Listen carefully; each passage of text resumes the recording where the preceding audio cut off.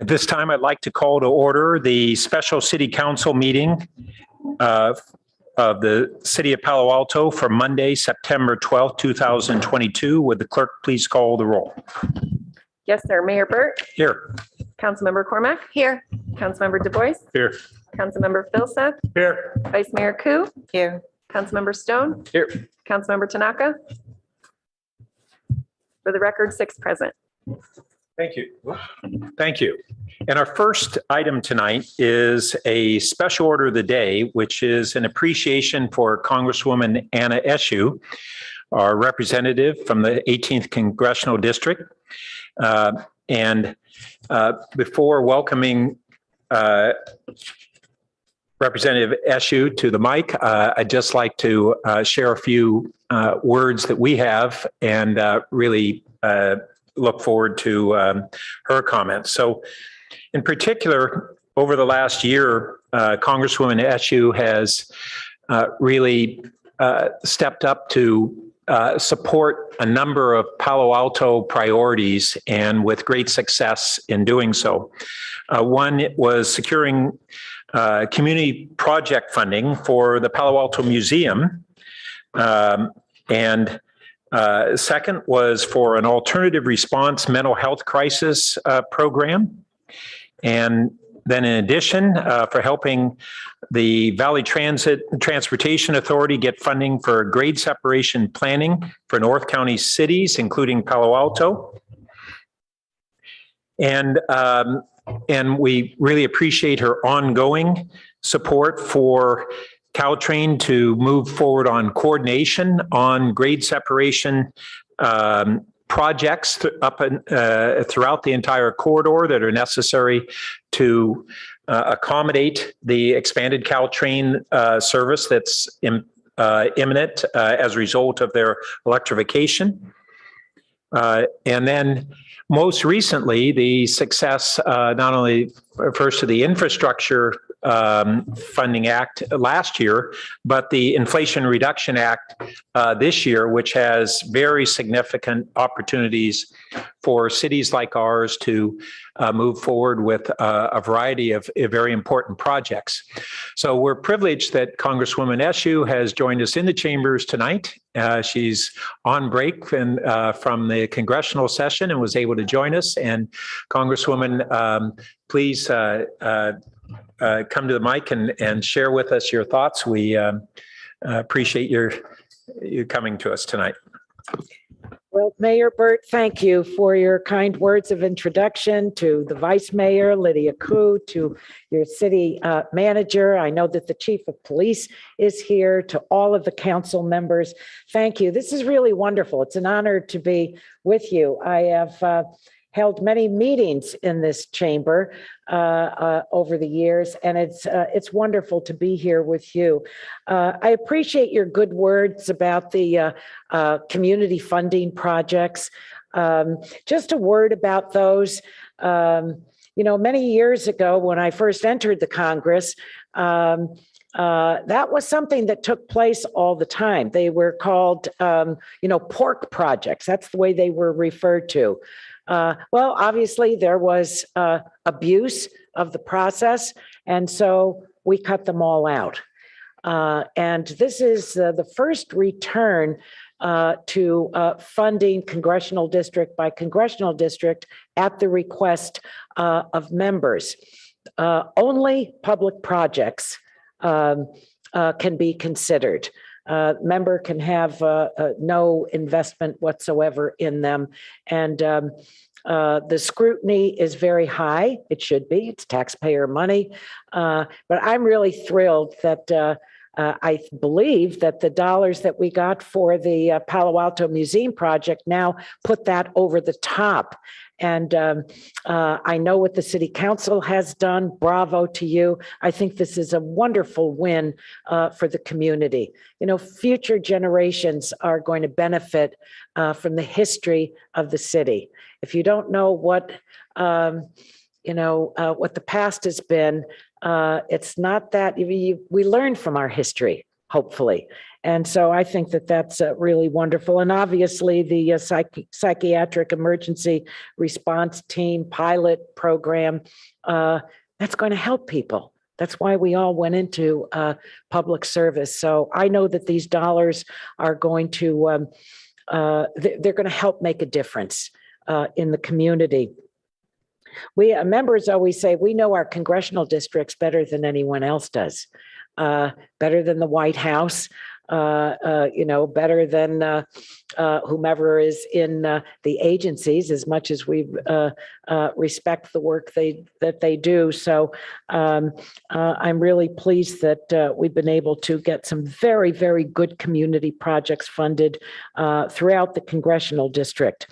I know that you want to hear something about the IRA. It's not related to anything in Ireland.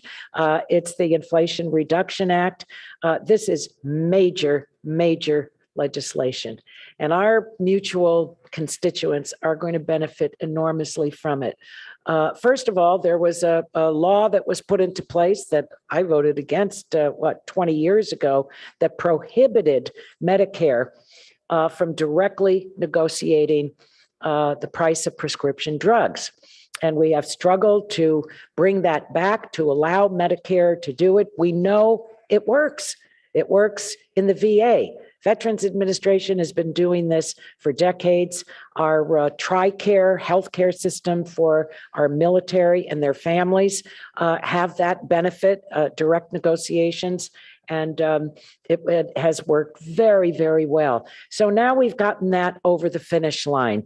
And Medicare beneficiaries will no longer be burdened with these huge out-of-pocket costs. No Medicare beneficiary will pay 1 penny more than $2,000 out of pocket in a year's time. And that's a huge achievement. We all know what these costs are. The other, I think, benefit that is going to be transformational for so many people, and that is that we capped the price of insulin for Medicare beneficiaries at $35 a month. $35 a month.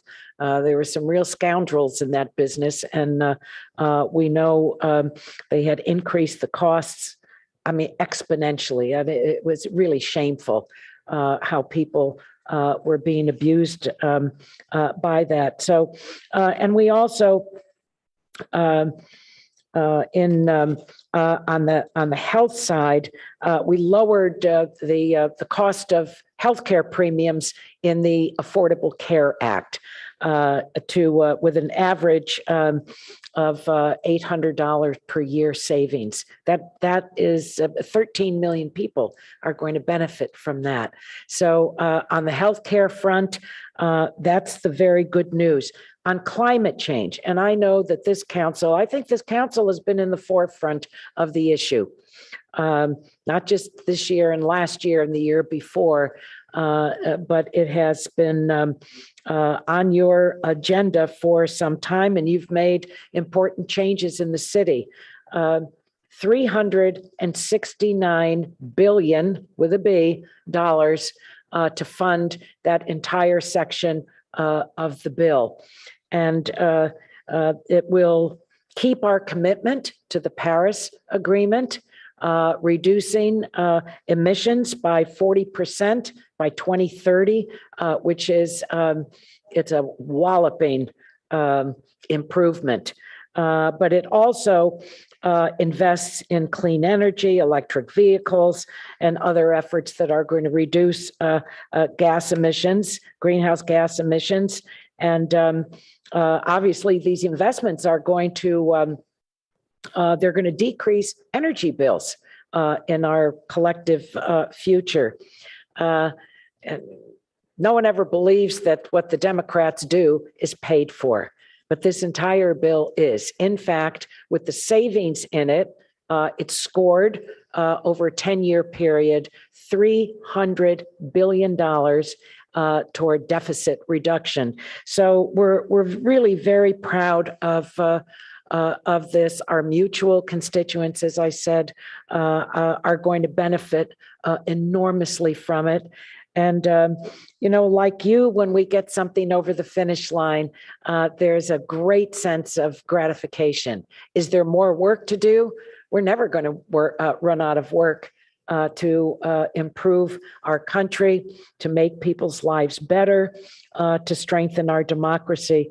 But this legislation, together with other legislation that you, Mr. Mayor, just mentioned, it was a year ago when we passed the infrastructure law. That's the single largest investment in our nation's infrastructure in our nation's history. And there are many wins in this for Palo Alto, for our region, for the Bay Area. The Bay Area alone is guaranteed $4.5 billion. Now, that doesn't include all the grants and then the direct programs that that you will be applying to, and of course, grade separations. You're right. Every time I see the mayor out and about town, I make a beeline for him and say, we've got to be ready for this, because finally the resources are there. And this is one of the most expensive things that any municipality is facing. It's exciting that Caltrain, some of the new cars, I understand, have been delivered to San Jose. So we know it's going to be faster, cleaner, carry more people. But if it has to chug along instead of speeding along, and I always said we can have our own high speed rail system. It's called Caltrain, but we need the grade separations. So I'm very pleased about the progress that we've made. And yes, it's for the country, but the translation is that these opportunities with the resources will come right into our local communities. And some has already come to Palo Alto. $159,000 for Palo Alto Airport, $1.7 million for the South San Francisco Bay Shoreline Project, which is something that we all are committed to. $12.8 million for the advanced water purification system, and I know that you are all working on that now. So I want you to know that it's a privilege to work with all of you. None of us can get anything done all by ourselves. You have to have partnerships. And in the public sector, if you don't, you're not going to be successful. And if we're not successful in our partnership, then our mutual constituents don't have the benefit of what they should have with our representation. That's not the case here. So thank you for your public service. I was just saying to a few people in the chamber that I was shaped legislatively serving in local government. And that has always remained with me. I have the deepest regard for the work that you do, the quality of your work, your commitment to it. And I thank you for it. It's really wonderful to be invited to come here and be with you. It's really a special delight for me. And I leave tomorrow morning, and I won't need, I'll feel like I don't need United Airlines to take me across the country. You're the wind beneath my sails. So thank you very, very much. Does anyone have any questions? I see that Councilmember Stone. Sure. Do you have your light on, Secretary? Thank you, Mr. Mayor.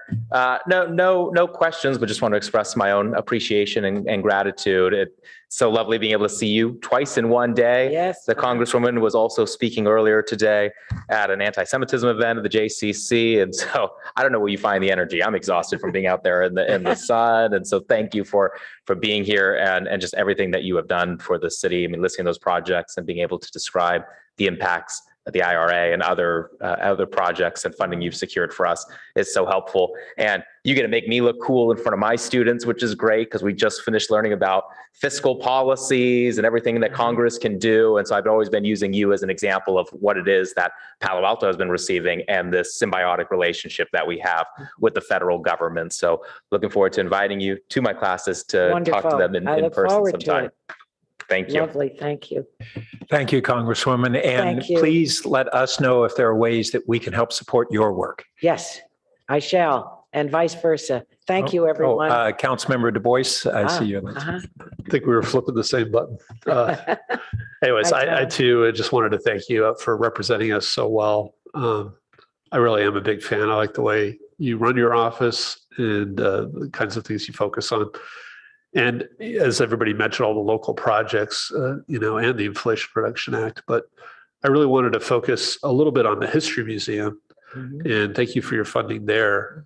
I mean, we're really trying hard to have a museum here, all the things that have happened in Palo Alto, Yes, starting with the native people that lived here, Stanford University, right. just the birth of Silicon Valley, Yes. things that happened in the 60s. I mean, there's just so much history here. And I'm really hopeful that we'll be breaking ground soon, in that historic building where the Palo Alto Medical Foundation started. Very exciting. Yeah. When I was approaching the building and walking across the plaza, I thought, Anna, how many times have we gathered here over the decades, on so many issues, the issues of the day, just everything from A to Z, occurrences in our country that people were here demonstrating, for a stronger and better country, a democracy. So this is a place that has a very unique history to it. So it's exciting. Yeah. It's not very often that you get to build a museum.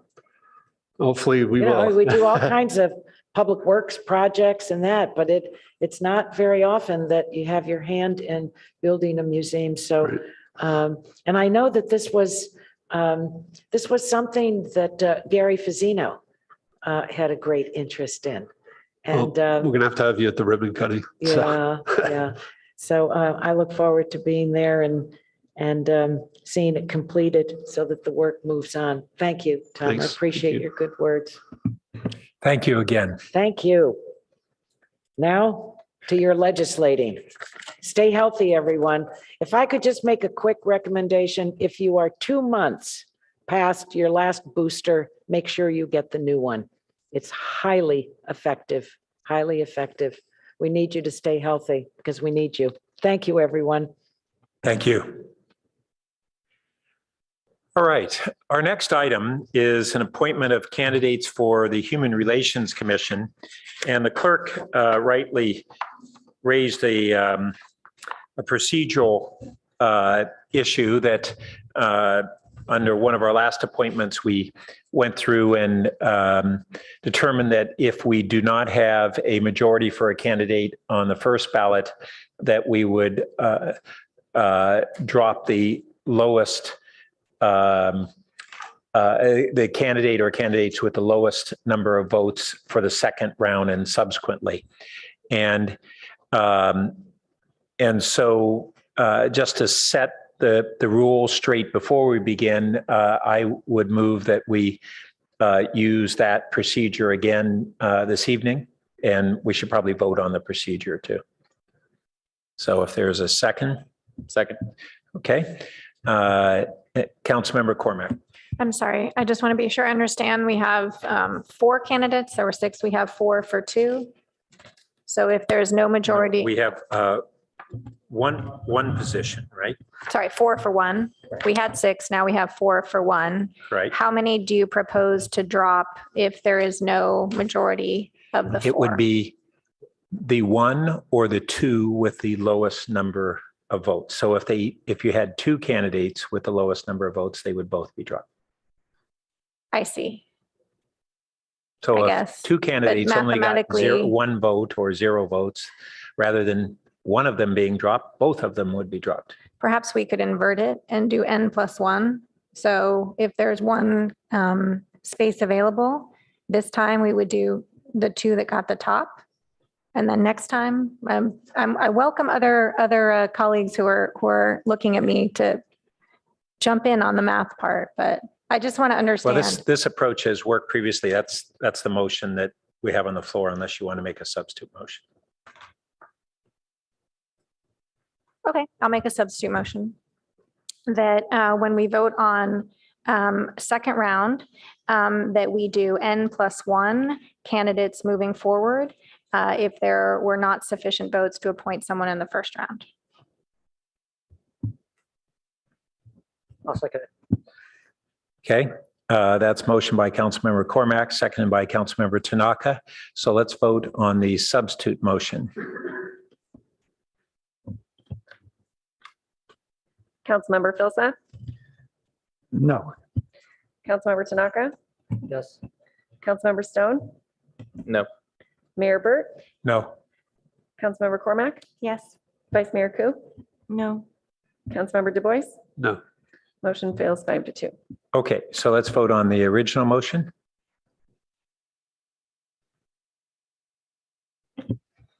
Mayor Burt, Yes. Councilmember Filsa, Yes. Councilmember Stone, Yes. Councilmember Cormack, Yes. Councilmember Du Bois, Yes. Vice Mayor Ku, Yes. Councilmember Tanaka. Yes. Motion carries unanimously. Okay, so we will now vote on the Human Relations Commission. We'll take a round of voting, and while the clerk tabulates that, we will maybe go ahead and see if we can complete the voting, since we'll have a long study session after the first round. So what's our procedure for voting? Is it online? Yes, it'll be We have- online. We've just sent you a link to a constant contact survey where you will place your selection for the one candidate. And as soon as we receive the results, I'll make the That was announcement. emailed? Yes, sir. Email Okay. to your city council email.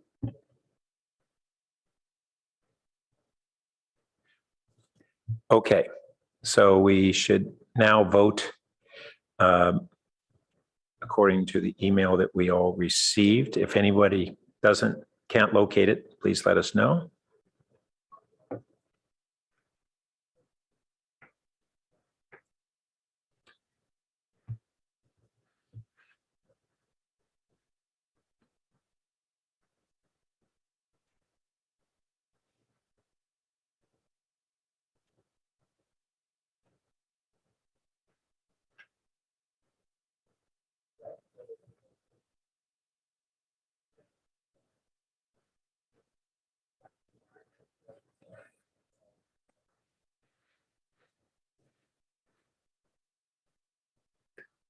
We're waiting while votes are being tabulated.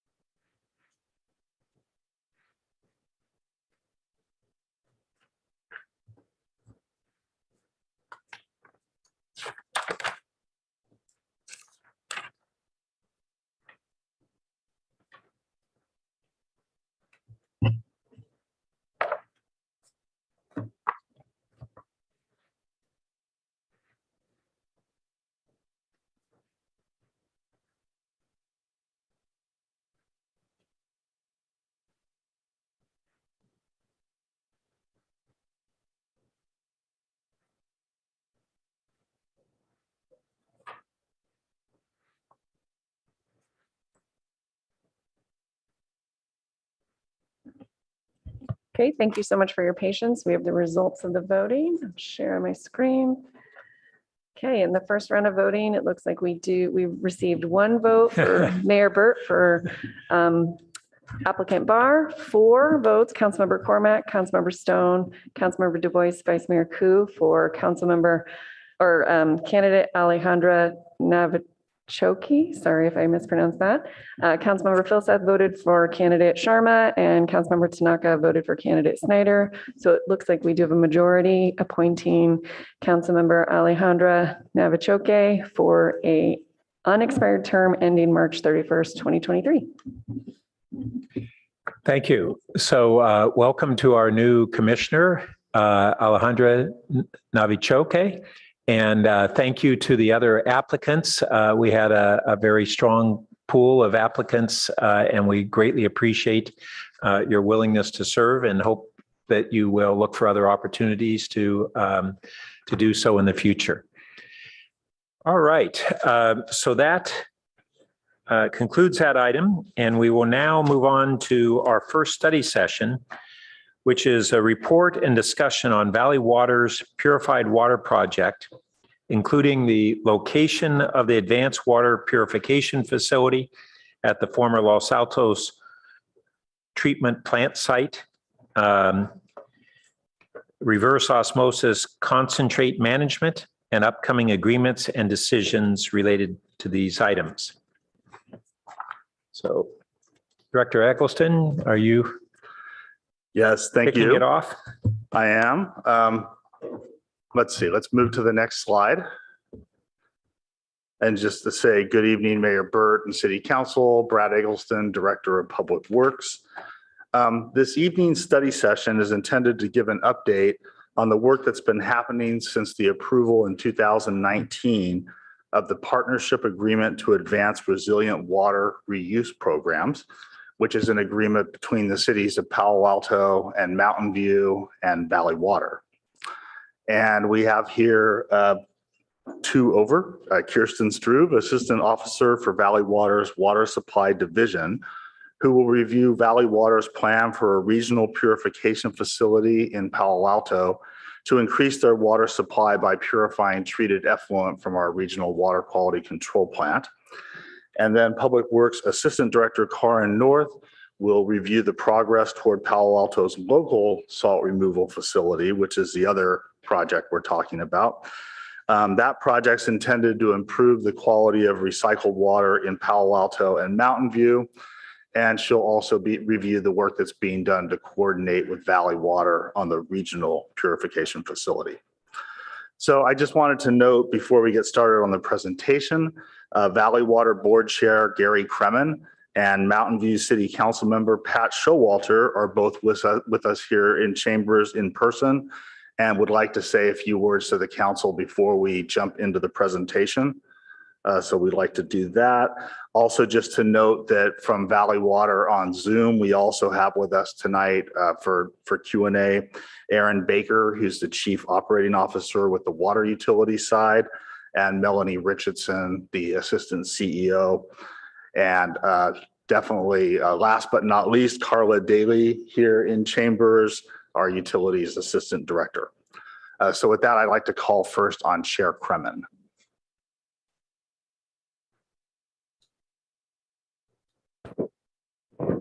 Hello, everyone. Hey, thank you for your time. My name is Gary Kremen. I think you all know, but maybe some of the folks in public don't know. I represent Palo Alto and Mountain View on the Valley Water Board, and I'd like to thank you for this study session tonight. I know you have a lot of things going on in the city. So, but one of the things not going on in the city, but going on in the state and in the whole West is the drought emergency. And I think we know, if you believe in science, that droughts are going to be part of as climate change affects a whole, cornucopia of issues within climate. Drought and water and precipitation is going to be something we see ahead of time. At the same time, we see wildfires and everything like that. So we're working on water sustainability at Valley Water, just like you are. And I'm really proud to represent two cities that are at the forefront of sustainability in the state, if not in the country. And we're very happy that the 2009 agreement that we're going to work on taking it to the next level and fill in some holes and maybe do a little rewriting and maybe give a little more goodness to that agreement for the cities of Palo Alto and Mountain View. I mean, I'm personally still recovering from the beatdown that Councilperson Du Bois did on that agreement towards Valley Water, but I think my bruises have gone away. So let's see. I think we know the environmental benefits of recycling water and purifying water from a carbon point of view, from a redwood tree point of view, and the salt removal. Some people forget about the financial benefits for the two cities, which will be shared 75% to Mountain View, and any costs 75% to Mountain View, and 25% to Palo Alto. And I'm going to go through some of those just really briefly.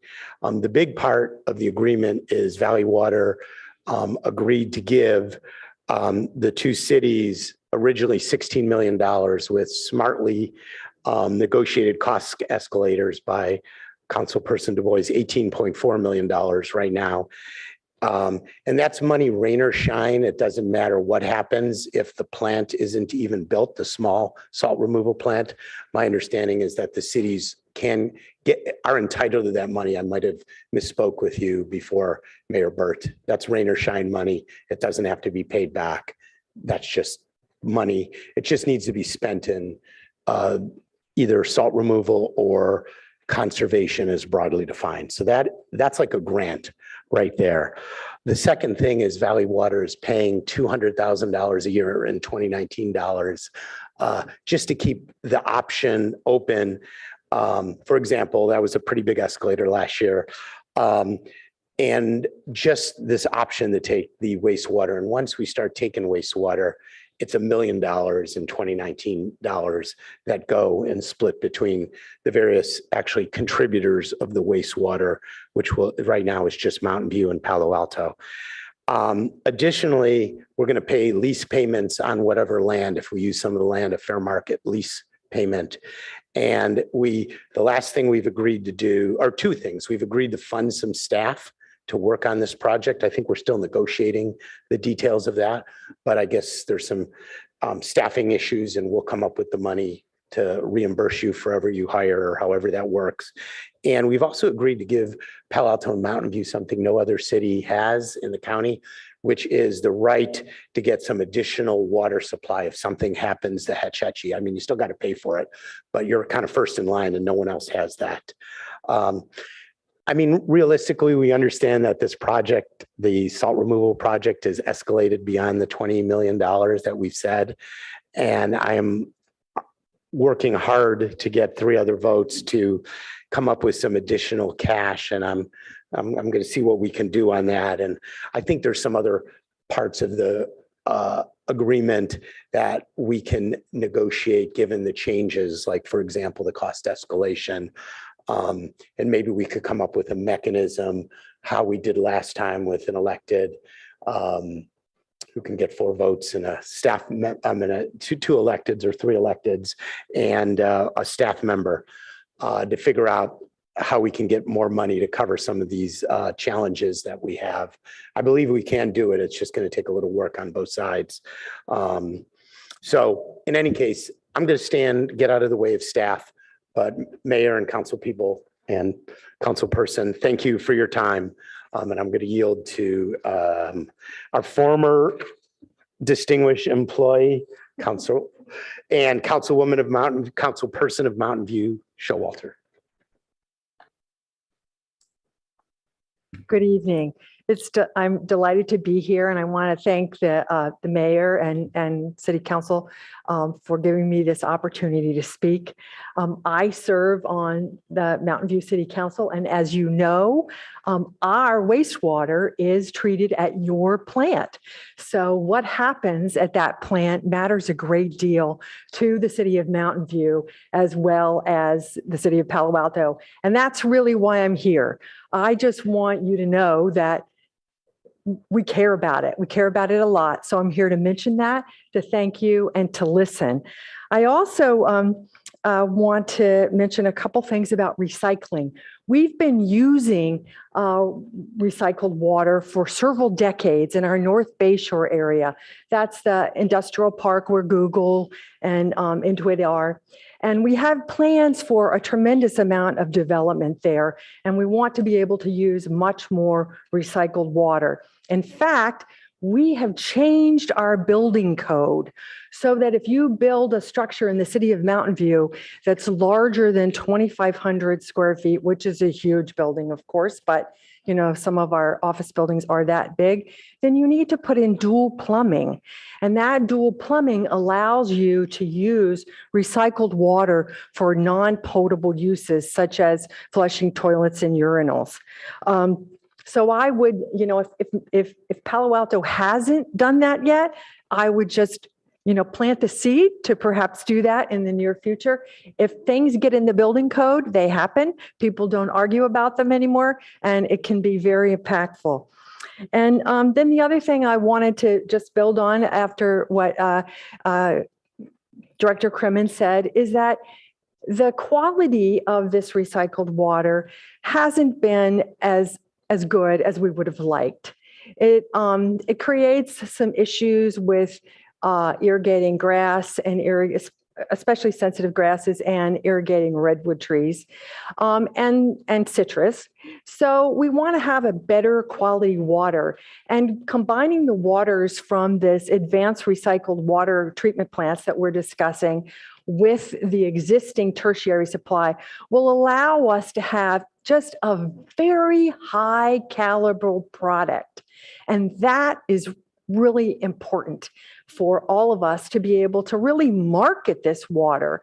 So I bring that up also is this is moving us into an area where not only are we using recycled water, but we're providing a product that will be just very attractive for many, many uses.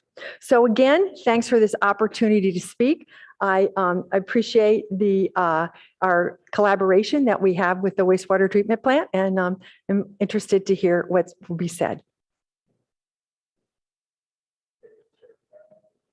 Thank you, Chair Kremen and Councilmember Showalter. I'm going to turn it over now to Kirsten and then to Karen after her for the presentation. Thank you, everyone, and good evening. Again, my name is Kirsten Struve. I'm Assistant Officer for the Water Supply Division at Valley Water. Could we go to the next slide?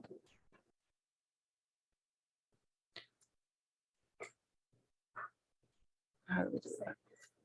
Okay, can we go to the next slide? So thank you for having me this evening to tell you about this exciting project that we're collaborating with the cities of Palo Alto and Mountain View on. As Director Kremen explained, this project will have significant regional benefits for water supply and sustainability, as well as specific benefits to Palo Alto and Mountain View, including support for the salt removal facility, other financial benefits, and helping meet sustainability goals.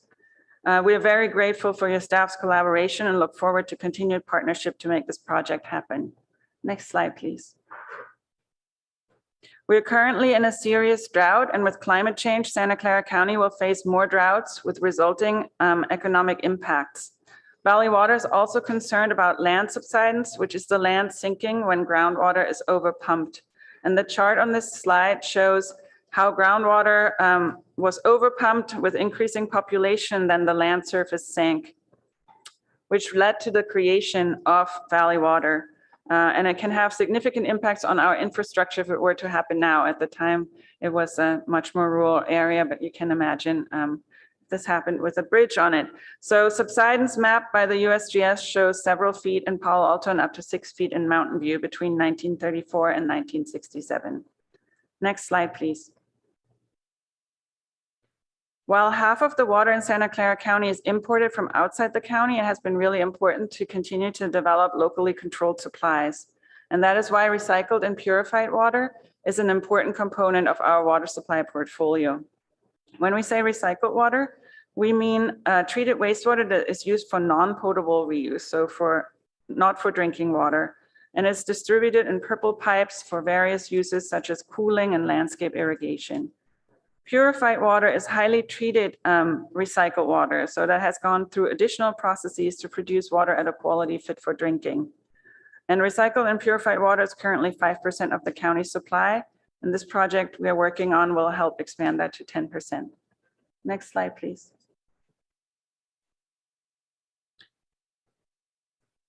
In order to increase the quality of recycled water in Palo Alto and increase water reuse in Santa Clara County, a partnership agreement to advance resilient water reuse programs in Santa Clara County was executed at the end of 2019 between Valley Water and the cities of Palo Alto and Mountain View. And as Director Kremen explained, the agreement includes three major components.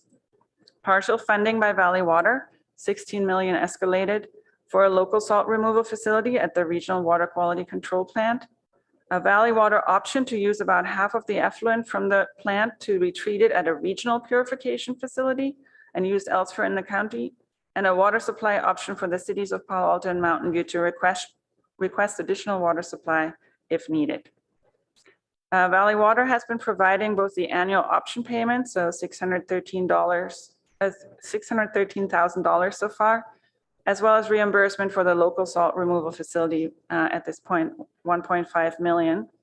And in addition to the financial benefits to the city, such as payments for the treated wastewater and land lease, this project is consistent with the city's goals to increase the use of treated wastewater to further sustainability and climate adaptation goals. Next slide, please. The regional purification facility will help us further develop purified water as a drought-resilient local water supply. We already have an advanced purification center in San Jose, which I encourage you to tour if you haven't already. That began operation in 2014 and uses microfiltration, reverse osmosis, and ultraviolet disinfection to purify water. And similar technology also provides safe, clean, and reliable water to astronauts on the International Space Station and water suppliers around the world. We will be using the same technology for this project and then pump the water to replenish our groundwater basins. Next slide, please. The project components include a new purification center, a pump station at the Regional Water Quality Control Plant, piping between the purification center and the plant, and then 20 miles of pipeline to Valley Water's existing Los Gatos recharge system. You will note an arrow leaving the purification center, reverse osmosis concentrate. And reverse osmosis removes minerals, viruses, and other constituents, and is the technology used to convert seawater into drinking water as well. But for every 100 gallons going to the purification facility, 85 gallons of pure water are produced and 15 gallons of concentrate of all the dissolved constituents that were in the water already is the waste product. So no material is added, it's the same amount of pollutants, but that is the RO concentrate and it needs to be disposed of properly. In the 2019 agreement, Palo Alto committed to assist with siting a regional purification facility in the city and to make best efforts to accommodate that reverse osmosis concentrate discharge to the wastewater treatment plant's outfall. And we are very grateful for your staff's efforts in working with the San Francisco Bay Regional Water Quality Control Board, which issues the discharge permit.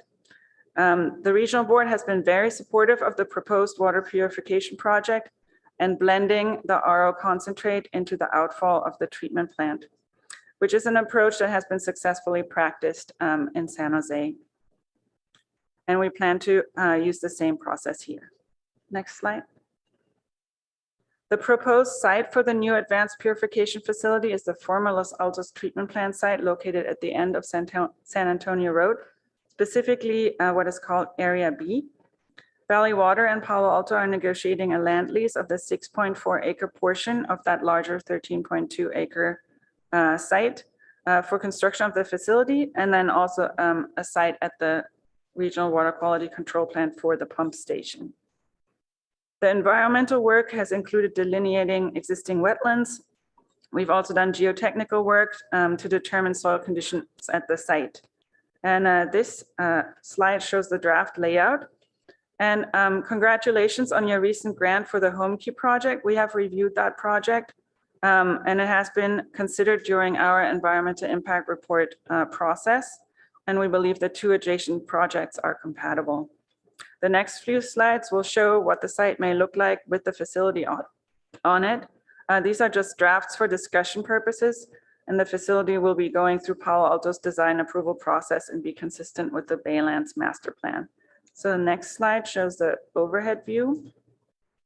And then the next slide from San Antonio Road. And then the next slide from the trail. And then next slide.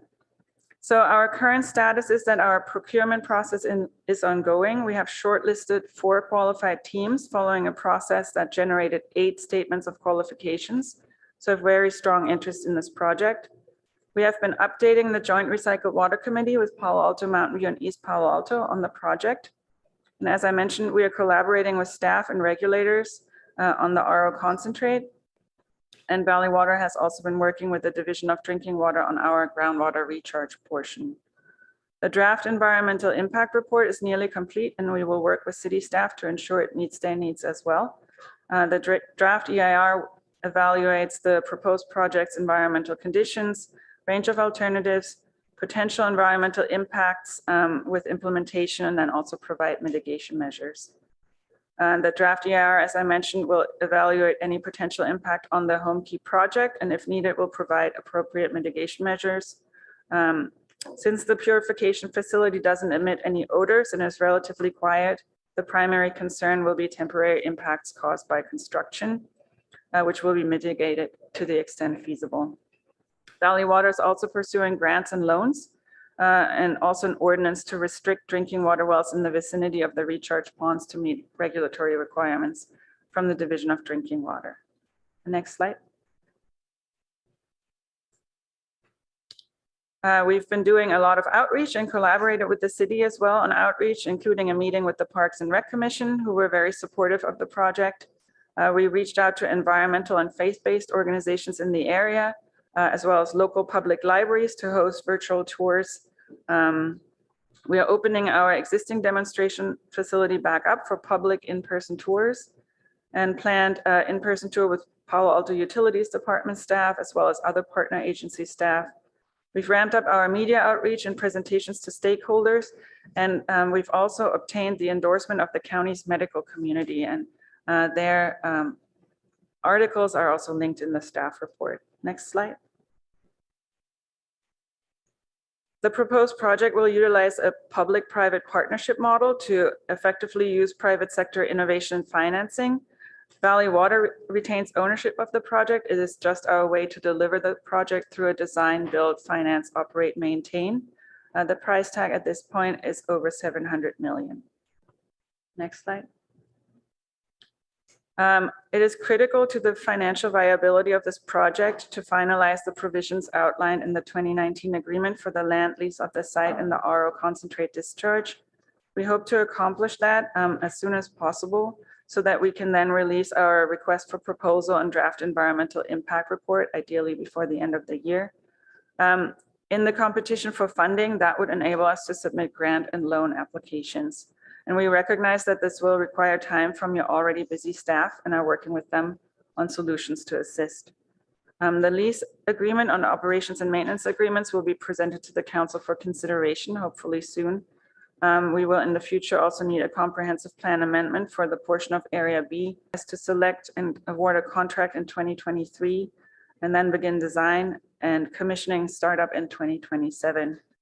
And we would like to thank Palo Alto staff for all of their assistance in getting the project to this point and look forward to continuing our collaboration. And I'll turn it over to Karen North now for the remainder of the presentation. Thanks, Kirsten. Next slide. My name is Karen North. I'm the Assistant Public Works Director. I just wanted to put this slide up, and we've shown this to council previously. We have, in the next 10 years, we're basically rebuilding the entire sewage treatment plant at the Regional Water Quality Control Plant.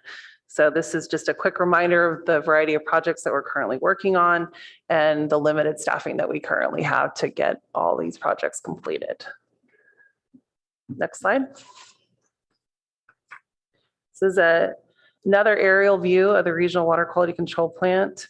The 2019 partnership agreement with Valley Water provided some money, as Director Kremen and Kirsten Strube alluded to build the local salt removal facility. That is the kind of the larger triangle. And you can see the orange triangle is the only space that staff could identify for the future pumping plant that will be needed for the larger scale regional purification facility. So we're using the terms salt removal facility to make the enhanced recycled water to remove the salts down for the local plant, and then the regional purification facility for drinking water, just to try and help delineate with terminologies. Next slide, please. So this is the local salt removal facility. This would be located within the footprint of the regional water quality control plant. So that was the previous red triangle and the location of the salt removal facility. We've previously completed an EIR that determined that we needed to remove salt and improve the quality of the recycled water. Our staff is working on the design of the local salt removal facility. We're currently expecting to have the 90% cost estimate in the next month. And as we said before, currently we're charging Valley Water part of that 16 million to cover the design cost of it. And then the remainder of the cost would be about a quarter for Palo Alto and 3/4 for Mountain View. So next slide. So now we have the Valley Water Purified Water Project. As Kirsten alluded to, the regional project is proposed to be located at the LATP site, which is adjacent to the Home Key project. We also included that in the staff report, just so we're well aware that we are coordinating both projects. We're working on the funding agreement, lease terms, and the regulators on permitting the reverse osmosis concentrate. The one difference is there's not a lot of water to blend it with within Palo Alto. The San Jose facility is much larger and has a much larger volume of water. So that's something else that we're talking with the regulators on. And we need to make sure to incorporate the pumping plant, an effluent pipe, to get the water down to LATP, and then another pipe to pipe the reverse osmosis concentrate back to the facility. And we need to coordinate the designing instruction while we're upgrading the entire facility. So we have lots of pipes underground that we're trying to coordinate with. So the next slide, please. Next slide. Oh, did I miss a slide then? Sorry. It's hard. I'm in between two. Next slide. Okay, there's a delay here. So the project components for the regional purification facility, this is really staff's last slide to walk you through what's Valley Water's responsibility versus Palo Alto's role and versus Mountain View's role. And so this is really just kind of a synopsis to understand where Palo Alto and Mountain View play into the regional purification facility. So obviously providing the effluent for Palo Alto, the site location where the property owner, so we need to negotiate the lease agreement with Valley Water. The pump station would be on our facility, so we also need to negotiate a lease agreement, operations agreement, and review the feedback on design.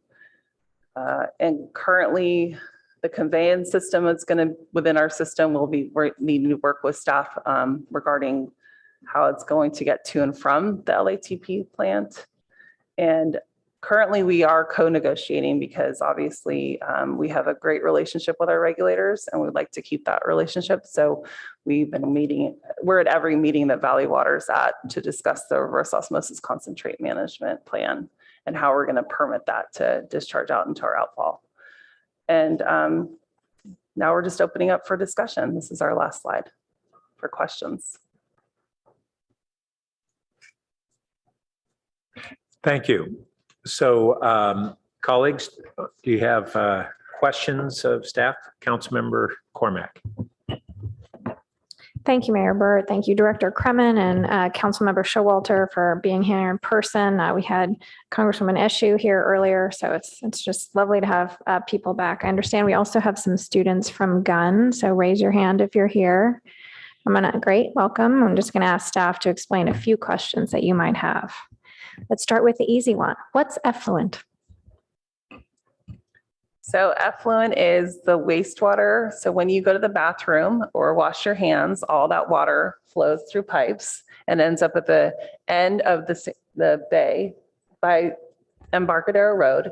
And there's a large facility that treats around, we're now down to around 15 million gallons of water per day. And it goes through, and then we remove all of the impurities that you would not want to flush out into the bay. And that's what effluent is. So it's high quality water, but it's not enough to drink yet. And that's what the water would be going to the regional purification facility. And then they'd be putting it through more filters and reverse osmosis to basically remove any impurities so that we could drink it in the future. Thanks for that, Director North. And just a reminder, like, I think if someone showed up and didn't have any idea what we were talking about, that would be helpful to explain. Okay. Slide 19, note 2, please. I mean, fundamentally, I think what we're talking about here tonight is numbers, and I would contest that $33 million on a $20 million base is not escalation, it's skyrocketing. Escalation to me is a nice little, like, coming along at inflation, but, you know, to have a $33 million gap is a shock. So is staff suggesting that this 18.94, first of this, is this the principal 5 money? Okay, I'm seeing yes and no from our staff and their staff, so.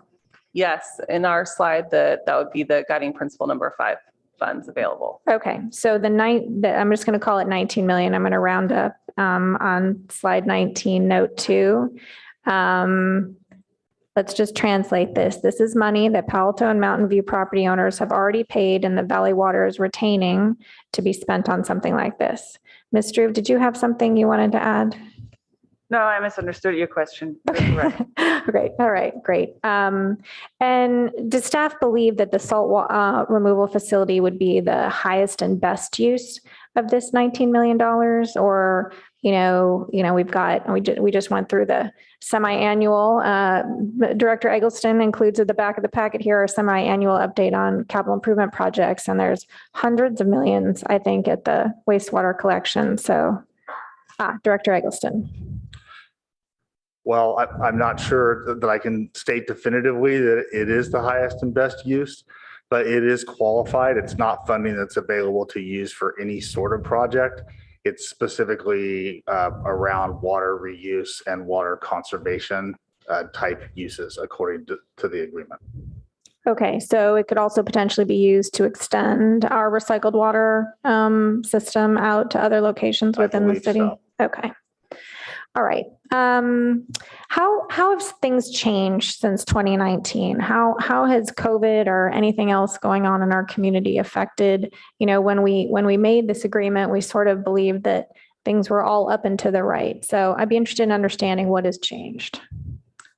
Thank you, Madam Councilmember Cormack. So when we first started negotiating the agreement, it was actually well before 2019. And at that point in time, our annual average of treated effluent, so the water that was going out into the San Francisco Bay, is around 18 million gallons of water per day.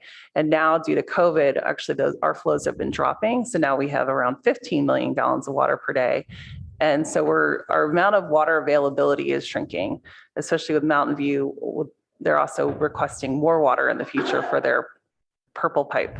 So just to give perspective.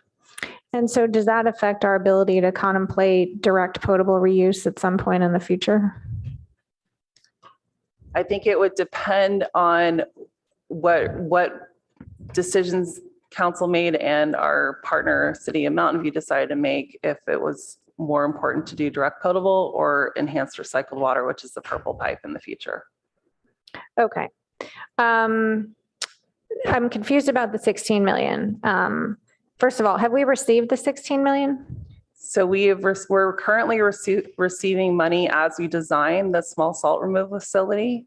And then we anticipate that if we do go forward with construction, then we would bill them for construction and up to the $16 million, which is escalated through a CPI. So they will reimburse us as we go? Okay. And it's a grant or it's specifically for that? I don't know who the right person is to answer that question. In the 2019 agreement, it was earmarked for holding the water for Santa Clara, the Valley Water in the future. And it was alluded to that we would use it for a small salt removal facility, but it gave us the out clause. If we decide not to build the small salt removal facility, we could use it for something else at the sewage treatment plant or something that would benefit water quality in the future. Okay, and I see my time is elapsing. So my final question will be, it's clear that, this work has taken a tremendous amount of time for our staff, and I appreciate the renewed spirit of partnership with Valley Water that we seem to be developing. But, any thoughts? I know you're negotiating it on how many people it's going to take to help them with this work over the time frame that Ms. Struve showed us. Our preliminary estimates are that it's on the level of about 2 FTE. We have an upcoming meeting with Valley Water staff to start to talk about that in more detail and flesh that out. But as we've looked at what we think the time commitment is, that's our estimate. Okay, and through 2027 through construction? Yes. Okay, thank you.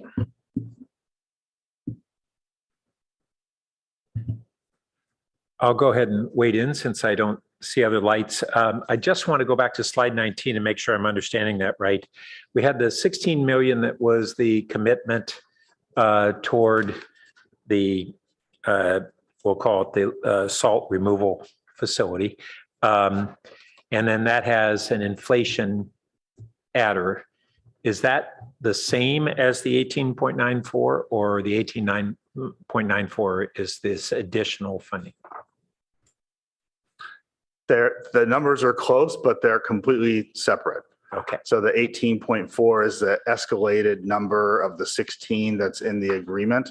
The 18.94 is the guiding principle 5 funding, which is related but outside of the agreement. Okay, so we can submit to Valley Water a proposal to use some portion of that 18.94 for the salt removal project? In a letter recently, we've requested from Valley Water the guidance on how to be able to apply for funding. So theoretically, yes, the program is not quite in place yet, unless I missed something very recently of the actual mechanism to be able to apply for that. And I would just also note that number, I believe, represents the sum for both Mountain View and Palo Alto. And that category is described as for conservation related projects, correct? Water conservation. Conservation, recycling. There's a whole list of things that are eligible projects. It's water conservation, recycled water, wastewater treatment plant upgrades, and automatic meter infrastructure updates. Okay, thanks. And then we're calling the smaller facility at the Embarcadero site the salt removal facility. So the difference between a salt removal facility and a facility that can use water for potentially potable purposes, as I understand it, it's an additional oxidation step that, and so would our facility at Embarcadero, what have we looked at what would be the additional cost if in the future we wanted to add that oxidation process, and are we designing it with a space capacity to do so? So the current facility, when we went out for design, was not looking at adding an oxidation step. If we did do that, we probably need to change our design consultant contract to add that in. The facility is being designed for 1.25 MGD, but up to 2.5 in the future if we need to increase that flow. So right now, at least for the 1.25, there would be, I'd anticipate there'd be some space. We'd have to look at that and see how we could design that in. And just remember that we are currently at 90% design right now. We're at, I'm sorry, 9%. We're almost at 90% design for this facility. So we are anticipating to go out to bid next year.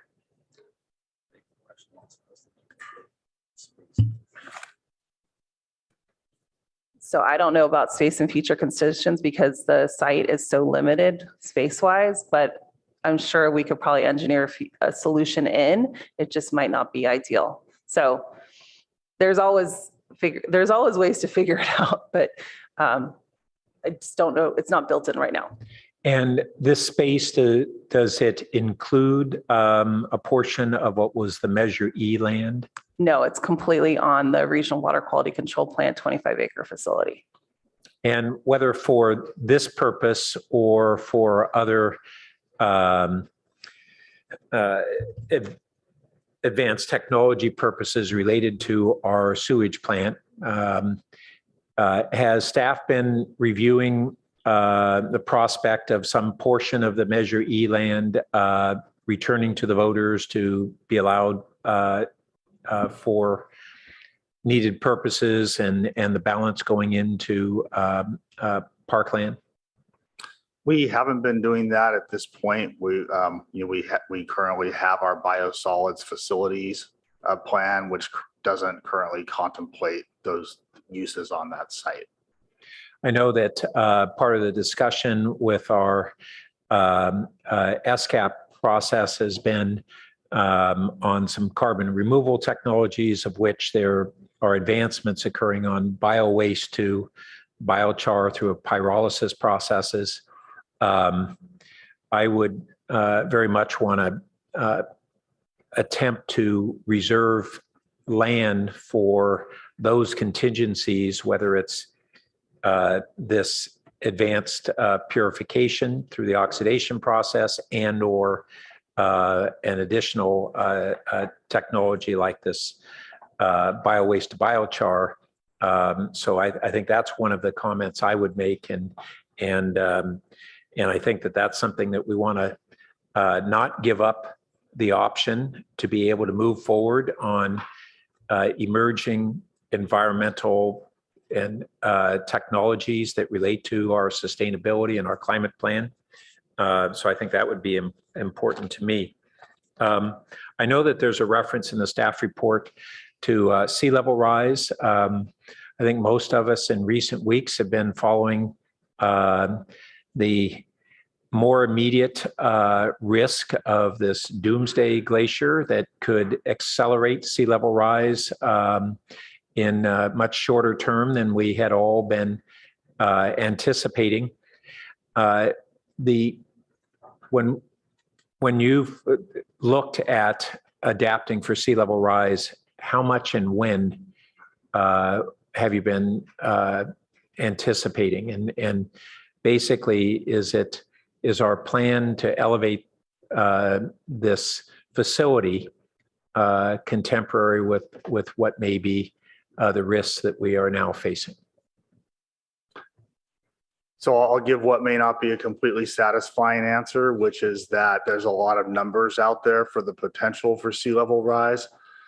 And in the city's sea level rise policy, which council approved 2 or 3 years ago, we took the approach of, I'm forgetting which state framework it is, but our policy actually has a table that comes from the state that provides essentially a low risk, a medium risk, and a high risk, or actually probability is the word I should use rather than risk, although they kind of correlate. And so within that policy, I think even for certain things, we suggested that depending on the importance of a facility and its criticality, we would look at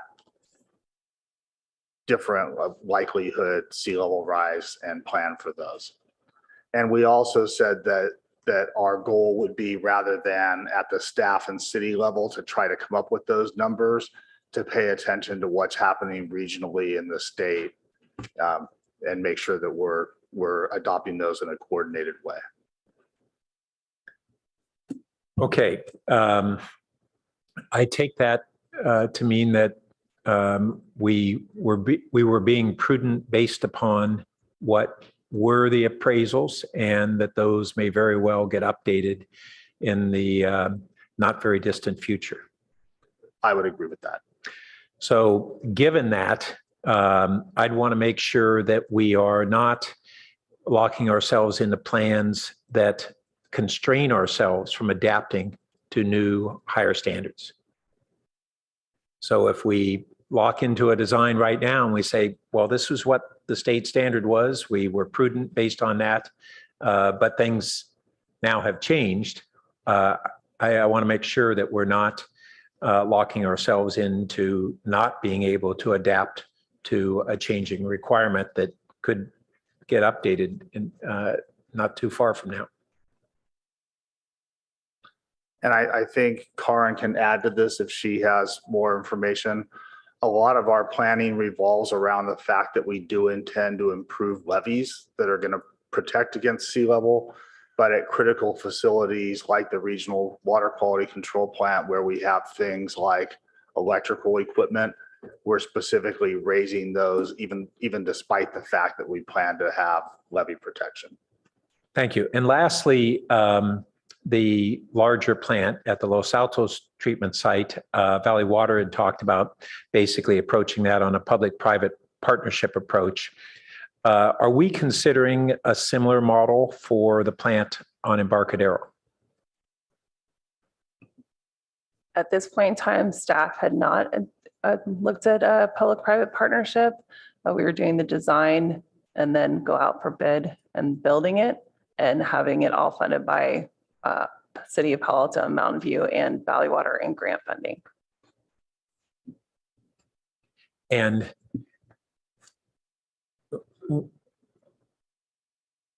to what extent has staff considered this going with a public-private partnership?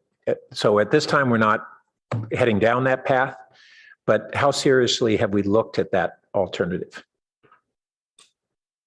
I think we may have had some early discussions about it. It's not a model that we've pursued in general for our projects. I'll say typically on some projects, we've considered whether to use a design build model of project delivery, not necessarily design build operate. An issue that we have with a lot of projects in Palo Alto is that getting through our approval processes with Architectural Review Board and others, you've essentially taken the project beyond the point of design where you're likely to have efficiencies and savings by bringing in a design build partner. Now with the aspect of operating the facility, I think we hadn't had much consideration of that because of the fact that we're there 24/7 already with staff, with expertise, who are operating the regional water quality control plant, which is a little different than say Valley Water at their new site where they're not currently located. Okay, thank you. Councilmember Du Bois. Can staff let us know how much did the sea level rise issue contribute to the increase in cost? Like in a dollar amount? We're not sure exactly what the cost escalator from our 20 million now to 52 million is associated with sea level rise, but we know that there are some other assumptions that the preliminary assessment looked at, and the pad had to be done separately. We had to bore down and drill down because of the bay mud, and that was not assumed originally. And then all of our electrical equipment needs to be raised up 3 feet. So that did increase costs. Yeah. So we didn't get a we breakdown? can't tease out exactly because it was different design consultants, and one was just more of if it's feasible, could we build it on that site more so? And that's what I almost hate about using the feasibility numbers as we're building out our construction numbers. And then also that was many years ago now. And as we know, inflation's impacting all projects. Yeah, I was just trying to get an idea of I know. inflation was. Same questions we had. The other thing is the contingency fee went from 2.8 to 12 million. It's like 4 times as large. And it's a bigger percentage of the project. So why is the contingency so large? So with this cost estimate increase, I do want to acknowledge, I think we had a little bit of a miss here. In the sense that we did essentially a feasibility study and a very conceptual level of design with a cost estimate with very little design work. And I think probably some larger factors should have been applied to that. So the bottom line here is that as we got into the real design work, there were details like what Karen just mentioned about needing piles to bay mud and the sea level rise, and things I think that were just missing from my understanding, like for instance, soft costs during construction. I believe those are in there as part of that contingency line. So it's not really just contingency, is that what you're saying? I mean, No, it's I really believe high that for line contingency. is various contingencies and some other non-hard construction cost line items. Okay. Yeah. I mean, really, it sounds like this is what it's going to be, but if there's any way to value engineer it, if if we were planning extra bells and whistles or whatever. And then just so I understand, so Would we still be eligible for this smart water grant of like $13 million? And then we would have the 16 million. And then are we saying there would be some portion possibly of the 18.9? Okay. And is there any like new funding from like the Inflation Reduction Act or anything? Not the Inflation Reduction Act that we've seen thus far, but we were actually really pleased that looks like we're going to be awarded around that, a little just shy of 19 million that Councilmember Ashu had discussed earlier. So that actually helps bring our dollars a little bit closer. It still is, there's still a big gap there. And then we still need to figure out if we can get access to the guiding principle number 5 as well. So when we previously tried to get grant money for this project, we did not receive the award, but I think with the amount of money that they've been adding, the federal government into the state revolving fund and also into grants, it's giving us a little bit more options for recycle water projects. Okay. And then just want to understand the concentrate and the waste.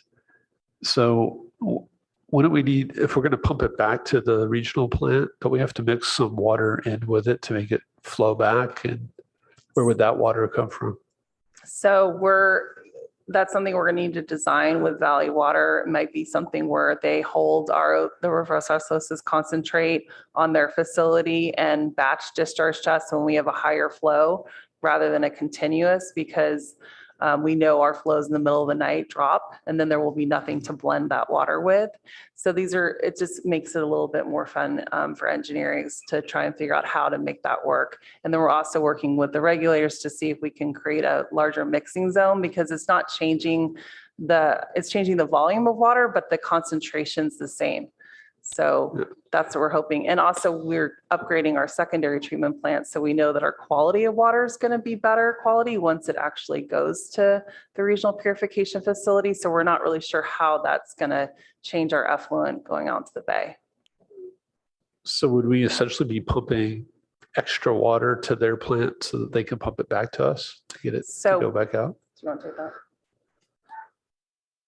Well, can I just ask, was the question whether there would be some problem with pumping the reverse osmosis concentrate by itself? No, where do we get the extra water to mix into that concentrate to get it to flow back? Which I think Corinne was answering, but it sounds like we would have to pump extra water there, knowing that we need that water to have it come back. I don't think we need that because that water is 15% of the total. So if we're talking about 8 million gallons a day, that's still 120,000 gallons a day of reverse osmosis concentrate. Okay. And you brought up the issue. I mean, would it be better to discharge these things separately into the bay? Do we risk our whole wastewater plant by mixing this in? And then... So it's not going to be mixed into the treatment plant at the beginning. It'll be mixed in with our effluent before it gets discharged out into the bay. Right.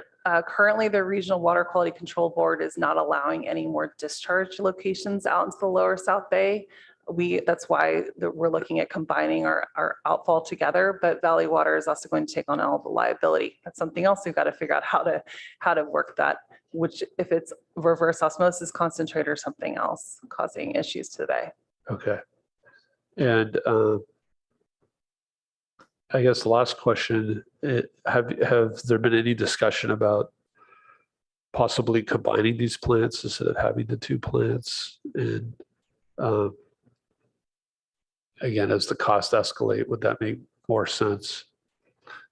I think it's something I've heard that Valley Water staff had mentioned that it could be a possibility in meetings we've had, but it's not something that's been pursued yet. Okay, but in the meantime, we're moving forward with the plans for the local plant. That's correct. Okay, thanks. Councilmember Stone.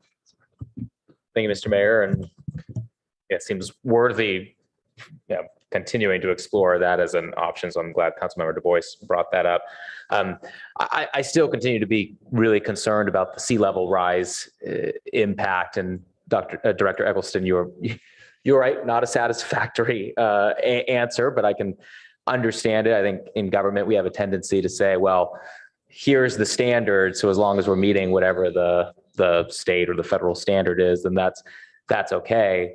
but also kind of makes me think sort of like it's as if we were on the deck of the Titanic and they're saying, get into lifeboats. And we're saying, well, the ship's supposed to be unsinkable, even though it's sinking all around us. And so this doomsday glacier that the mayor mentioned, I think this is a great concern. I mean, and we know that the wetlands, I think loss of open space and loss of wetlands is something that we really need to take seriously, because that's going to be a way that we can be able to mitigate that, or at least create some sort of buffer there. So it's still an area that I'm concerned about this moving forward.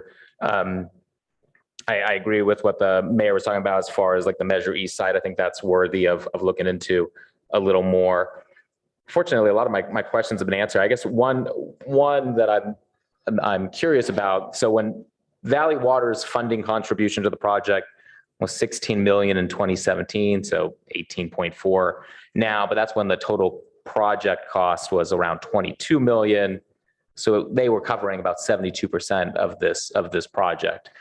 Has there been any discussion with Valley Water or negotiation to see if they would increase their share of the funding for this project to make it proportional to what it was originally? Not in that specific a way, but in meetings we've had with Valley Water, this has been raised as a big concern that the estimate has increased so much. And I personally was heartened to hear Director Chair Kremen mention in his remarks his efforts to potentially get us an increase in that funding, but we haven't heard that formally before. Okay. It is a study session. We're early on, but I think there's a lot of unanswered questions and a lot of good ideas still on the table that doesn't seem like we've pursued far enough. Can I add one thing about the sea level rise? Yeah, please. Just the characterization of, I don't mean to say you characterized it this way, but kind of doing the regulatory bare minimum. Actually, I think Palo Alto is one of the leaders in having a policy we've set with higher standards. So the 3 feet increase that Assistant Director North referenced is not actually mandated by any regulatory requirement. That's something we're doing based on our own city adopted policy. Great. Thanks for that clarification, but just seems things are changing rapidly on the sea level rise front. And it's a very different situation this week than it was even just a week ago before that report came out. So continue to be concerned about that. And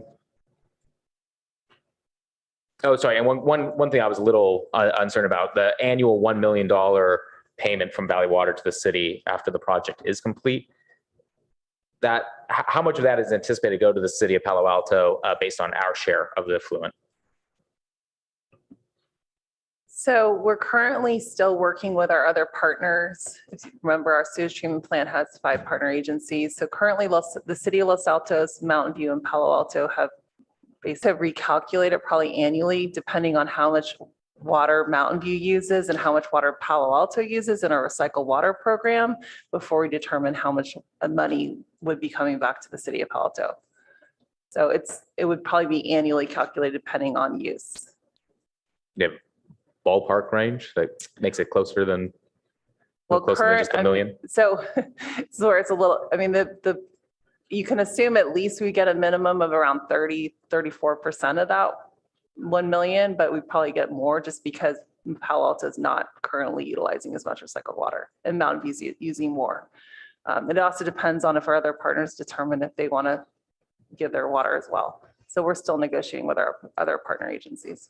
Okay, great, thank you. And then just kind of last thought, I mean, I know we talked about the issue with Project Home Key site. I just really want to stress, and I would imagine staff would already do this, but I do think when we're evaluating the impacts of the construction of this project on the soon-to-be Home Key site, I just want to make sure that we are evaluating those impacts just as if we would any other housing project within the city, whether those are multi-million-dollar single-family homes or a expensive condo development. These new residents we're about to welcome, they deserve the same amount of treatment. And so I just want to make sure, and I would imagine we're already doing that, but to be sure that we're maintaining that very high standard for that site as well. So, thank you. Councilmember Tanaka. Yeah, thank you for you guys' work on this. A few questions. So is there like an income statement? So I see that we have a cost statement in terms of the construction costs, and I saw the tripling of the direct cost, which is definitely not good, but you explained what happened there, so I understand that. But do we have a kind of like income statement where we could see all the different funding sources?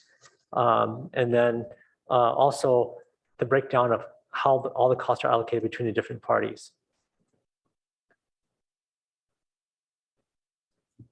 We don't have that yet. Okay, because I think when this goes for approval, that's something that I would definitely want to see. I started kind of making my own spreadsheet here. So there's $52.6 million in cost. There's the 18.9 million that will be, I guess, split between Mountain View and Palo Alto in terms of the tax. There's the 16 million of the Valley Water. There's a 12.9 million of the USBR grant, right? Which means that's 47.8 million. Okay, but then there's a $4.7 million gap, right? And so it wasn't, I've heard a lot of discussion and it's not really clear in the report. Where does that other 4.7 come from? So the other 4.7 currently is around 3/4 of that would come from the city of Mountain View and approximately 1/4 would come from Palo Alto. Oh, I thought that 3/4, 1/4 split was just for the 18.9 million. But you're saying this is for So the gap as well. 18.9 million that's from guiding principle number 5 has a different cross breakdown than what's alluded to. So that's not the 3/4, 1/4. There's a whole nother formula, and if someone else has that breakdown, I'm not sure. So approximately 10 million of that is Palo Alto, and the 8.49 is Mountain View. And then City of Mountain View would also need to state that that's where they would like that guiding principle number 5 utilized. That's not our decision. Okay, so over half of the $18.9 million tax is by Palo Alto. And then for that $4.7 million gap, 1/4 of it's ours, 3/4 is Mountain View. Correct. Okay, yeah, so definitely having a table showing the breakdown between everything in terms of our cost and Mountain View's cost would be really great. And back to Councilmember Stone's question, which is for any revenue sources, right? It'd be also good to see how that is apportioned to each of the parties. Because I think we need like an income statement. This is complex enough that we kind of need to see all the parts here. Absolutely. And okay, so that now that this is a little bit clearer, so how is this decided? Like, why does Palo Alto pay like the majority of that tax split? Why does that come down on us? Like, what's the rationale behind all this? It has not been decided. Including that in the staff report just means to show that that's a potential source of funding. Okay, because I think the way I think about it is we have to look at who's getting the benefits, right? So whether it's income stream from the selling of our recycled water, or I don't know. I mean, it's not like we should be getting refunded for some of our staff costs, right? We have 2 FTEs, and FTEs in our city are pretty expensive, right? It's what, 200,000, 300,000 fully loaded. So that's a significant cost. So I think we need to see this kind of breakdown detailed, right? Because I'm kind of trying to understand also, like, there's options for getting this recycled, like for using this recycled water. And I don't understand how the option works either, right? So like, do we have first right? Does Mountain View have first right? Does someone have a certain percentage? How does that work? So historically, the 3/4, 1/4 discussion is because our current recycled water filter produces around 4 million gallons of water per day. And at that point in time, Mountain View's allocated in our existing, we have a recycled water agreement with Mountain View that they would be receiving around 3 of that 4 million gallons of water per day. So that's where that 3/4, 1/4 has originally come from. That's also something that we can always discuss. But why doesn't it carry through the tax then for that $18.9 million tax? The $18.9 million tax is something separate. That is a state water project tax money that Valley Water. Shouldn't it be Water. apportioned to the benefit, right? Why should we pay more and get less of the benefit? So that's a totally different. Someone else want to take this one? It's a different tax. Yeah. Well, I guess. Are you asking what? Well, I guess the way I think about it really simply is I think about the total benefit that Palo Alto gets, the total benefit that Mountain View gets, the total benefit that Valley Water gets. And it all has to make sense, right? That means the amount of benefit has to be a proportion to how much we pay. If we're paying over, like, we're paying 10 of the 18 million, but we're getting less than half the benefit, then I'm going to ask, like, why are we doing that, right? Because if you're only getting a quarter of the water, right, then, like, why are we paying more, right? Whether it's, through a direct payment or whether it's through a tax, right? Yeah, that's a really good point. And as I was saying, we didn't mean to suggest that even though that 18.94 number is in the report, that we would necessarily just propose using it in that way. As you're saying, if Palo Alto is only using 1/4 and we had already put forward this mechanism or assumption that the remaining cost would be split 25% Palo Alto, 75% Mountain View. If we wanted to use some of that funding, that would be something we would need to discuss. Yeah, it needs to be. It could potentially also lead to changes in the way we apportion recycled water in the future if we wanted to do something different than the 25/75. Because I think what we need is, like I said, like a table, right? Total cost, how much is that portion to each of the parties? Total income, a portion to each of the parties, right? So we understand the benefits and the costs, and they got to match up, right? It can't be whacked out because right now it seems really whacked out. It doesn't make sense. It's unfair to Palo Alto. And then the other factor is we talk about rent, right? We're not going to do this $1 a year rent type thing, right? It's going to be fair market rent, right? We are investigating market rent and Okay. engaging in an appraisal for rents that could be charged. Okay, because I would assume we should have an arm's length relationship and we should get full market rent. It shouldn't be a $1 rent type of thing because I know we tend to do that, but we really discount our land by doing that. And so I would want to see that we're getting fair market rent for this, right? So all the numbers got to match up. And then the other factor is, okay, so there's the potential option to buy the affluent. There's potential income. What other potential benefits do we get out of this? What was I'm sorry, Councilman. Okay, I'm just first trying to, one you mentioned. I'm just trying to think of all the cost, and I'm trying to think of all the benefit, right? So some of the benefit is we get an option for some of the affluent, although that hasn't been worked out. We get some income for the selling of that, but what else do we get out of this? What does Paul to get out of this? Assuming we move forward with the small salt removal facility, we get a source of high quality water that we control locally and can find different. But that depends on the option, right? Are you talking? Well, that's not the option. No, that's the small salt removal facility that we're talking about, the $52 million estimate. It's not, there's not a dollar amount on that. I'm just saying I view that as a benefit to the community to have that water source available. Okay, but I think it depends also on the control of that. Yes. Right, who has the control? So I think that's also really important to know. There's been some discussion about home key. So what impact, if any, does home key have on the cost of this project in terms of the escalation? None? Zero? So the home key project cost doesn't have any impacts on cost. The only impacts it has for Valley Water is originally they had assumed they were going to be able to utilize the home key location for staging for their construction project. And now we're going to have to find an alternative location for staging. So does that mean that there's an increase of cost because of that? It doesn't impact our costs, City of Palo Alto's costs, so it would impact Valley Water's costs. Okay. Separate projects. Okay. Okay, just trying to understand that. And then I think the other factor that I'm thinking about is staffing. So who's going to staff this? Is it going to be the city's staff? Is it going to be like, so once it's built and operating, who's going to, the operating cost? Which project are you referring to, Councilmember? The small project or the small The salt $52 removal million facility project. or the Valley Water Purified Water? The $52 million project. Well, as we've been describing it, it would be operated by city staff. Okay. So yeah, so I think we need a table also on the operating cost. So there's the upfront cost, and then we need one on the operating cost and the ongoing benefit. So there should be like the one time and then ongoing. We need to have both, a table for both, and seeing how all the cost and all the benefits accrue to each of the parties. And that should be in a table very clearly so that everyone can see what's going on and see how the numbers match up. Okay, great. Thank you. Councilmember Philseth.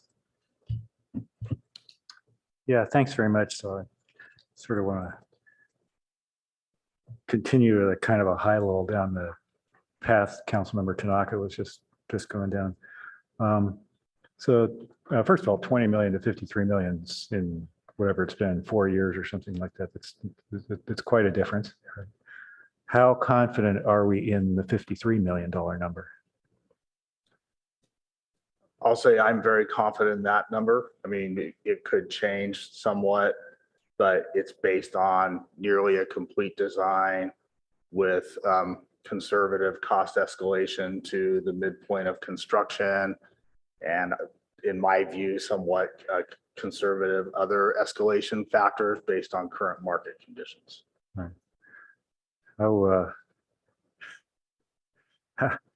How were we so far off 5 years ago when we came up with 20 on those things? I mean, that's a lot of cost escalation. I'll speak to what I know about it. I wasn't personally involved in developing, but in talking with the team since then, I think I recall that we took some costs from another project and basically the consultant used that as the construction cost, and we added some contingencies on. But as I said, I don't believe it included all the factors. Do you have any other details on it? It would seem. Yeah, I mean, basically it was a feasibility study, and as I said before, it's hard when you put a feasibility study and a cost associated with it. So we were really looking at it. Is it feasible for us to build a small salt removal facility on our portion? And as Director Eggleston alluded to, I believe we took costs from San Diego and then utilized that here. And they have very different markets down there, construction costs. And our facility is honestly very, very space limited. Okay. And then, so I think, the question that Councilmember Tanaka was driving towards is, based on this sort of re-estimation, I mean, is there some likelihood that, Palo Altans are going to get stuck for a portion of that cost?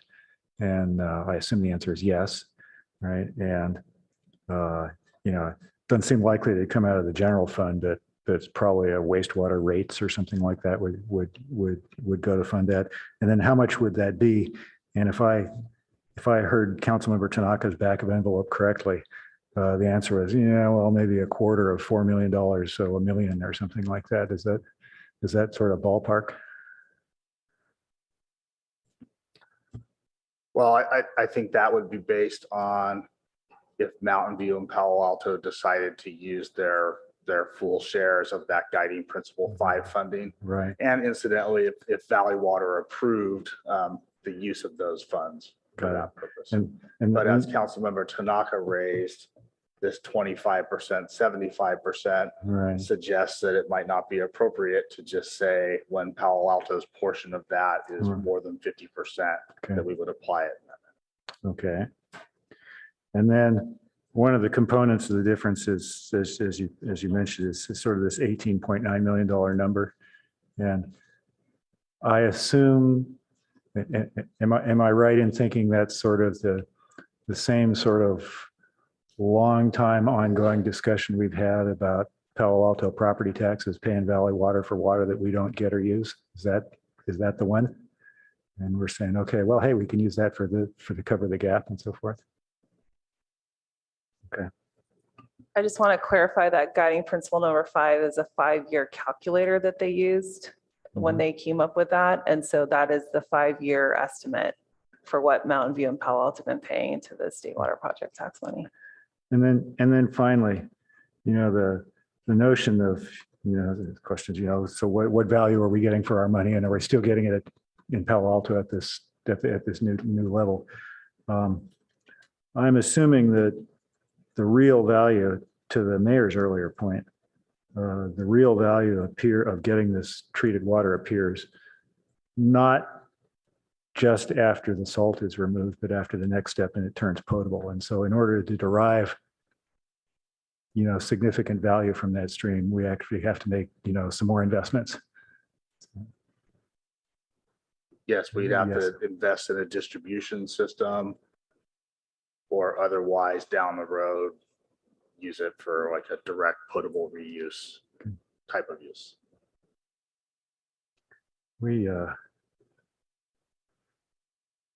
It's hard to make these kinds of decisions without accurate numbers when we go through early in the process. Okay, thanks. I'd just like to ask a couple follow-up questions. So related to what Councilmember Philseth and Tanaka were asking about on kind of the business model. Our intended use of our share of the water from the $52 million plant is what? Currently, it's produced a higher quality of treated recycled water that will be used on our greens at the Palo Alto Golf Course. Currently, the greens are used potable water. So that's our intent. And then all of the golf course and Greer Park is currently watered with recycled water from our facility. So when we currently use Hetch Hetchy water for those purposes, we pay how much an acre foot? Around 3,000 or so? Yeah. Around 2,000. Two still. But we purchase that water from our city water utility. So the general fund purchase it from the water utility. In this case, we're going to be creating that water through our Public Works Department, which is under our general fund, a different enterprise fund in collaboration with 5 different communities that partner with us. So what's the intention in terms of how that business model will work? Public Works takes wastewater, has a high capital investment cost in collaboration with all the partners and funds that we've talked about. The operating cost of generating that water, once we have the facility up, is about how much an acre foot? We don't have that figure today. I remember back in 2016 that we had an estimate at that time, and I can't remember whether it was something like 600 acre foot. I'm not sure what it was. That seems very important because the difference between what it costs us to produce that water in terms of operating costs, once we've sunk the capital in from these different sources, is different from what we have to pay for it if we buy it as Hetch Hetchy water. And which entity gets that difference, and who makes up? This goes back to, if we have a funding gap on the capital side, do we subsidize that out of the general fund, or does the business entity, our water utility, that will get that water and sell it at retail rates, do they charge that amount? Do we charge them? So what's the intention in terms of that business relationship between our own entities that have to stay segregated legally? I think those are still decisions that need to be made as we talk about really increasing the use of recycled water in Palo Alto. To my understanding, that there have been discussions about this with Public Works and utilities, and I think it may even be envisioned as some of what's going to be discussed through this One Water framework. But there currently isn't a business plan. We've looked at feasibility of different ideas. And when this project first came forward, albeit under a significantly lower cost estimate, the idea was really to take the next step in moving us forward towards having more capabilities for recycled water. But it didn't come forward with a fully fleshed out business plan. And we still don't have that. So I will say I raised these issues 6 years ago.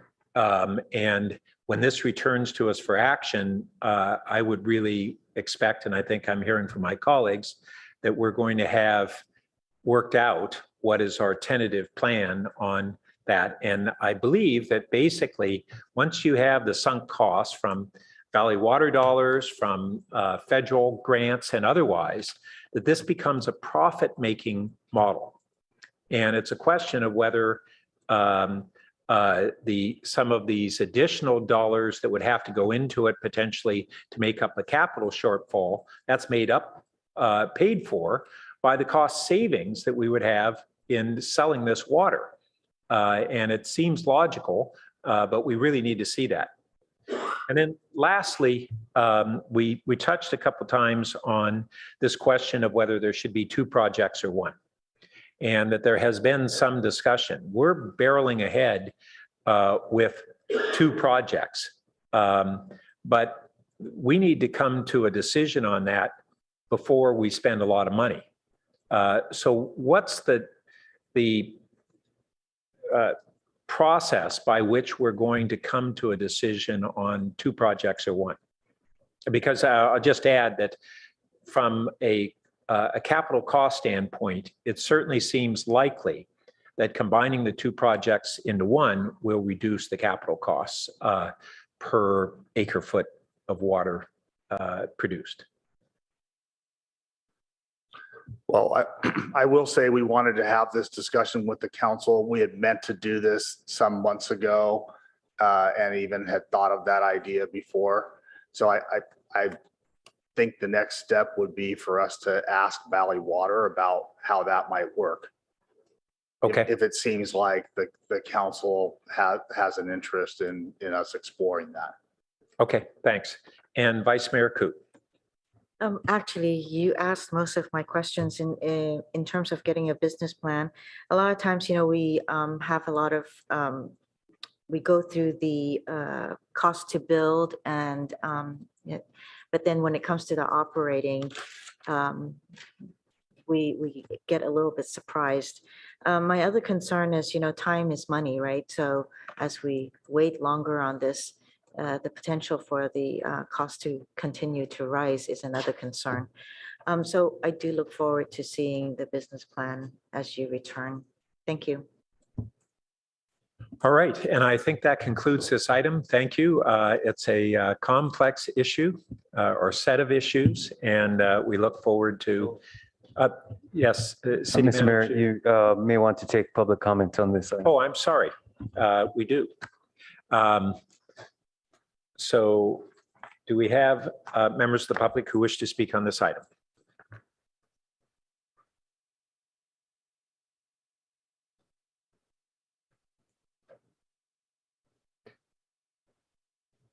Okay. Our first speaker is Rebecca Eisenberg in Chambers, to be followed by Eileen McLaughlin. Welcome. Thank you so much. Hi, it's Rebecca Eisenberg. First, I want to express my profound gratitude and appreciation for the very hard work and exceptional job done by staff on the fleshing out this program. It's an extraordinarily important program.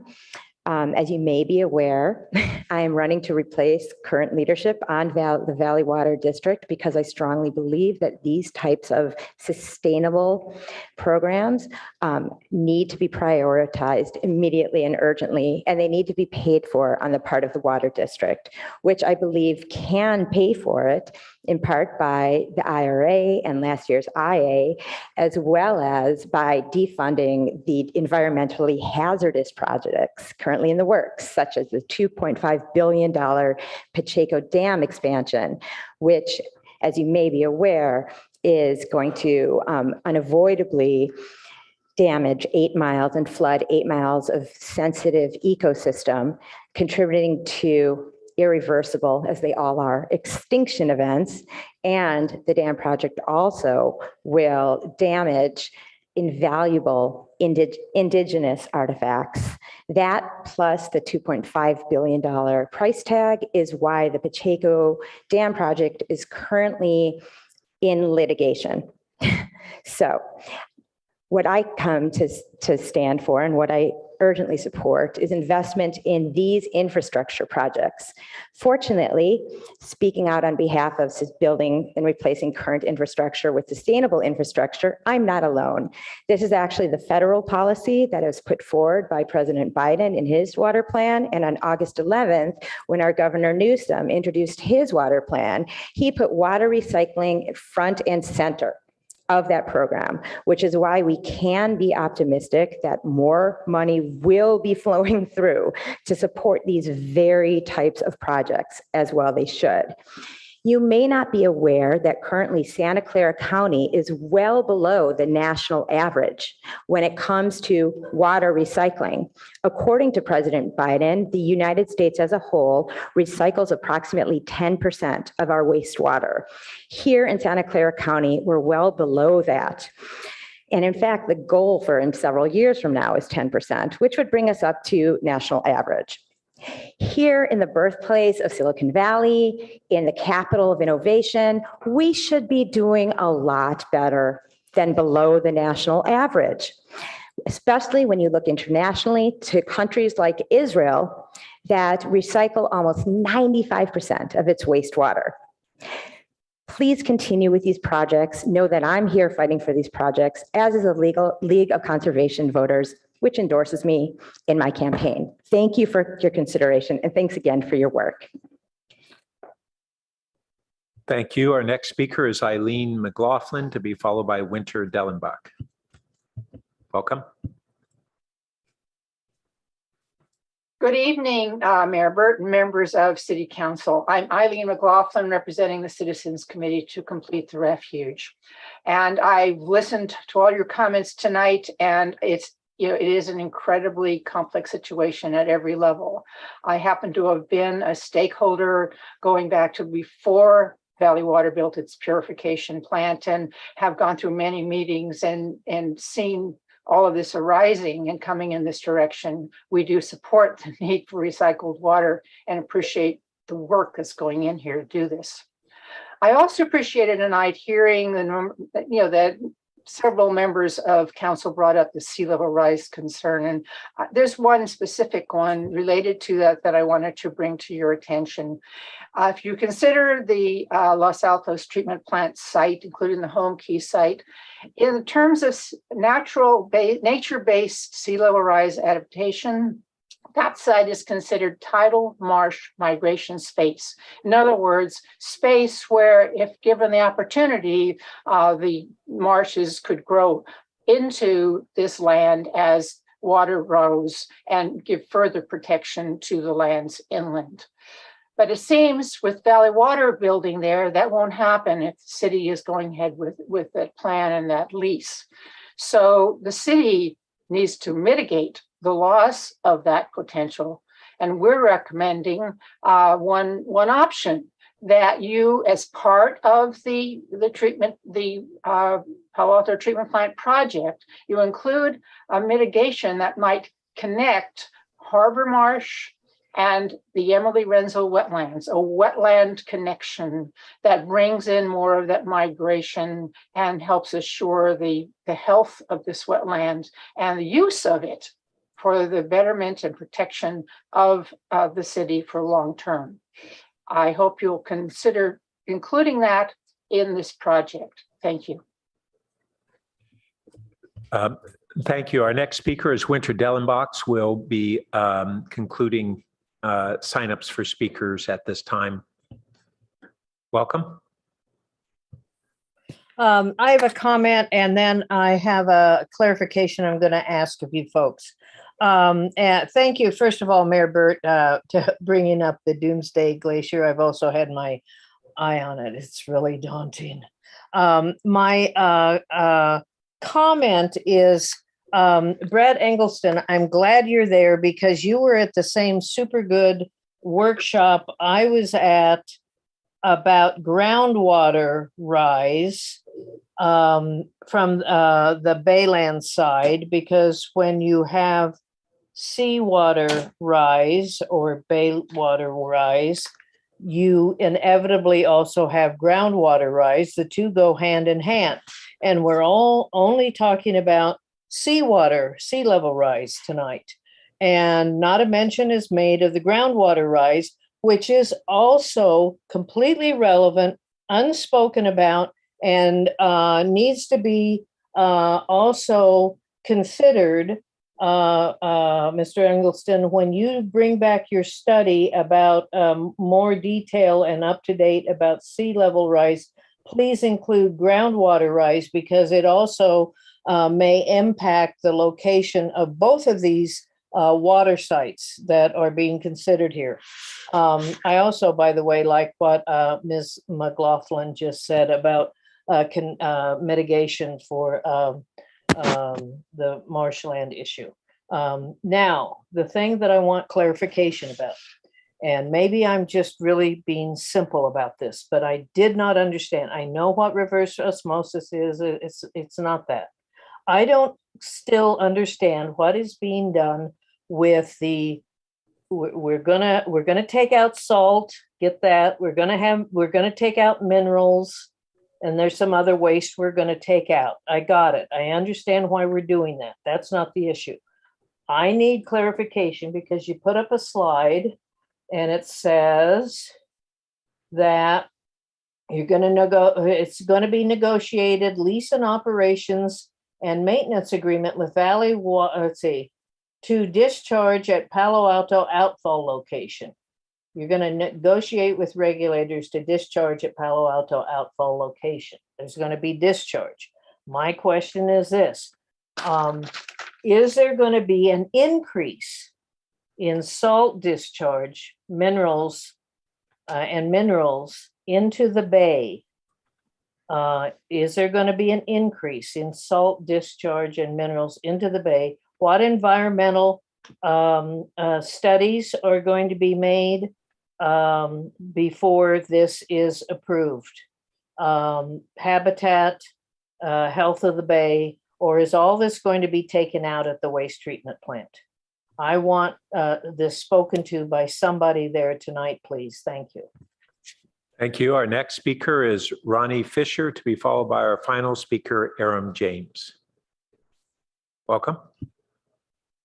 Thank you. Good evening, Mayor Burt and council members. I represent the Santa Clara Valley Audubon Society. This proposed site for a water purification facility at the terminus of San Antonio is of concern to our organization. We recognize the importance of this proposed facility, but restorable bay wetlands at locations like this are critical to adaptation to sea level rise and critically important to bird life and biodiversity. So we concur with Eileen McLaughlin.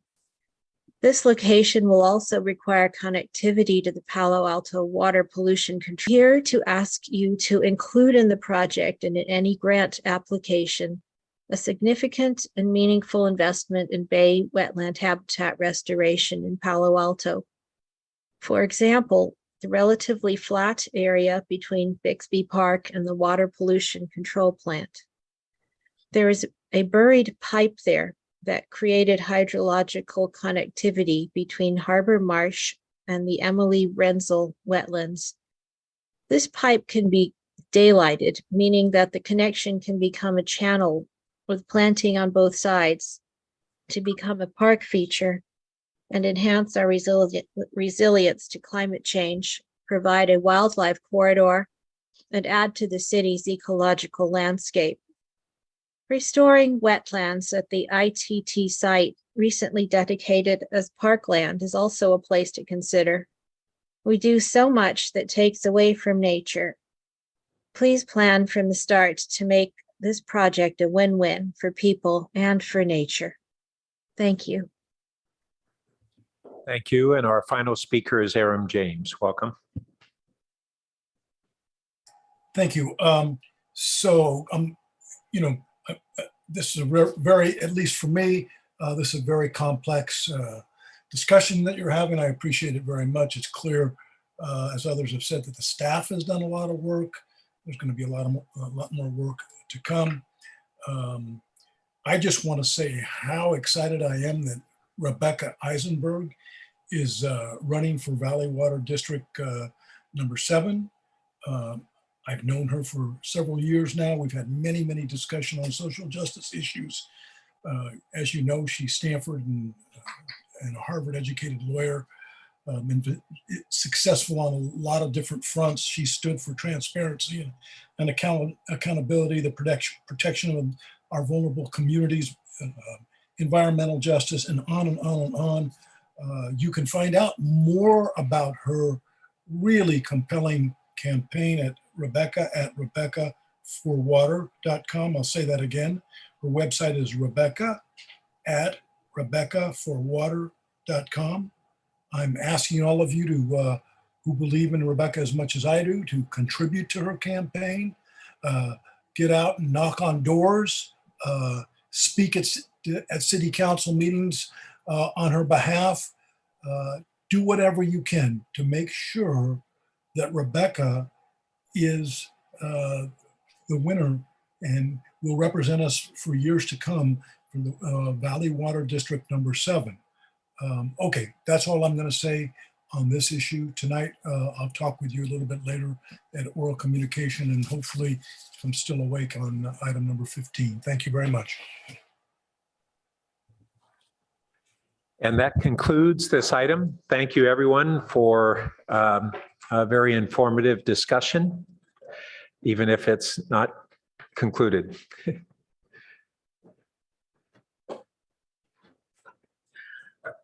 All right. I think this might be a good time for us to take our break and returning at 7:15. Does that sound good? All right. Thank you.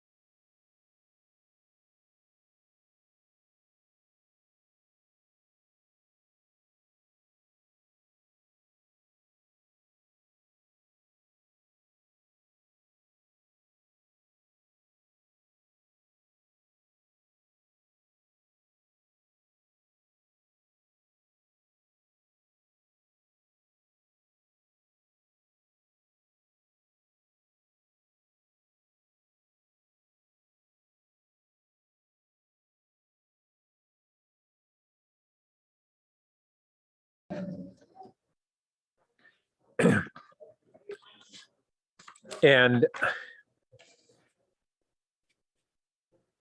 I actually need to adjourn the special meeting and convene the regular council meeting at this time.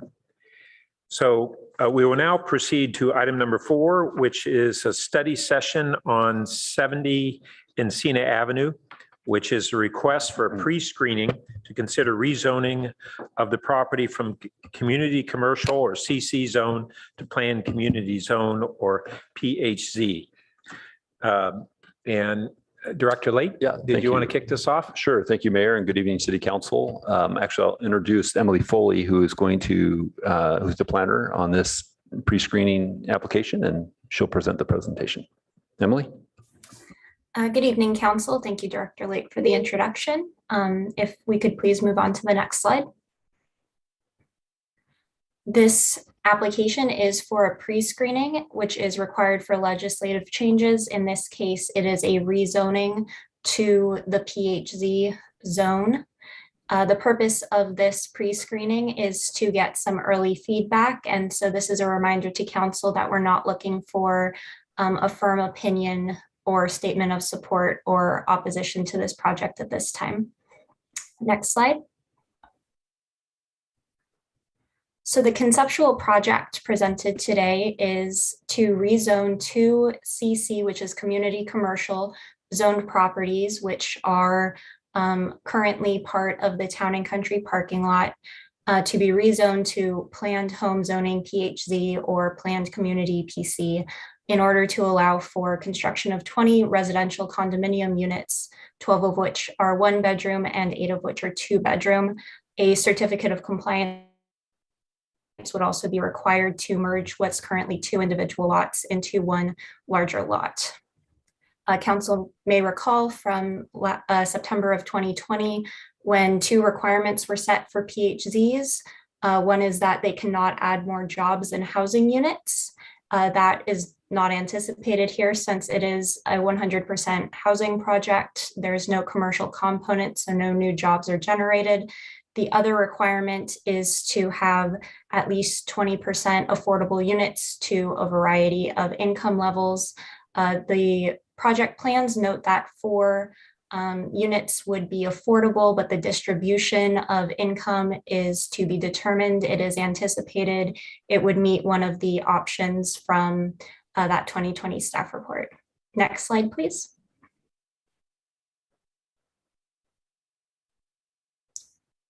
So the project presented would be on a lot that is, as shown here, about 100 feet wide and 120 feet deep on Encina Avenue. The proposed project meets the parking requirement, and each unit would be proposed to have a balcony as its available outdoor space. And the proposed structure is 55 feet tall and 5 stories, where the typical zoning would allow a structure up to 50 feet. Next slide, please. This shows the proposed elevations from the plan set. As previously stated, it's 5 stories. What is presented here shows parking on the ground floor, then 4 floors of residential units. There is a terraced green roof area shown on the rear of the 2nd floor, but it does not appear that this would be accessible to the residents. The materials were not specified in the plan set, and the applicant who is here tonight can elaborate further, but it appears to suggest Corten steel, stucco, stone, and wooden screens. Next slide, please. Some key considerations for this pre-screening. This property, per the zoning code, the Town and Country shopping center is defined as the properties bound by El Camino Real, Embarcadero Road, Encina Avenue, and the Southern Pacific Railroad right-of-way. So per our zoning code definitions, this property is within the Town and Country shopping center, although it is not owned by Town and Country.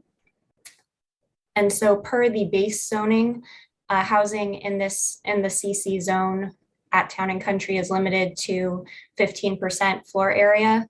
in this zone without a PHZ. So that is one of the reasons why the applicant is interested in pursuing a PHZ.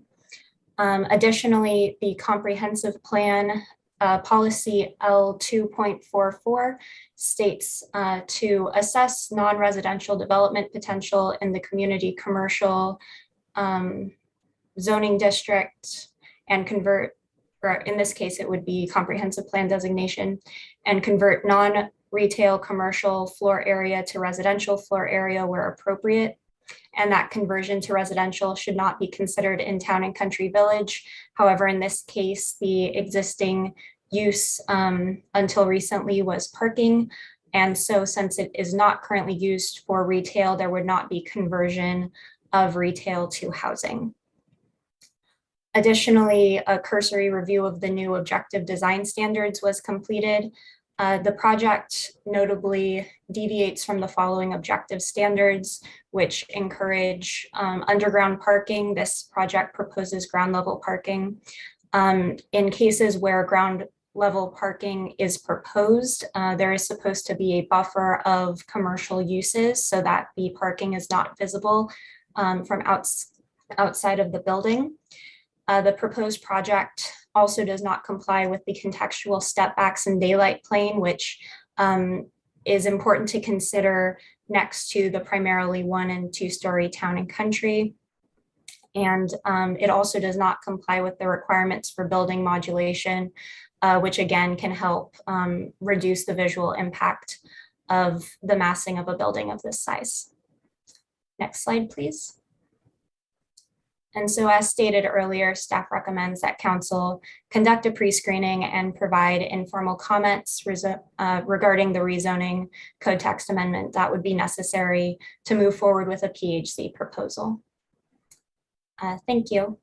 Next slide. And so that concludes the staff presentation. Again, my name is Emily Foley. I'm a planner, and the applicant, Jeff Galbraith, is present on Zoom and has a presentation as well. Thank you. Thank you. So at this time, we can go to the applicant who has, I believe, 10 minutes to present. Welcome. Oh, I think the mic's sit on now. Hello. Yeah. Good evening, Mayor Burt, Vice Mayor Koo, members of the council. My name is Ken Hayes with Hayes Group Architects. I have just a brief introduction, and then Jeff will take it from there. Our client, Ed Storm, with Stormland LLC, is an experienced developer, having completed many projects in San Francisco Bay Area and Northern California. We've worked with Mr. Storm on numerous projects over the years, and so we were pretty excited when he called about the town and country site that he had acquired on Encina. Because it is close to public transit, retail uses, health facilities, PAMP, Stanford, Pali High, open space, and within walking distance of Caltrain and downtown Palo Alto, this underutilized asphalt parking lot is the perfect location for multifamily higher density housing opportunities. The 2030 comp plan discourages conversion of commercial FAR in town and country. And as Emily just explained, we're not converting existing commercial floor area, but new residential development is allowed per the zoning ordinance. Palo Alto's RENA targets over 6,000 housing units in the next 9 years. If built, that's over 650 units per year. Historically, a fraction of this has been built. Planning for building 650 units per year in Palo Alto isn't easy. The PHC that you created is a great start, but solutions presented always seem to be too tall, too close to R1 zones, too remote to transit, too dense and underparked. Transition and change aren't easy. That's the price to providing housing in our community. With no R1 zones nearby, several 50-foot neighboring buildings, and plenty of amenities, this parking lot site is one of the most logical sites I've seen in Palo Alto for higher density housing opportunities and the employment of the PHZ zone. So with that, I'd like to hand it off to Jeff. Thank you, Ken. Council members, I'm Jeff Galbraith with Hayes Group Architects, and appreciate the opportunity to present tonight to you. So one of the things that makes this project unique and different from many of the other PHC applications you've seen over the last 2 years is its context. Uniquely, it is located behind the Town and Country Shopping Center, as was mentioned, and is in the midst of the rear parking lot back on Encina Avenue. If we take a look at the zoning map, you can see in the middle, the property is highlighted in orange.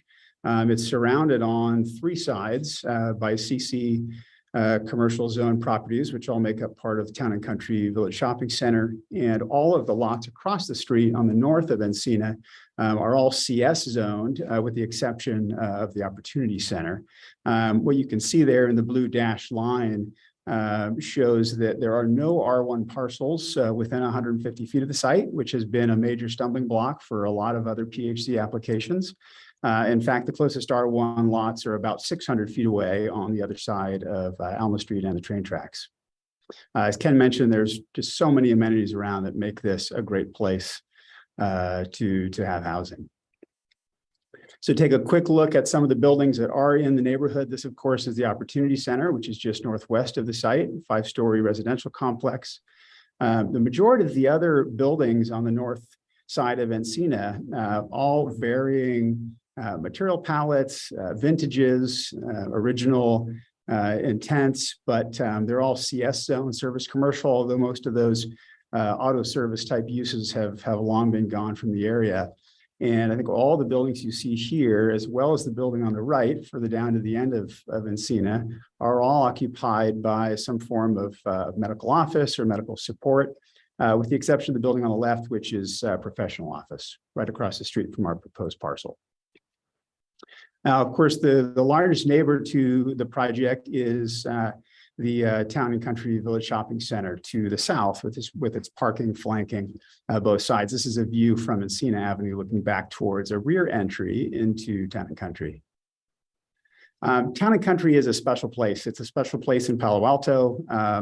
It's a special place for me, having grown up here and graduating from Pali High several decades ago. It's a place I've been many, many times. It's a place that Hayes Group Architects has had the privilege of partnering with Ellis Partners for more than a decade to help renovate. And it's a place that we value. We want to strengthen it. We want to provide housing that's much needed in Palo Alto while strengthening this wonderful place.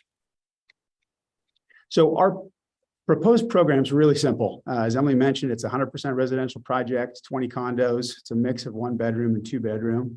And 20% of the units will be affordable per the PHC requirements. We anticipate probably following option A for the distribution, but we'll get more into that as the project further develops. I'm going to skip over the program details and zoning because I think Emily covered that well.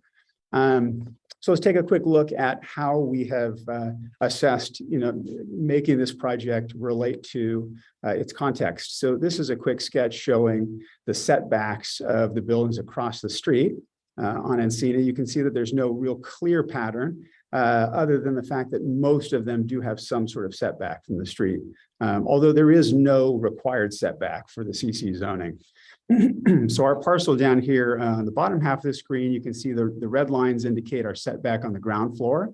So with the massing studies that we did, it felt best because the sidewalk is so narrow to have about a 10-foot setback at the ground floor on the street side, and then stepping that down to about 5 foot overhead to allow balconies to cantilever out.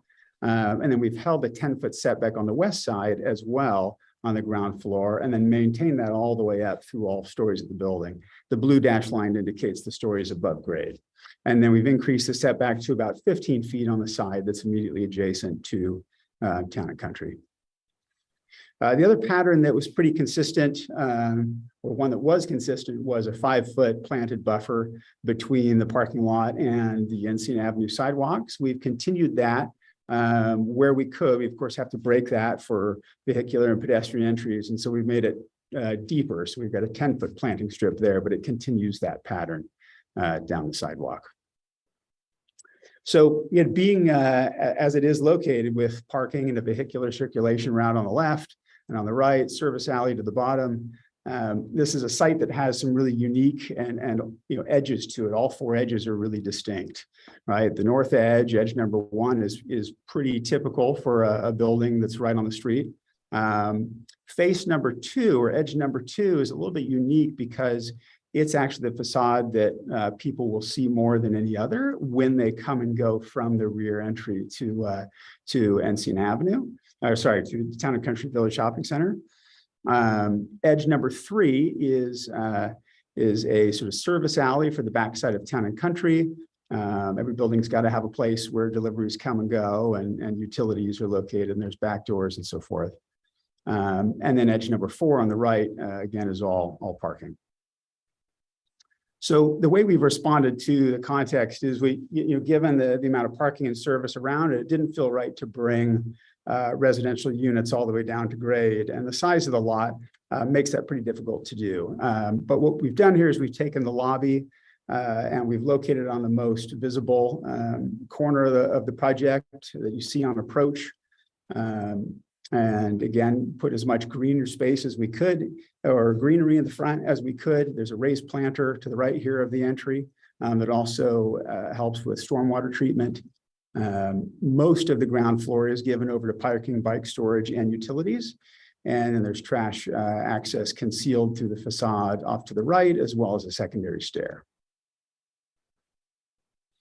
Moving up to the second floor, there is a planted terrace that wraps around the south half of the building. And it is accessible to the tenants, although it does belong to the 3 units that are on the back. It's divided up and it's private terrace for those spaces. But that allows us to help buffer the scale and uses between Town and Country and the residents. We've also taken the mass of the building and we've split it in half. Pulled those 2 pieces apart and provided an outdoor circulation core in the middle. And that pattern extends all the way up through the 5th floor. In terms of architectural expression, this is very early, of course, as a pre-screening, but we've taken a lot of cues from the neighborhood. The overall building is designed in a base middle top configuration where the roof at the uppermost floor cantilevers out past a ribbon of glass, which is similar to the 2-story building across the street. The underside of that roof, though, is a wood soffit, more similar to Town and Country Village. We have added some materials to give the project its own identity, some Roman brick, light buff colored Roman brick, as well as some wood or wood-like vertical screen elements to provide some shading and some privacy on the residential decks. The middle 3 stories are all organized by an express structural frame, which gives it a rhythm and a unified order. It's very similar to the Town and Country heavy timber beams and columns that are so much a part of its identity and expression. And then at the base, as Emily mentioned, we've skinned the building in Corten metal panels that resonate with the color and patina of the clay roof tiles at Town and Country. So I'll just move quickly through, as Emily showed these already as well, the 2-dimensional exterior elevations that show how that approach kind of plays out across the facade. This again is that edge number 2, which is the facade that you'll see as you come down Encina Avenue and as you move in your vehicle or by foot to that rear entry to Town and Country. So the syncopation of the panels and the gaps of the ground floor help draw you over towards Town and Country. This would be the rear facing up against the service alley, and of course the east side facing the parking. The next few slides show some 2-dimensional renderings that help show what that might feel like from a pedestrian point of view. This is looking down Encina from the west across the street. This is a view at the main entry. You can see the main lobby there with the exterior court outside and the Corten panels wrapping around. This is a view from the service alley looking back towards the project. And the last view up to the northeast.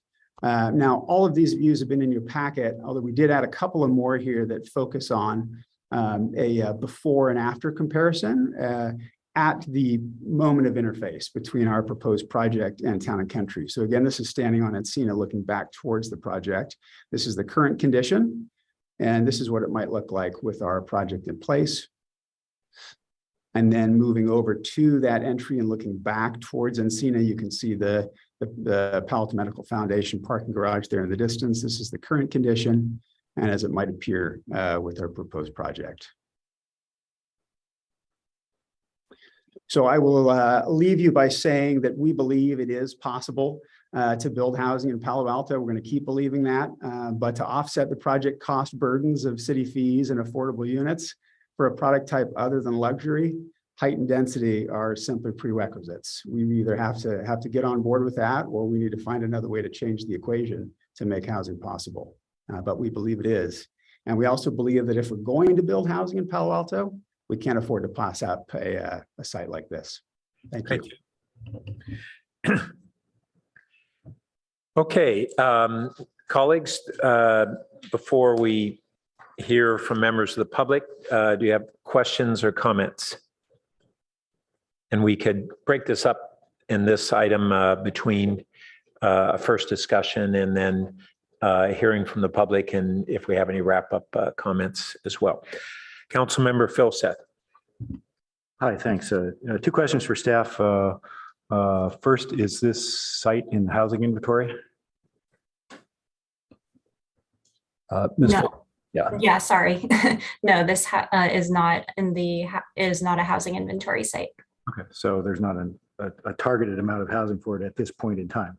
Okay, and then, sorry. Second question is across the street is the Opportunity Center.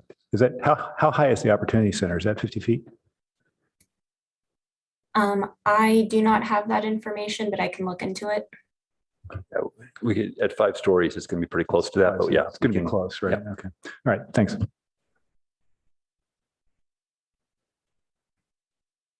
Councilmember Du Bois. So I had a question about SB 6. I mean, under this new state law, do we need to use PHC, or can't they actually just convert the commercial to residential use?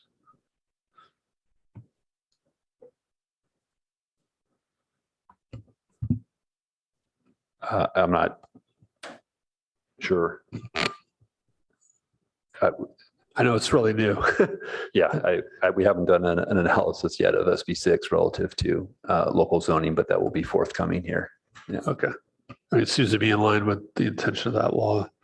And then generally, don't we include the elevator tower as part of the height?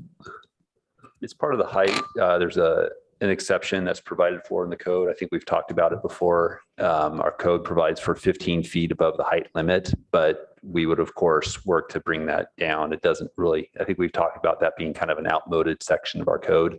Well, we've talked about the 15 feet for mechanical, like air conditioning and stuff, but I thought if there was an elevator tower, that was part of the roof. Ms. Foley, what's the code say about elevator and stair enclosures?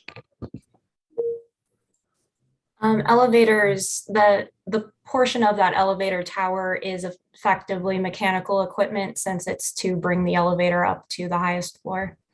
And so elevators are included in that exception.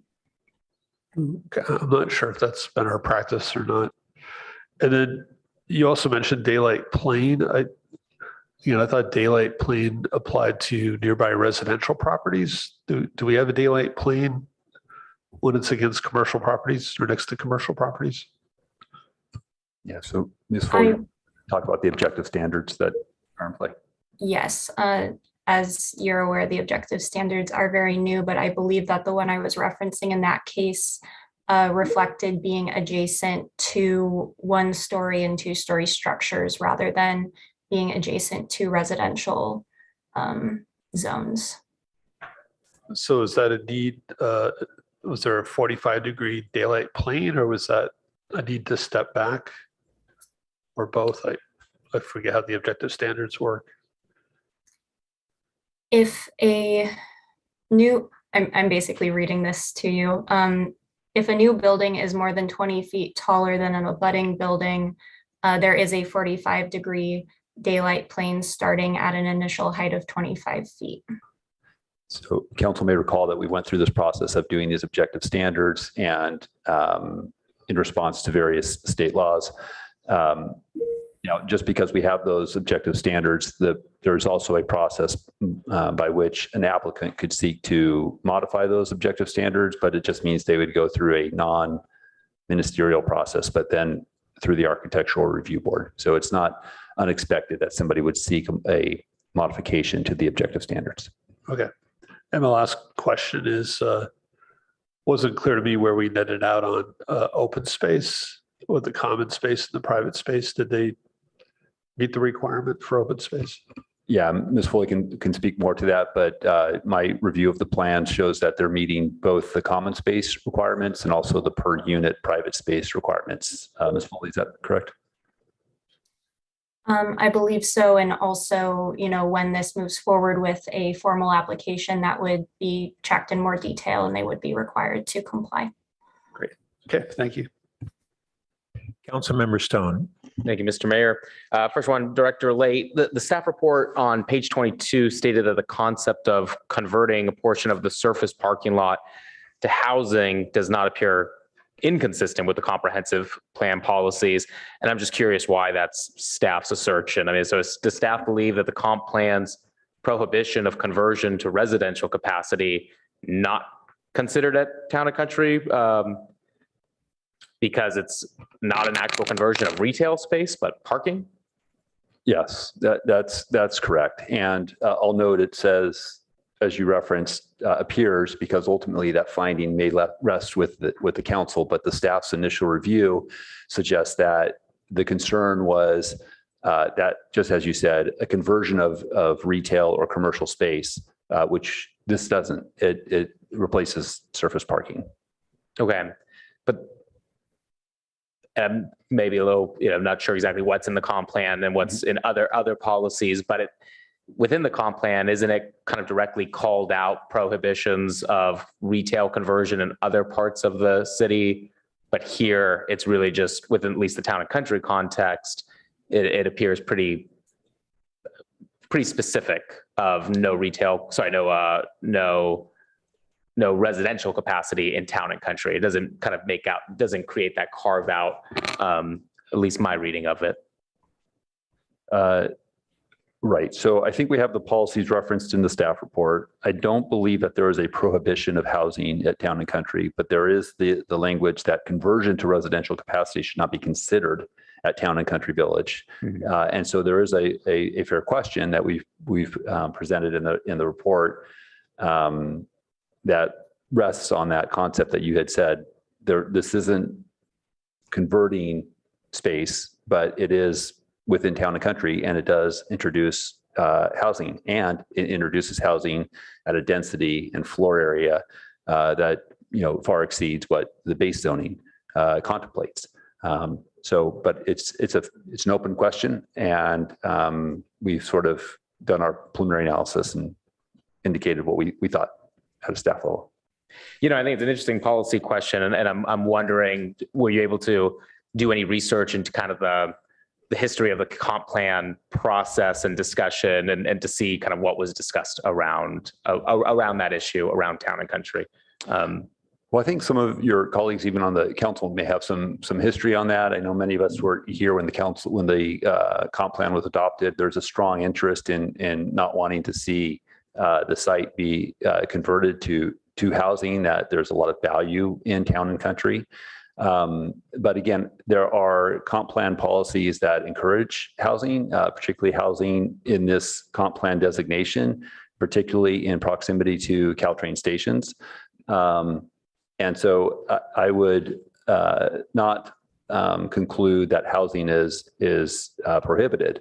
And so then the question is, if it's allowed, what are the considerations which would allow it, and at what size and density? I think those are the policy questions that are being touched on with this pre-screening. Yeah, I'm interested in the discussion that we'll have on it. A couple more questions. I think this is for the applicant then, or maybe staff. The 4 BMR units, is that going to be a mix of 1 and 2 bedroom apartments? So the code provides that it needs to be, the affordable units need to be comparable to the mix of units that we have. So we have a process by which we make sure that they are representative of the totality of the units that are presented. So yes, 1 and 2 bedroom. Great. And then for the applicant, I'm curious, this quote that you left us with, it's possible to build housing in Palo Alto, but to offset the project costs. Where's that quote from? That's from me. Oh, okay. Okay. And are you implying here, you said for a product type other than luxury, height and density are simply prerequisites. So are you saying that this is a non-luxury complex and that's why height and densities are prerequisites? I was a little just kind of confused by that. Yeah, I mean, the economics of a luxury residential project are different than those of something that's more like workforce housing, right? If we're looking at units that are, 1,000 square feet or thereabouts, 800-900 for a single bedroom, maybe 1,000, 1,100 for a 2-bedroom that don't have their own yard, that aren't a townhouse, right? That's a different product, and the economics of that kind of project just are very different.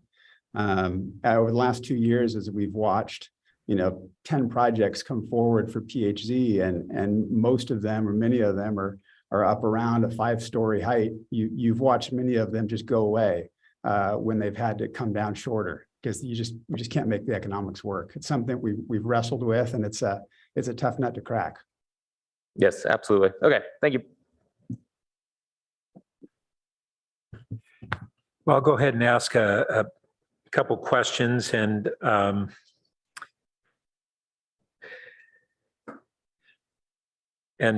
maybe couple it with a comment. First question to staff: when we have the palette of income levels for affordable housing in our PHC, is that selection of which options the applicant's discretion entirely, or is it in any way something that the city can tie to the level of upzoning benefit? Yeah, thank you. So this is a PHC or PC. So it's a legislative process by which we're processing or would process an application. The intent when it was established, I believe in 2020, was that we would present a menu of options by which the applicant would choose, because the circumstances of the product type and the site conditions and the architecture may benefit taking advantage of one versus the other. The council had a conversation when we talked about the PHC reform. We talked about this issue. We talked about the jobs, whether we had the right jobs ratio.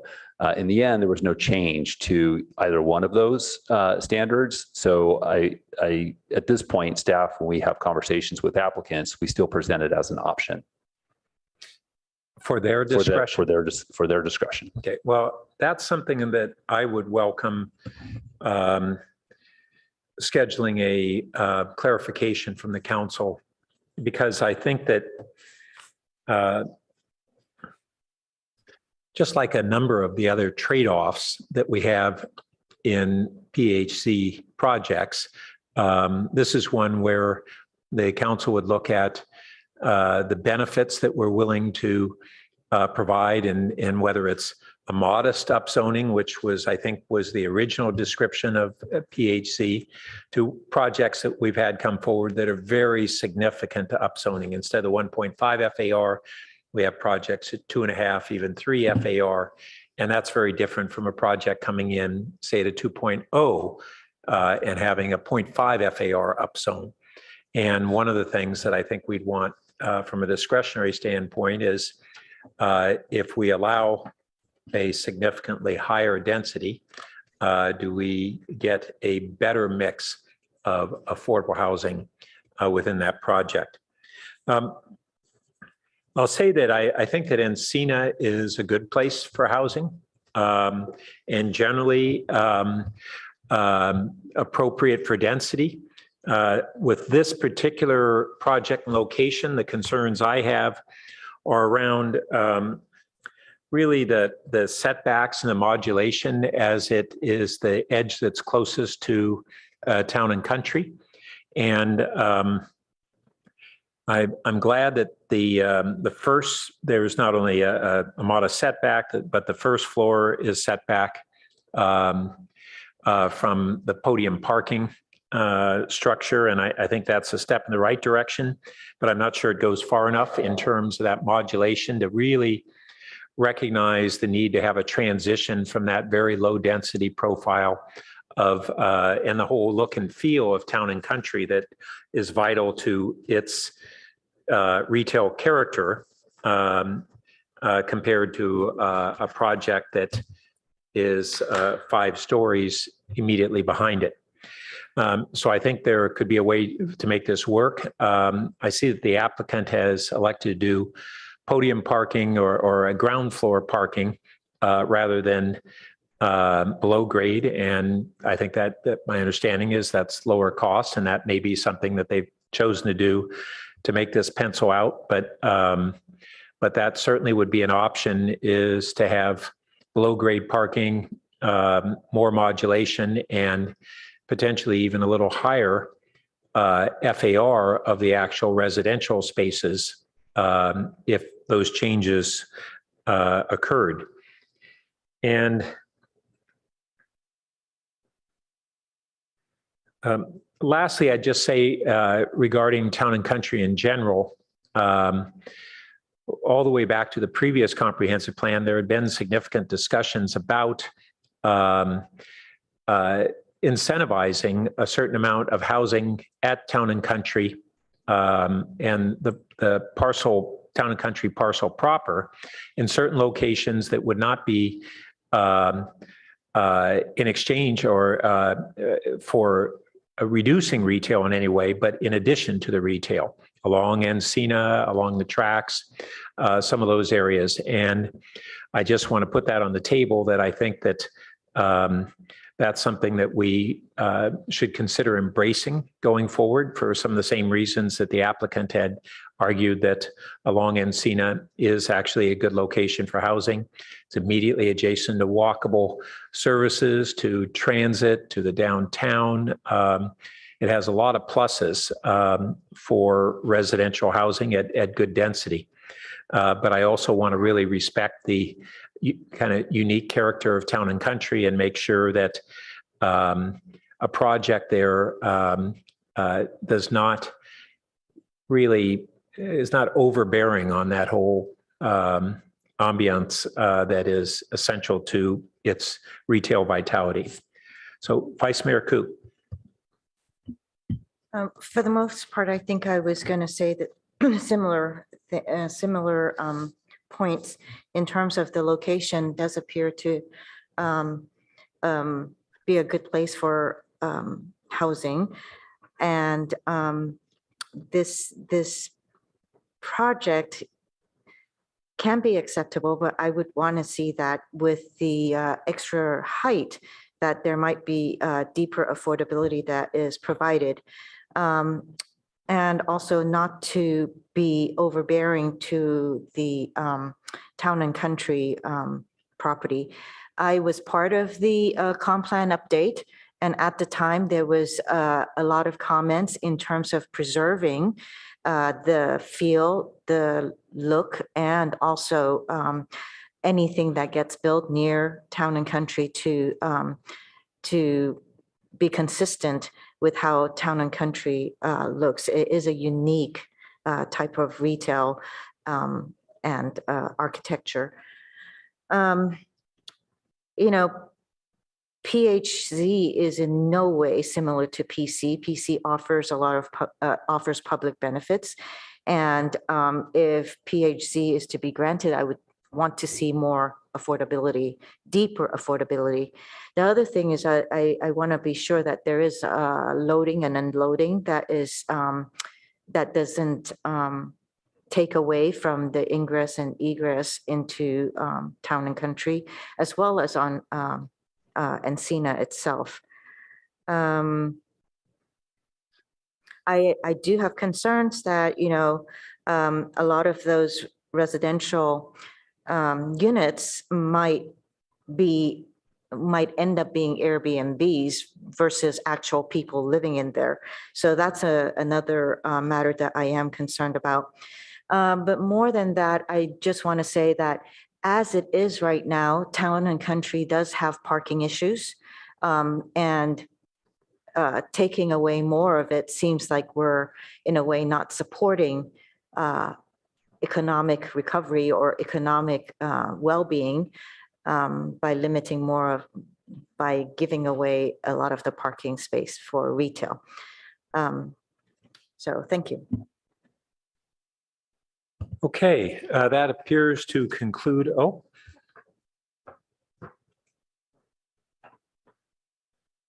Yeah, and so now I had 3 additional lights that popped up. First, Councilmember Philseth, then Councilmember Tanaka, and then Councilmember. May I ask a process question? Yeah. You had stated that council members would ask questions and then we would go to the public and then we would come back. So that's what I'm waiting for. I see. Yeah, I said questions and comments, but that's okay. So Councilmember Philseth and Councilmember Tanaka, and we'll have at the end an opportunity for additional comments after the public. Right.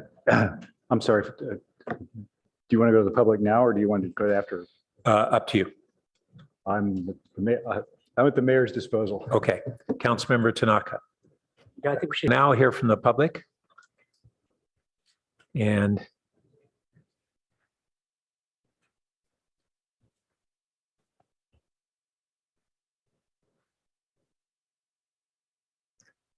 okay, and any members of the public who wish to speak need to put in a card at this time. We'll be cutting off submittals after the first speaker. Our first speaker is Dean Rubinson in person here, to be followed by Roger Smith. Welcome.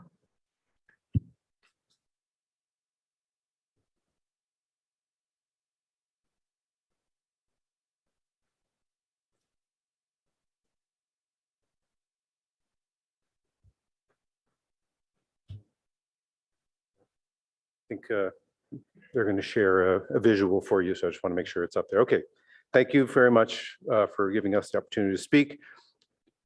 I want to make sure you have another visual to see that we think is perhaps a little more accurate than what you've seen so far.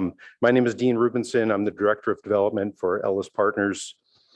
Ellis Partners has owned and operated Town and Country Village since 2005, which is right when I started at the company, and began managing renovation work there for the last 17 years. Since purchasing this property, we have gone to great lengths to preserve and celebrate its historic character. We have worked extensively with the city and the community on the improvements that we've undertaken, respecting the specific policies in the zoning code and the comprehensive plan that were drafted to protect Town and Country from disappearing or from being impaired by overdevelopment, and preserving the low-rise pedestrian-oriented feel that's specifically listed in the comp plan. Out of respect for this feedback and the city's policies, despite recessions and pandemics, we've never tried to maximize development potential of this site out of respect. The only building that we added was Trader Joe's, which clearly fits in the context of the site. The overwhelming majority of the feedback we receive about Town and Country is positive, and we're very proud of what we've done and how it has contributed to the quality of life in the Palo Alto community. Given the history at the site and these community and urban planning considerations, we became greatly concerned when we learned about the proposed project. With all due respect to the applicant and their architect, we feel like placing an isolated 5-story, 55-foot development on a quarter-acre site that might measure to 70 feet with mechanical and elevator equipment is wholly out of context for a site like this that is adjacent to a historic and primarily single-story structure. We don't see this as harmonious, and we definitely don't see it as strengthening Town and Country Village and its vibrancy. At 80 units per acre, this proposal is 60% more dense than any other site in the city in the housing inventory, housing element inventory. We have asked Randy Pop, a local architect with a strong history of housing advocacy in Palo Alto, to give us a more honest and accurate rendering of how this project would be experienced by customers of Town and Country. I'd like to show you the renderings that we have here. This is the 5-story option that they've shown. And if you can go, Leslie, to the next slide. This is how it would look in a more modest and perhaps harmonious and orderly transition to the single story behind it. In the top right is a 3-story, the bottom right is a 2-story. And then go ahead, one more slide.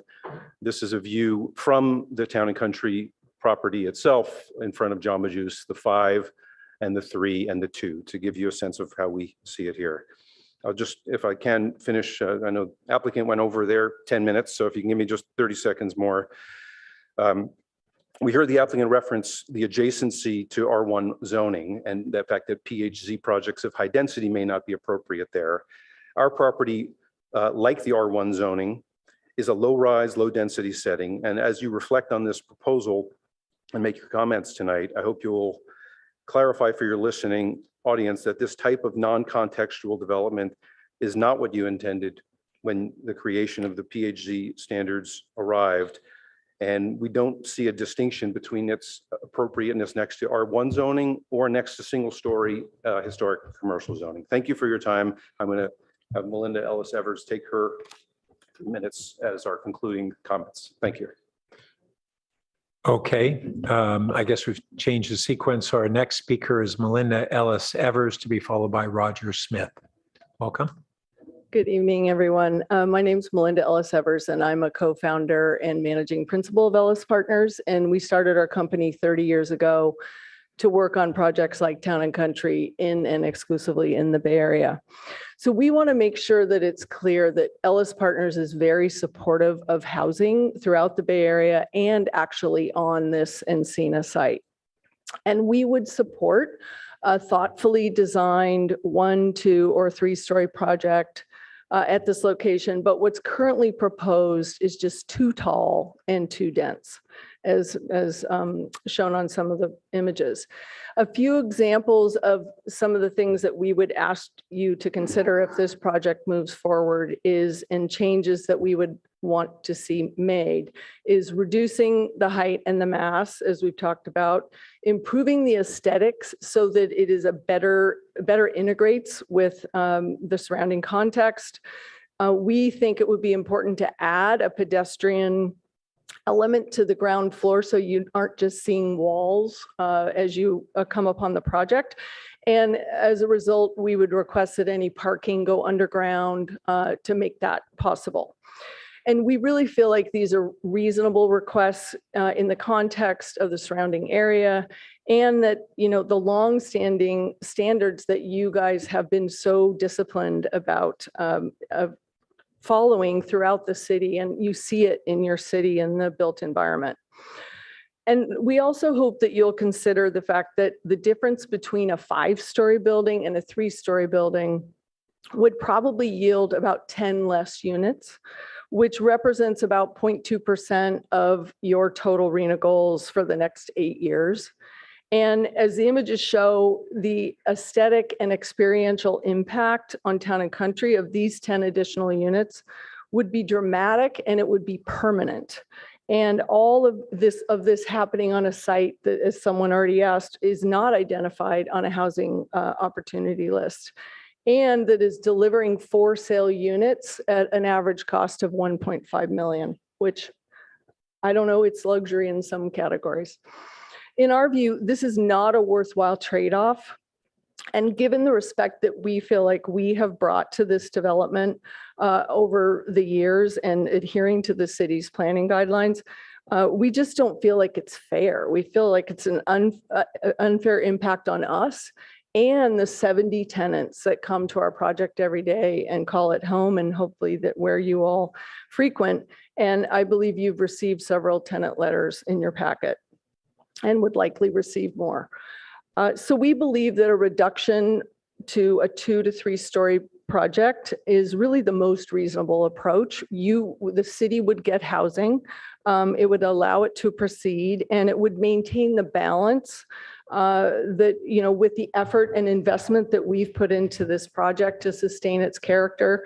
And I think it was said by the mayor, you know, it's vitality that we really all live and die by. And so thank you for listening, and we look forward to continuing the conversations and are happy to answer any questions.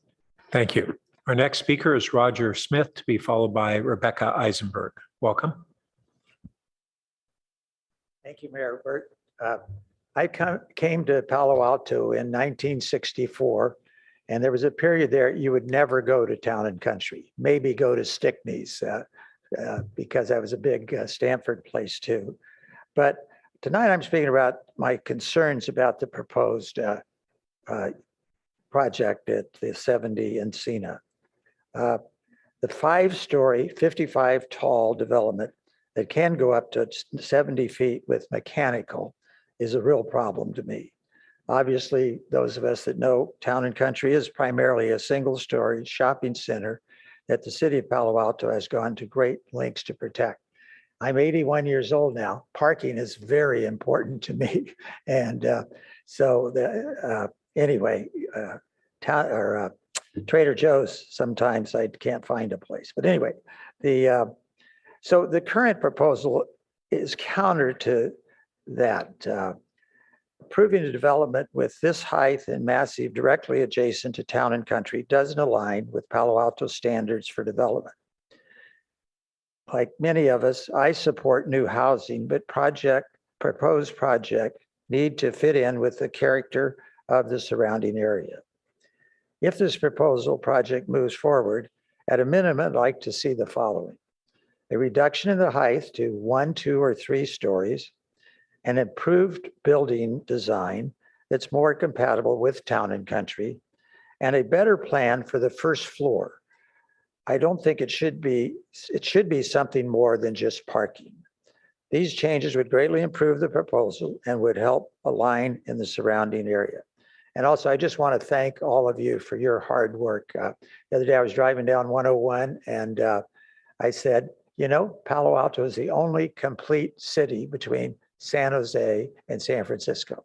We have our golf course, we have our utilities, we have a university. We're a complete city, and that is a big burden for all of you. So I appreciate your help. Thank you. Our next speaker is Rebecca Eisenberg, to be followed by Aram James. Welcome. Hi, thanks again for having me. First, I state for the record that I think it's urgently important that speakers identify the organizations with whom they have financial interest. I think the first 2 and maybe 3 speakers all work for Ellis Brothers, who are the billionaire landlords who are the own Town and Country and control the destinies of the small businesses that are occupied there. I do not believe that they are in a position to speak on behalf of those small businesses. So with that said, I want to thank the applicant and the city staff for considering this proposal. I think it's amazing. I can't, from a sustainability point of view, it's hard to imagine a more sustainable building opportunity than transforming a parking lot to housing.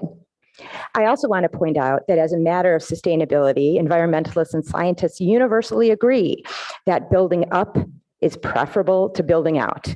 If you care about the environment at all, you recognize that you need to allow building up. Additionally, if we want any housing developers to be able to afford in the city, we need to recognize that changing from 20 to 10 units in the building is not going to make it a profitable opportunity for the developers. And it's absurd to expect them to engage in this development with half as many units as they otherwise have budgeted for. It's just not going to happen. Not to mention that there are 5-story buildings on that street, and that street is far closer to Town and Country than anything else. So I point out to you that this would absolutely fit in on that street. And I urge you to go check out the location for yourself. You'll see how no one parks there and how it would be far more in line with other buildings on Encino than it is at Town and Country.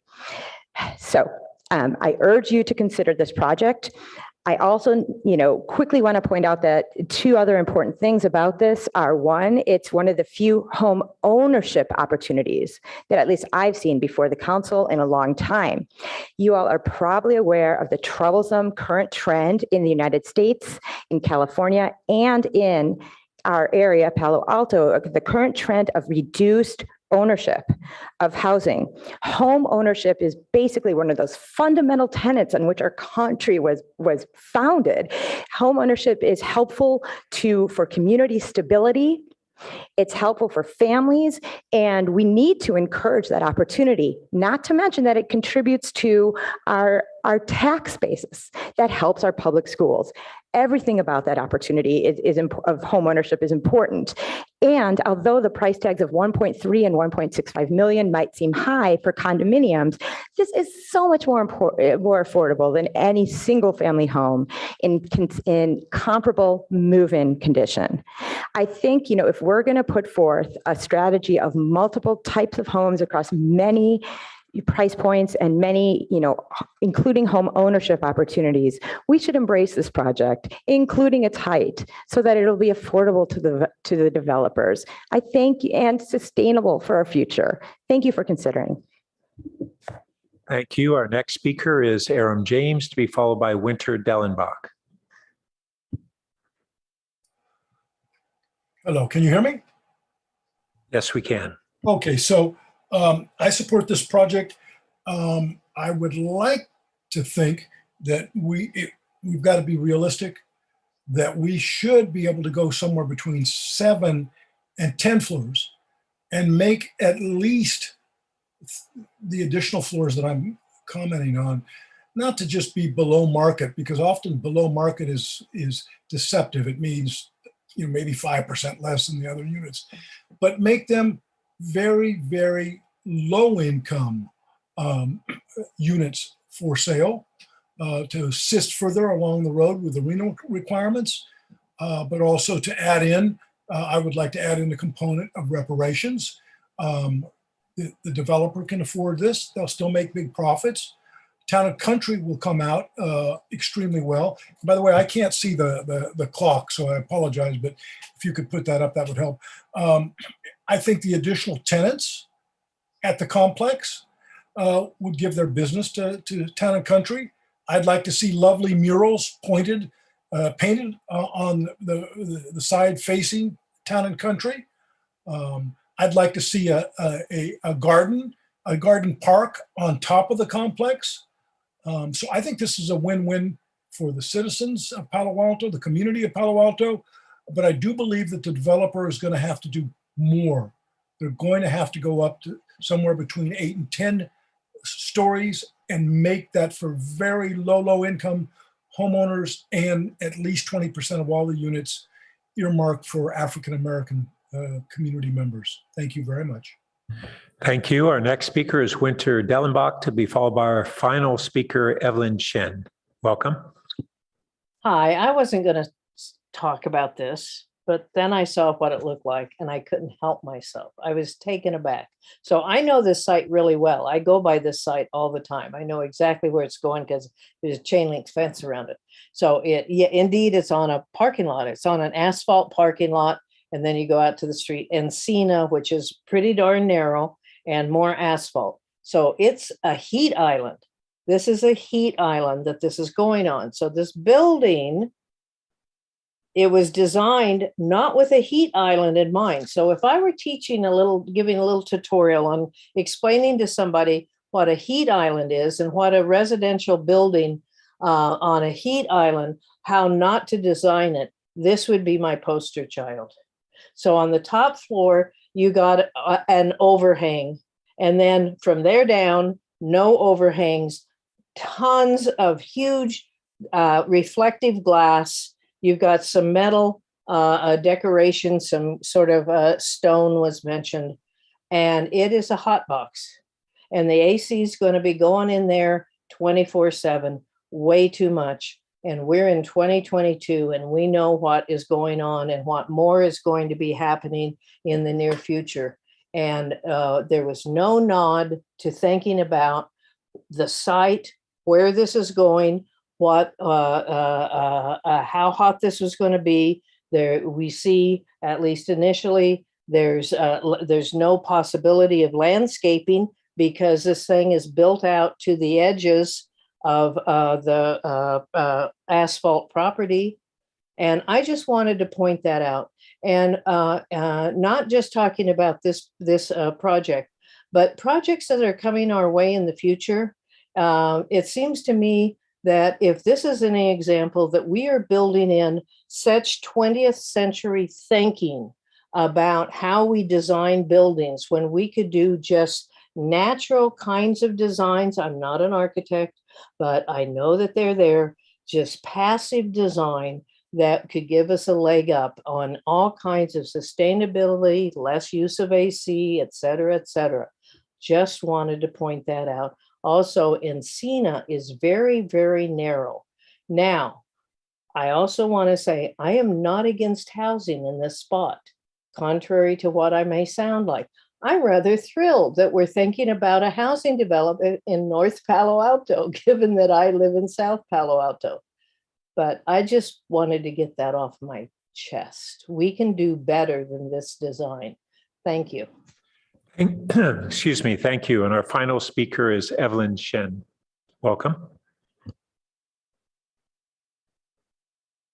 Hello, I'm Evelyn. I'm in favor of the general idea of this, and I think it's better, but I think it'd be better environmentally to build up rather than out. And it'd be better to help conserve the environment rather than conserve the ambience or aesthetic of the nearby surroundings. And even though building outwards is significantly cheaper than building upwards, and I think we should, as I said before, not only is it more environmentally friendly, it eliminates the worry of zoning restrictions and expanding houses' footprints, according to ryanbrickhomes.com. Additionally, if I'm not wrong, there are already other tall buildings in the vicinity. And if you'd like to check, you could probably visit the site. And furthermore, Town and Country, if you could try contacting them, and they may support this project already, as it could bring in more venue for them, like revenue and such. Thank you. Thank you. That concludes our public comments. Councilmember Philseth. Yeah, so thanks very much. I just want to go back to Councilmember Stone's question earlier about discussions of housing in Town and Country Village, which we did talk about during the comp plan development. And so my recollection of that was, we talked about that and the overwhelming sense was that Town and Country Village is an important community resource. And a lot of people in Palo Alto shop there and like that. Shopping malls are hard in the 21st century. And our view at that time as we were going through this was, Ellis Partners had really beaten the odds, right? I don't know if folks remember Roger Smith alluded to this for a minute, but before Ellis took over Town and Country Village, it was, pretty slow there, right?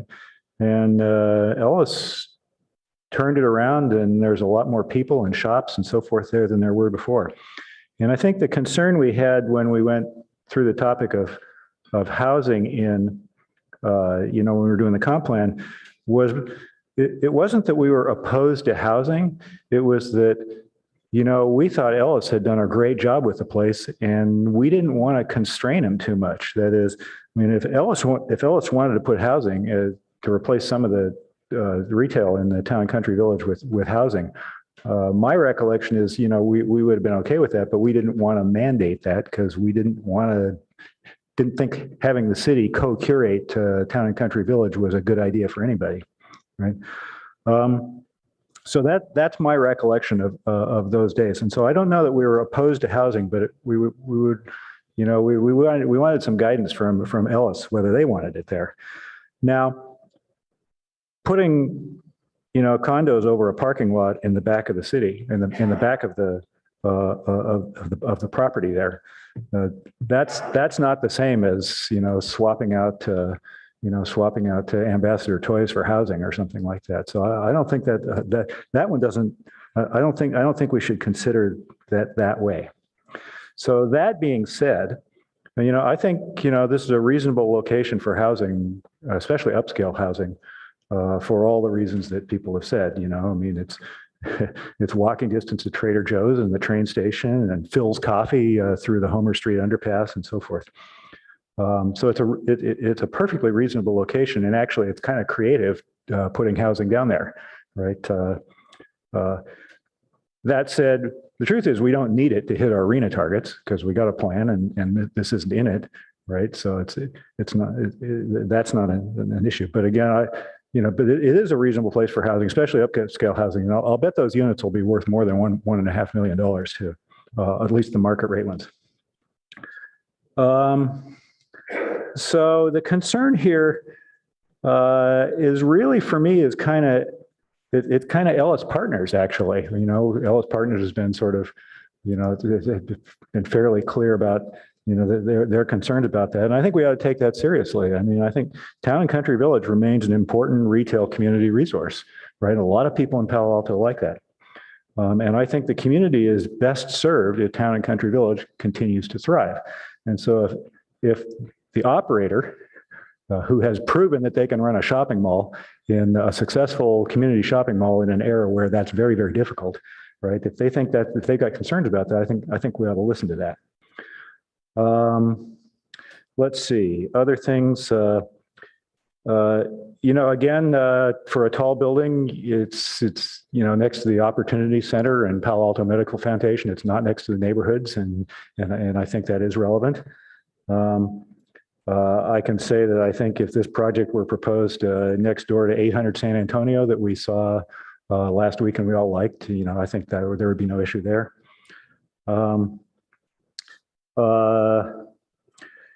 So to put it a different way, I think if Ellis Partners were here tonight in support of this project, I wouldn't have any concerns. So my dream on this would be, I'd love to have some consensus when this comes back between the applicant and Ellis Partners that this is a good idea, right? And if that could happen, I think I think many of us would be really receptive to that. Let me make one other comment on this, which is I like that it's fully parked, right? I do think, and I don't know if this makes any difference for this project, probably not, but I think in the city, there's room for us to evolve our thinking on parking requirements, okay?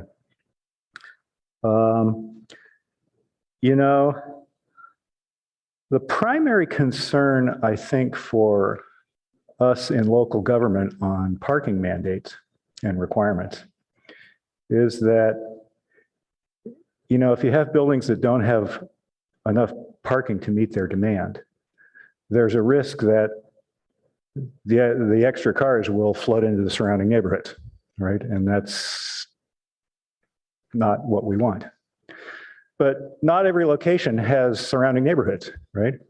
I can't imagine how overflow parking, from a project in a location like this or a number of others that we've looked at lately is going to go into any neighborhood, right?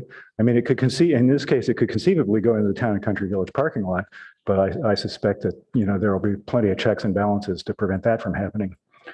So, maybe that's an area that, that could be, a little bit flexible as opposed to some of the other stuff. But again, my dream here would be to see the applicant and Ellis Partners arm in arm about how we something that they think would make sense for both of them and the community. Thanks. Thank you. Councilmember Tanaka. Yeah, so thank you for everyone for coming out to speak tonight and for the applicant for bringing this forward. So I'll give some of my thoughts. So first one, I also agree with some of the comments made that it would be nice to see some retail on the bottom, kind of activating the area. It's kind of one of our more successful retail areas, and be great to reinforce that versus, I think as someone put it, to kind of look at walls, right? So I think that's probably not the thing that we want to have. So if we could do that, that would be great. I do like, of course, the fact that it is fully parked, but I do think that ground floor space would be better used for like I said, retail versus cars, and maybe we could do more puzzle lifts or parking stackers to do that. So that space could be used for like ground floor retail, especially in an area like this. And in terms of the massing, you know, this is a really great location in terms of, I mean, it's near town and country. It's one of the, you know, it's home to a lot of great restaurants and shopping areas. And if there was a place where there could be smaller units, I think this is a place. So I noticed on this project that there's quite a few 2-bedroom units being contemplated. I can't find the exact page, but I noticed that. And, you know, but why not studios? Why not much smaller units? Because the people that live here, their downtown could be town and country, not downtown, but their living room. It can essentially be town and country. And it would help activate the area more. And I just don't know if you need such a large units in a place adjacent to town and country. So I think that could be part of the solution is go for smaller units, like dramatically smaller units for all of them. And that would also, you could still have the unit count, but dramatically reduce the amount of square footage needed. And I do agree with the previous comment, which is I would like to see more collaboration, because I think projects work best when kind of people are buying into it. And I think can town and country's buy-in is also really important as well. So I hope that everyone can get together and talk more about the potential here and try to make this a better project. Thank you. Councilmember Du Bois. Yeah, first of all, I want to say thank you to the applicant for this project. I actually really appreciate it, and I appreciate the context. I agree that it's a good place for density. It's no impact on existing residential neighborhoods. It's near transit. It's walkable to retail. It's near a major bike and ped path to get downtown. So I really think there's a lot to like here. And I have to say I'm generally supportive of the project. A quick question for staff. So, you know, that definition we had of what town and country is the car wash part of town and country as well? So I believe it's within the boundary that's defined in the code, but I don't believe it's owned or leased by town and country. Yeah, I just seem like I understand we had this boundary, but I was just skeptical of, you know, if it's a separate property owner, you know, I'd be skeptical of the car wash being part of town and country, and same thing with this lot. And as I mentioned before, I am interested under SB 6, which is a new state law, that this project seems to be in line with, you know, what the impact would be on that versus the PHC zone when the project comes back. My recollection matches Councilmember Felsis about the discussion of the comp plan. It was, you know, a concern about making sure that the shopping center thrived. And, you know, it struck me that excluding town and country from housing didn't come up when we talked about the housing element recently. I actually think we might want to consider revising this program 2.4.4 that, you know, looking at housing on a second story, if that's something that town and country wants to do, you know, I think we might want to revise that program to enable that. It's something we're talking about with Simon Properties, the Stanford Mall. And again, it would be to keep the retail on the ground floor, but if there was an interest in putting housing above that, I think the city would be interested. You know, I guess to the applicant, you know, again, I understand you're trying to make the project work financially. If there was a way to shave 5 feet off the height, you're already going underground for mechanical lifts that go below the ground floor. You know, could you go down 5 feet and have kind of a partially submerged ground floor of parking that would get you at the 50 feet? You would remove that objection. I'd also like to see you comply with a lot of the objective standards, particularly around modulations and design. And I think, you know, if there could be some look and feel of Town and Country that would help it fit in a bit better, that would be something to look at. Personally, I'm less concerned about the daylight plane in this instance, particularly if we're talking about the service alley at the rear of the shopping center, which is pretty unsightly already. But again, I think some of those other objective standards, are worth looking at. And I guess the final thing I'd say is, again, if we're going to look at density in some parts of town, I think we're going to have to, with the way the housing mandates are working.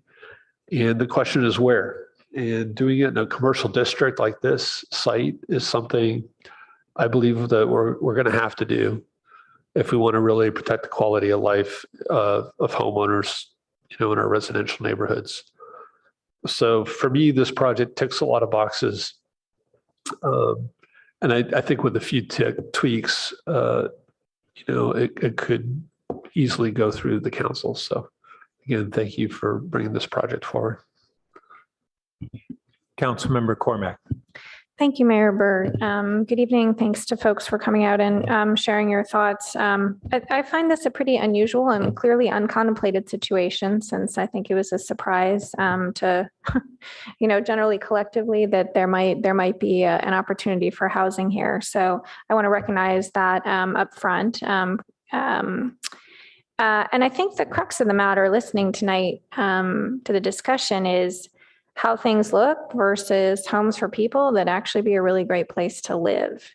I certainly appreciate and I share Council Members Phil Seth respect for Ellis Partners and what they have done at Town and Country.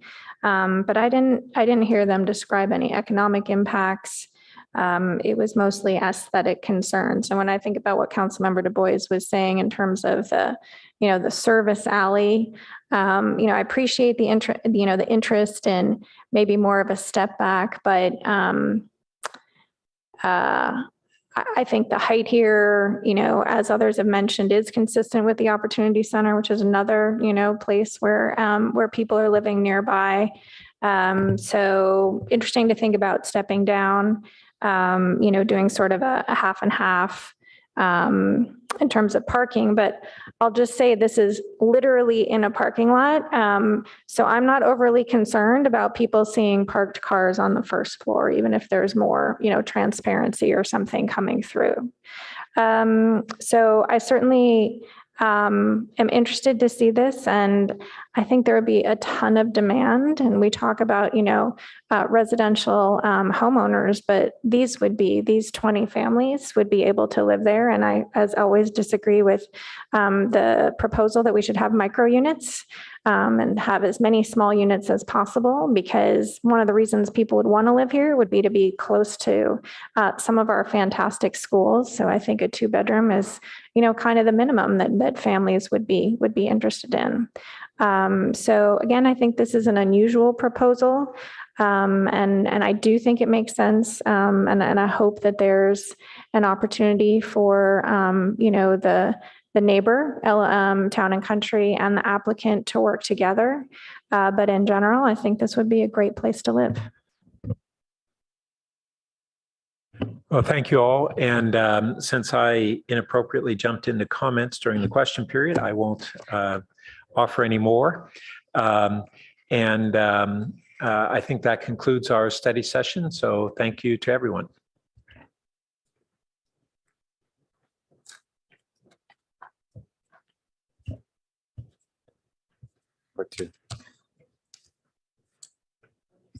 So our next item is another study session. It's item number 5. It's based at 4333 El Camino and 4345 El Camino Real.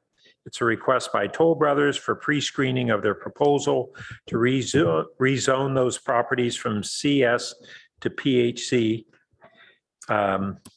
allowing for 12 dwelling units and 55 dwelling units respectively. And I do want to just note for the council and community's awareness that we're roughly an hour behind schedule at this point. Thank you. Okay, Director Late. Yeah, thank you, Mayor. I think you're familiar with the format. So I'm going to introduce Clara who's going to make this presentation. Good evening, council members, Mayor Burt. Clara Raybold, Senior Planner. The project before you tonight is a pre-screening for a proposed residential development located at 4333 and 4345 El Camino Real. And there we go. So just a reminder, pre-screening is required for legislative changes, including rezoning, and they are intended to solicit early feedback and cannot result in any formal action. So please refrain from forming firm opinions, supporting or opposing the project. The conceptual project, this is a pre-screening to two CS zone properties to change them to a planned home zoning in order to allow for construction of 12 units, including 6 townhomes and 6 ADUs on one site at 4333 and 4335 El Camino, which is the north side of Sasano Court, and construction of 55 condominium units in one building at 4345 El Camino Real, which is the south side of Sasano Court. The project would also include a subdivision map for each parcel for condominium subdivisions.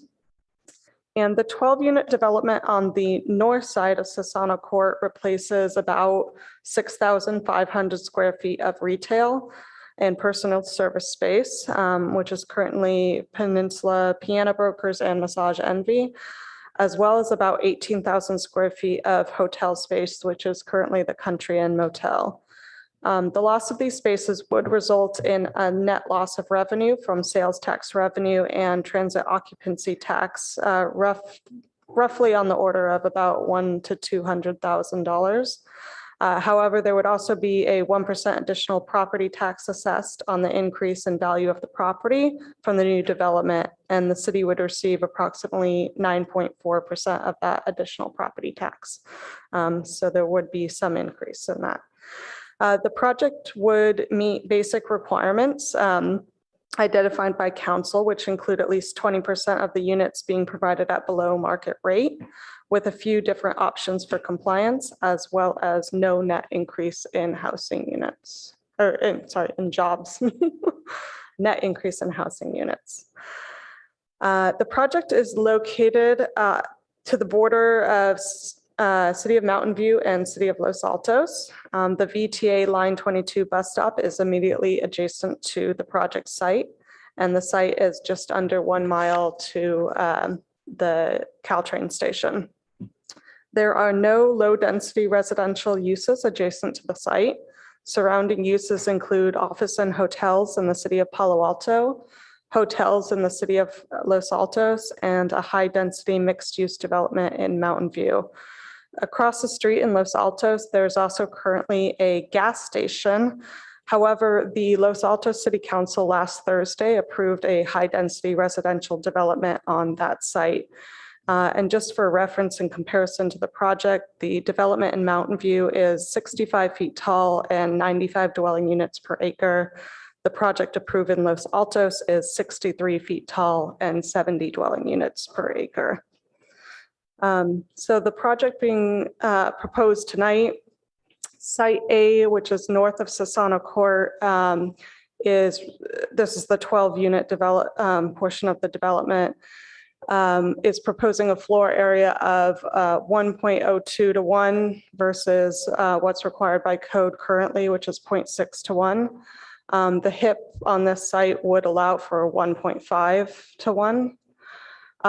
They're also proposing not to replace any retail. Normally, we would require 1,500 square feet of retail to be replaced. And they're also proposing 6 ADUs at the site. Our code currently restricts the number of new ADUs on a multifamily site for a proposed development to 1 new ADU. So they would be proposing 6 on this site.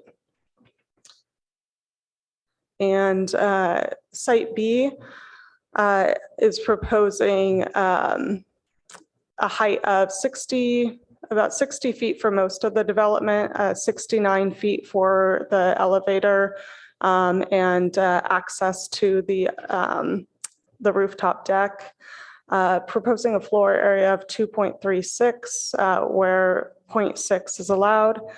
Lot coverage is 67% versus the required 50%. Also not proposing to replace the retail. They're also proposing to remove some of the mature trees along the frontage of El Camino Real and Sasano Court. It's presumed that a number of the trees would be considered protected trees under the city's tree ordinance, which was recently updated. Council has the discretion to allow removal of any tree as part of the planned home zoning, and alternatively to require retention of any of these trees. However, I will note that meeting the build-to-line requirements and providing sidewalks may make it difficult to retain some of these trees. So staff recommends that council conduct a pre-screening and provide informal comments regarding the applicant's request to rezone the properties at 4333 and 4345 El Camino Real from service commercial to planned home zoning. And comments provided during the pre-screening process are not binding on the city or the applicant. And with that, I'll turn it back to you and recommend you hear from the applicant who is here tonight in person. Thank you. So we'll go to the applicant who has up to 10 minutes to speak. Welcome.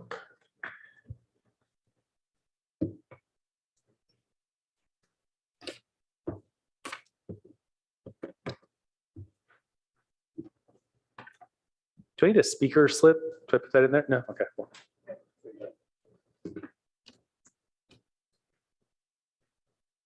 Can you guys hear me okay? Great. All right. Mayor Burt, Vice Mayor Koo, members of the council. My name is Nick Kosla with Toll Brothers. I'm joined here with Ali Sweeney, also with Toll Brothers. Ali runs our acquisitions for Northern California, and I run the land entitlement department. Let's see if I can switch. Did that just switch to a different slide? I have a, that switch? Do you have the presentation? Oh, I see. I'm sorry. It's okay.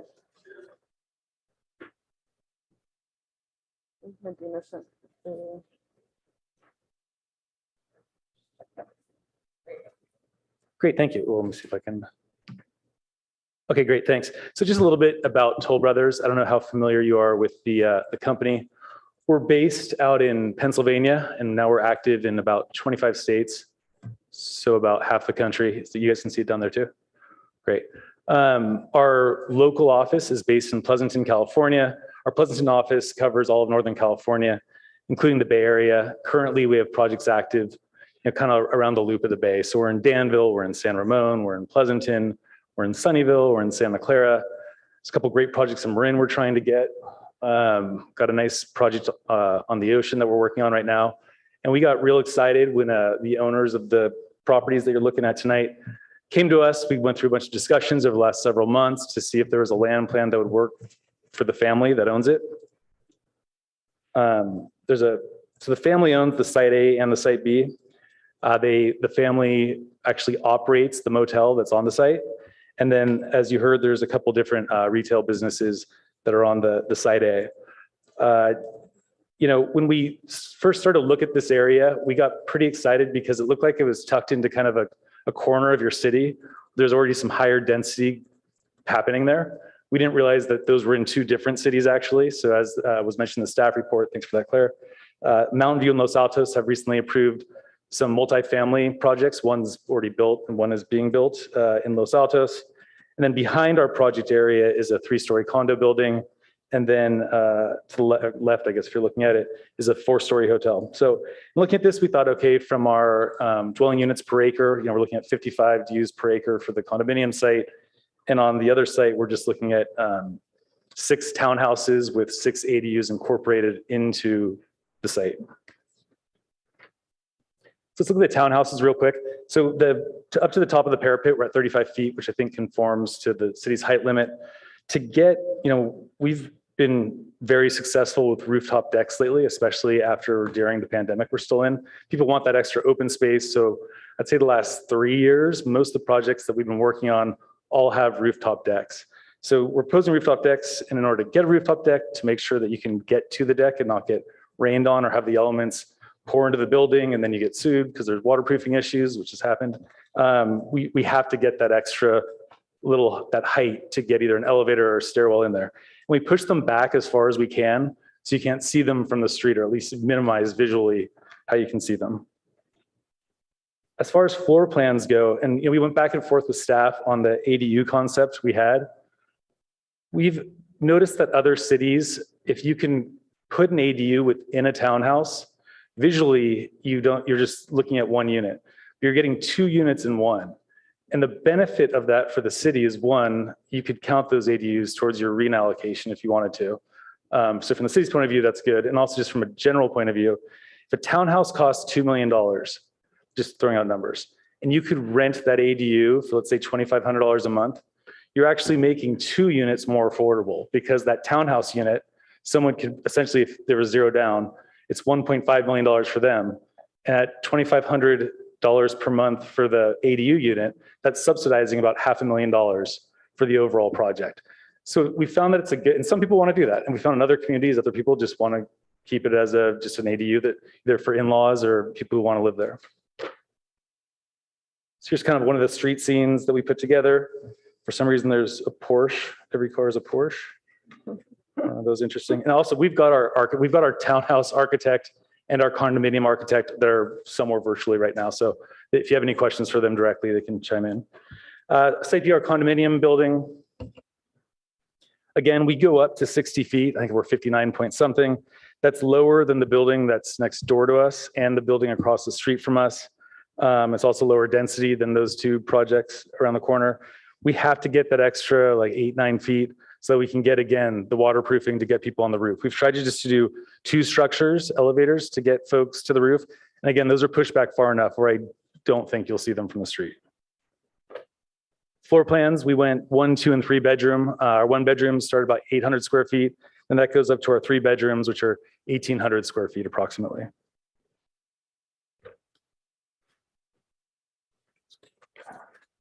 So then here's kind of illustrative of what the site would look like. There's some mention of trees. When they built the motel, they put a bunch of parking lot trees in the parking lot. Those have now grown and they look nice. But the reality is, to build the project, we would need to cut down several trees. We've tried to save as many as we can on that street corner. So those would be existing trees, and we'll be replanting around the site.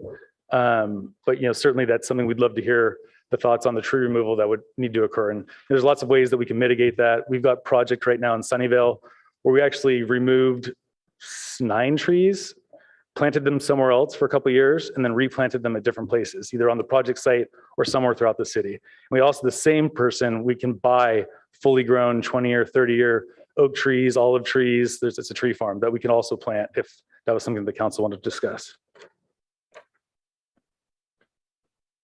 This is our cardinal view. This is kind of the view looking down at the site. You can see the rooftop amenities that we're talking about, the solar panels, some of those waterproof structures. Then also we're proposing a rooftop farm, a little urban farm at the top. And this will be a LEED certified building. A few of us in our office are all Green Point rated. So we'll go through that process as well. It'll be an all electric building. We've got extra, I think there's some talk about, we were overparked on the site. We could certainly put in different electric bicycle storage, or play with some of the extra parking spaces that we've got. The company that we use to do our urban farms is Farmscape. They did the rooftop, they've done Levi Stadium, they've done Giant Stadium, I think they've done Facebook and Google, and they're a fantastic company. We're working with them on a farm in Tracy. It's got orchards and it's got a working farm. Highly successful. I think if you go to a football game at Levi's Stadium, every pickle that you would eat during a football game was grown on site, the cucumbers, and that's the same company that would use. And they're good because they don't just, they build it, they plant it, they build it, and they maintain it. So that's our project. I'd love to hear your feedback. A lot of cities don't do this, and we're really grateful before we go spend another lots of money that we could just hear your thoughts. We're real excited to be in Palo Alto. My father-in-law went to Stanford. Allie's father-in-law lives here right now. So we're out here a bunch, and it's good to finally have a project. Staff's been fantastic to work with. And again, if you have. And so staff is complete now. And Council members, any questions at this time? Yeah, I promise. Question for staff. What is the height of the Hilton in 440 Sasano Court?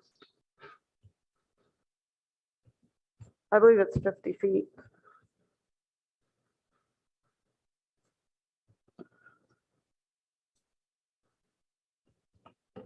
So we think it's 50, but we can take a look at that. Sorry? 50. 50 for the Hilton? For the Hilton?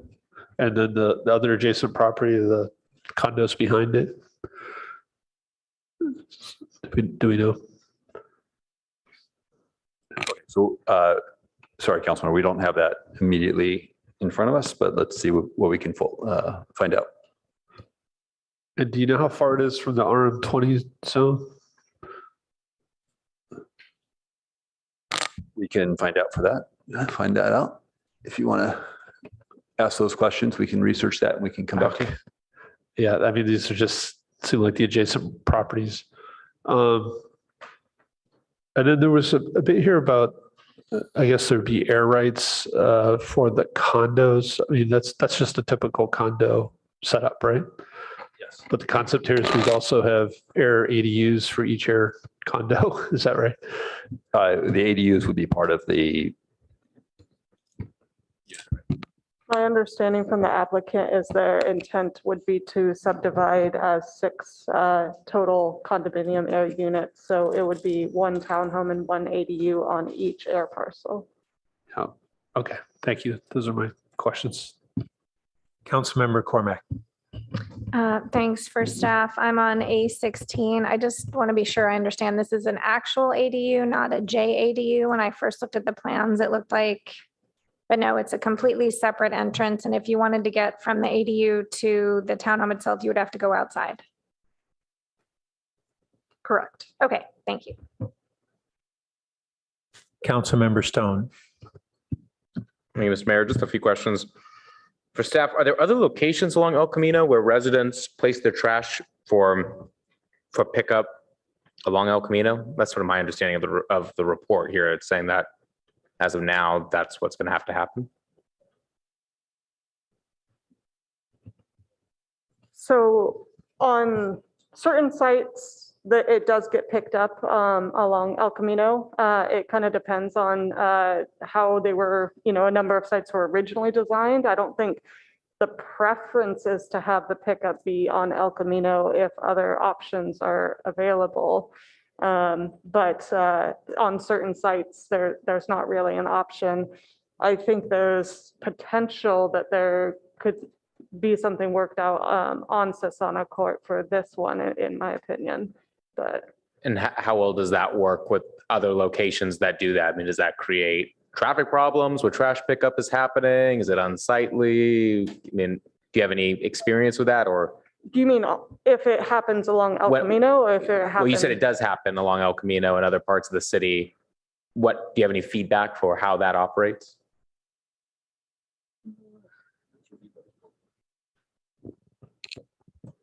Yeah, I don't really. So what we would do, Councilmember, is as part of the formal application process is we have technical staff from different departments. This would be Public Works, where they'd want to understand refuse collection and how that works. Typically, what we see with new development is where it's not typically something that could be easily accommodated on site, and the service providers don't want to go onto the property so much as having the refuse bins available for easy pickup, which usually entails bringing them out to the street or a staging area close to the sidewalk. I don't know the specifics for the particular project, but we would review that, and our city staff would make sure that it was designed in a way that was not as least impactful to vehicular traffic. Also noting that there could be some time of day restrictions on when that gets picked up as we coordinate that with the service provider. Okay, that's helpful, because I'm just concerned. I mean, just thinking about larger cities tend to do that, and it's all, and no one likes that. And so I don't want to see that becoming the trend here. didn't appear, but I just wanted to confirm, are there any loading spaces for like larger vehicles or like Amazon deliveries on site in either site A or site B? No, nothing currently proposed. Okay. And then final question, what would be the height without the rooftop deck? Just over 59 feet, I think it was. Sorry? I think it was just over 59 feet. No, if you did not have the rooftop deck, you would not have to add the. So what's the finished floor elevation? Well, you still have to have the parapet. So take a look at the plans. I don't know if the applicant has that information, but the roof deck itself doesn't add height so much as the elevator run to service the deck. So I don't know if your question is more about the elevator or if it's. What seemed like, at least my understanding of the applicant's presentation, that with that rooftop deck, even the elevator has to be elevated a little more to be able to then have access That's right. on it. So I'm just trying to understand if the rooftop deck is eliminated, what's our height then? Okay, so you could probably reduce the overall building height may change, a minor amount, but where it affects it is on the elevator shaft. Okay, so we're just talking about a few feet. For the elevator shaft to go a little bit further to accommodate exiting onto the rooftop deck. Okay. I just have one question on site A. The applicant has elected to propose the units with ADUs. And my question is, what's the thinking on doing that? Maybe this is more directed toward the applicant versus not having ADUs, but instead use that square footage toward additional units. Please. I think our thinking when we talked to staff early on, I guess there was the site already been looked at for around 6 or 8 units. And so we had thought about doing ADUs just if your next housing element, you wanted some more units. We thought ADUs would help the city get to 12. But for us, we're only doing 6. For us, it doesn't really hurt us. And we thought it was a benefit to the city. But if the city, yeah, go ahead. But instead of an ADU, which would be owned by the owner of the townhome, what if they were simply separate units with separate ownership, whatever size? I don't think we would. So you'd be selling individually like a 420, you'd be selling a micro unit. I don't think we would do that. We wouldn't sell micro units. We just don't do that. And that parcel is proposed to be a 1.02 FAR total, is that correct?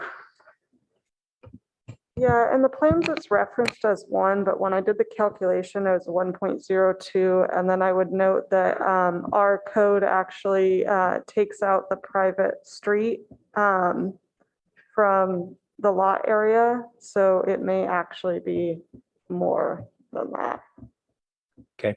Well, I'm still wondering about whether we would be receptive to a bit higher FAR and standalone units. So when we get back, the colleagues, I'm interested in hearing their thoughts on that. Thank you. Great, thank you. Councilmember Tanaka. I would tend to put my signal on. Oh, sorry, had it wrong. Vice Mayor Koo. Thank you. What kind of TOT revenues are we getting from this hotel?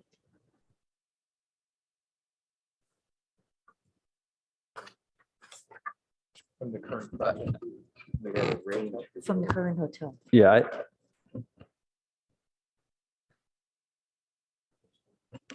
I don't know we have the exact numbers on that. We can see if we can come up with a range looking at our data. Excuse me, I think it's on page 40. Page 40. Thank you. So it says a net loss of somewhere between 100 and 200,000. Thank you, Councilman McCormick.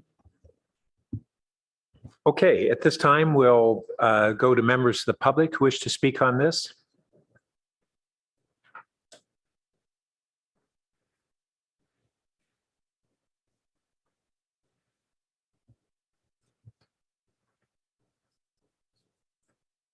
Okay, our first speaker is Bob Moss, to be followed by Aram James. Welcome.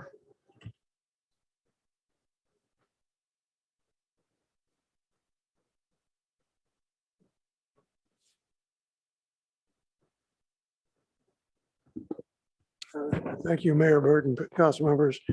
This proposal has an awful lot of problems. The fundamental one is that it violates the El Camino design guidelines, which I'm sure none of you are familiar with. But that requires ground floor retail, and the normal height of the building is 35 feet. Well, with exceptions, it can go to 50 feet, and this wants to go to 60 feet. Secondly, according to the staff report, when they were calculating the FAR, they included the street as part of the property line, part of the lot. So the FAR is not really 2.6. If you eliminate the street and use the legal requirement for what the lot size is, it's well over 3. Another problem I find with it is we're taking out what I consider useful businesses. It's it's important to recognize that the motel and the retail that would be replaced, when he was city manager, Jim Keen made a presentation to the city council and pointed out that every residential unit costs the city more than $2,800 a year more for services than it brings in taxes. By now, with the increase in cost and the cost of living, that negative cost for residential is about $3,500. So building this project would have a net cost to the city between losing the income from the existing retail and the increase in cost from the residential, about $350,000 a year. So there's an expense to approving this. The project should be scaled back. It should meet the 55 height limit. It should meet the 0.6 FAR. It should have adequate on-site parking, and it should have landscaping. One of the things it ignores is the fact that the El Camino design guidelines ask for expensive landscaping, especially trees, for any new development along El Camino. And this takes out some of the existing trees and doesn't put in enough new landscaping and trees.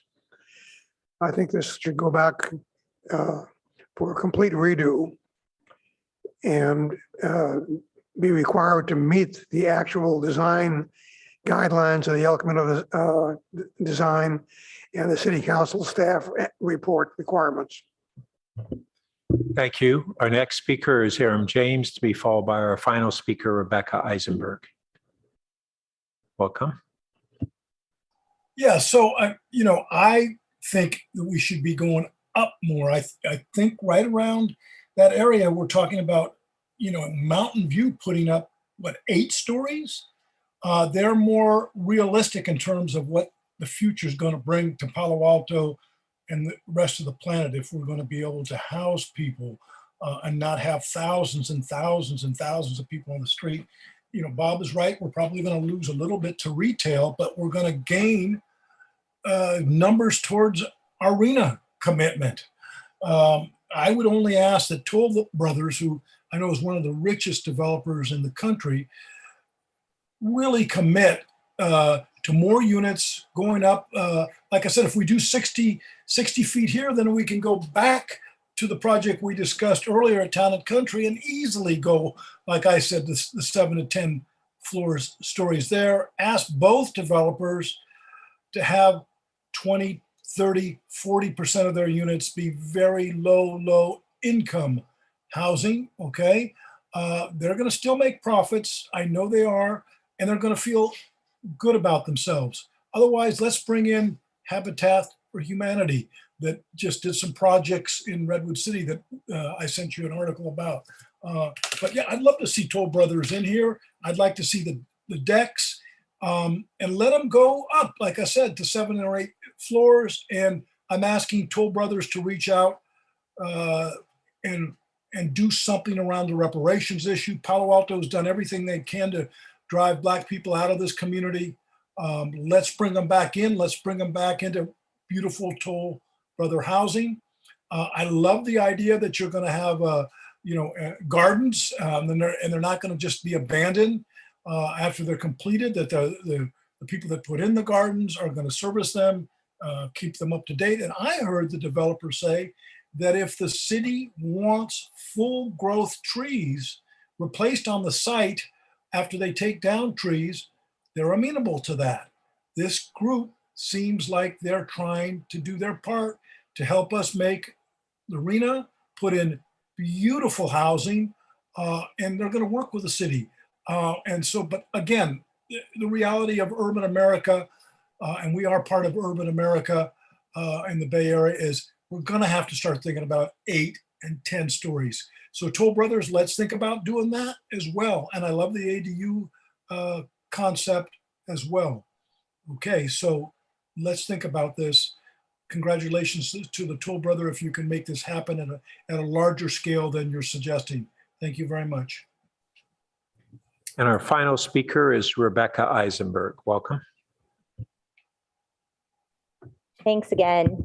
I think you know what I'm going to say. I'm going to say that this is housing and that we really need housing and that we need housing up and down the economic scale, different sizes and purchasing versus renting. We really need housing. Housing will add to the quality of our life. It'll add to the consistency and stability of our neighborhoods. It will help our public schools deal with their declining enrollment. Wouldn't it be nice to have more families again in Palo Alto? I think it would. Now, is this maybe a development that some of us wouldn't want to live in?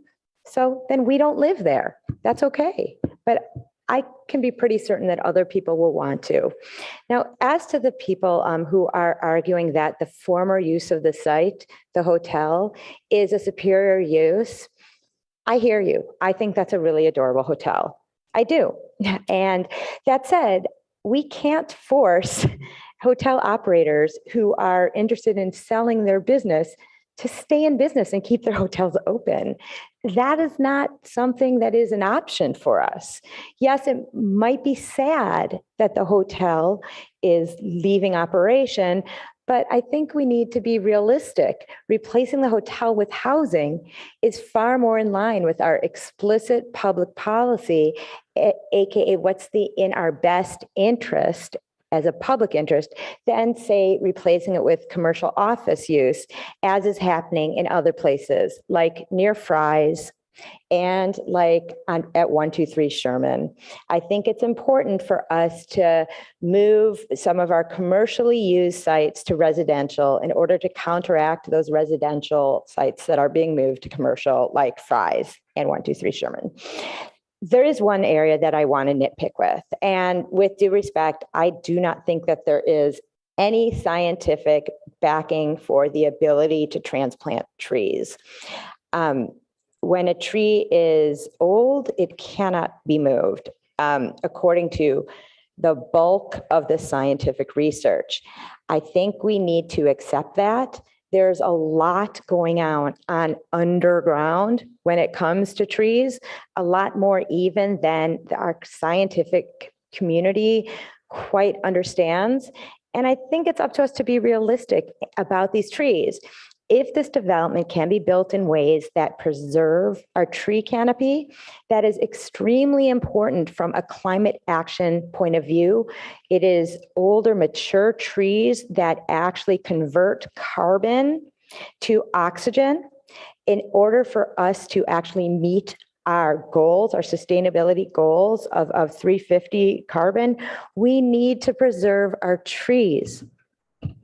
That's all I have to say. Thank you. Thank you. So we'll now return to the council for any comments. Councilmember Cormack. Thank you, Mayor Burt. Let me start with what I like about it. I like that it's all electric. I actually think the way that the applicant described the ADU, making it more affordable for someone to buy because there would be rental income, means that I think it would be then homeownership that's available to a different group. So I actually think that's creative and interesting. And I do think that the height of the second building is relatively in context with the adjacent building and the one that's proposed across the street. So I don't have a huge issue with those. A few things. The two projects seem quite separate. So it may be, I don't know, does it make sense for us to be considering them together? I don't even know this question. I'm just going to say that they seem separable. So it would not surprise me if at some point one comes back and not the other. I understand that the family selling them is the same. Sorry, Ms. Rabel, did you have something you wanted to add on that? Okay, great. I don't think with the length of the building B, the larger one, site 2, whichever it is, I think the absence of retail is problematic on 2 levels. One, it's 55 units. 2, it's, the El Camino frontage. So I do think something there that would be an amenity for the people who are living there, potentially even the people in the the condos behind that on Cesano would be useful. I agree with, I think where Councilmember Stone was probably headed about loading spaces. You got to have some place for these people to, to arrive and depart, whether it's on, in an Uber or having Amazon deliver something. But in general, I'm supportive of this. I think, colleagues, we should contemplate as we go through these, the rapid pace, how we work with the school district. And that's on us, to do a good job communicating. Where there might be increased demand. Thank you. Councilmember Stone. Thank you, Mr. Mayor. I think there's a lot of good here and some concerns as well. One, I think the location is a really good location for housing on El Camino, near major bus stops, a mile to San Antonio Caltrain, close to retail and parks. On the retail point, do agree with Councilmember Cormack. I think it's a missed opportunity, and the applicant is asking for a lot of variances and exceptions here. I could be fine with no retail on site A, but site B, that's a lot of people that are going to be living there. And it's a good opportunity. There's going to be so many people living in the area from Mountain View, Los Altos, and Palo Alto as well.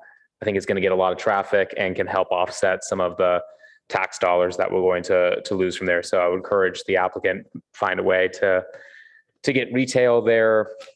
I'm also generally fine with the height and the massing here. I think it's within the context of surrounding buildings. If this was in another part of the city, I think it would be closer to a non-starter, but given that it is shorter than not as tall as the Mountain View building, and can't remember quite the context of the Los Altos building that was just approved. About the same, right?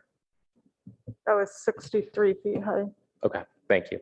So I think the context there is fine. I'd like to see a little more maybe modeling of what I know the applicant was saying, that the rooftop deck is going to be pushed back a bit so it's not as visible. I'd like to maybe see some modeling to really be able to prove that. On the tree issue, that is a major concern for me. I was glad to hear the applicant express interest in getting creative on how we can preserve these trees. I agree with Ms. Eisenberg, though, removing them and replanting them. I mean, I've never seen that work. If you've got studies to show otherwise, that'd be interesting. But any way that we can preserve those the best we can, because that's going to be an ongoing concern for me.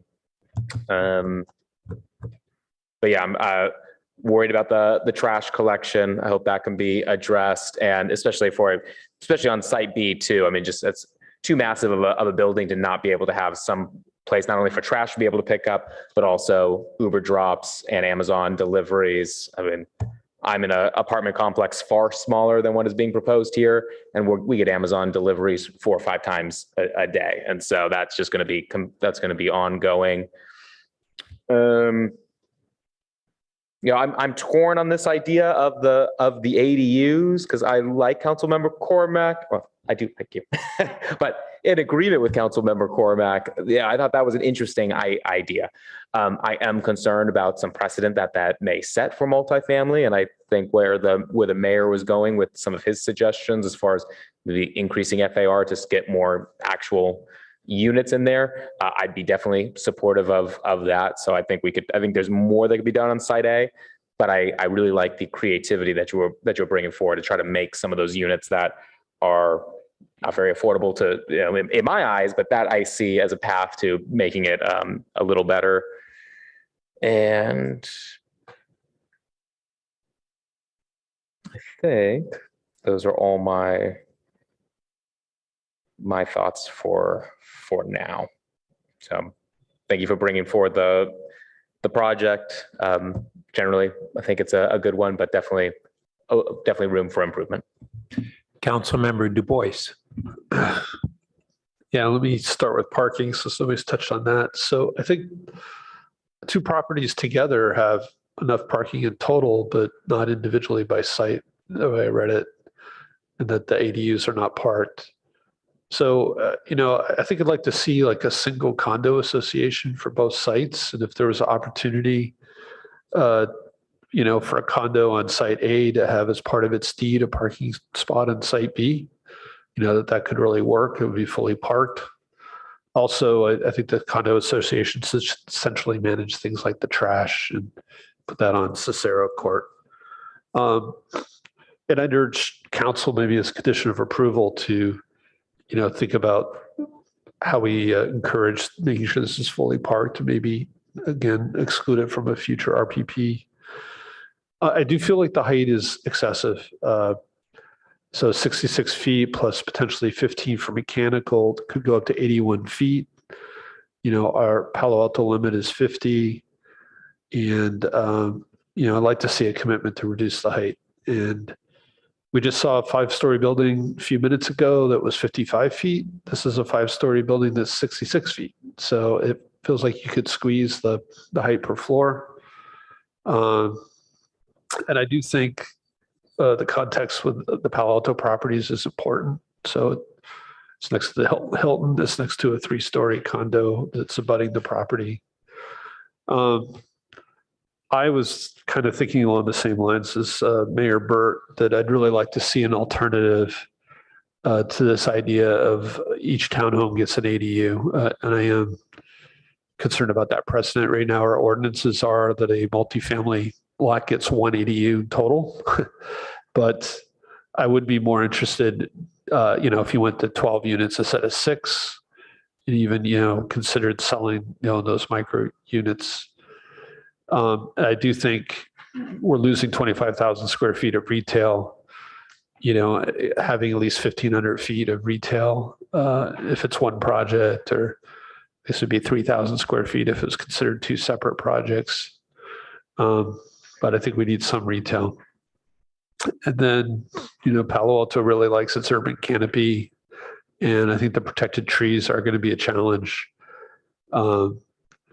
If there's any way for the design to respect those trees, and, if you replace them with large trees, just making sure those large trees will be able to survive and have enough space. And so to just summarize my points, I think consider combining the 2 sites into a single condo association, look at maybe dropping the ADUs, but adding more units. I think being specific on the BMR units is always helpful, which I guess you'll need to do when you come back. And, and then finally, I guess I'd say to staff, it's really nice to see what the adjacent Palo Alto properties are in terms of height, and part of the analysis. So, thanks. Vice Mayor Koo. Thank you. The tree removal is going to be a non-starter for me. South Palo Alto already has a huge deficit of a green canopy. And then with our SCAP, removing mature trees, which has higher and greater ability for carbon sequestration, it just doesn't fit with our SCAP. The other matter is also, without an analysis on seeing what the loss in revenue is for our potential loss of revenue for our TOT is another concern. The height, as Councilmember Du Bois had mentioned, is another matter. Yes, there are other buildings there that are 4 stories and so forth. But I don't think that it needs to go so high at all.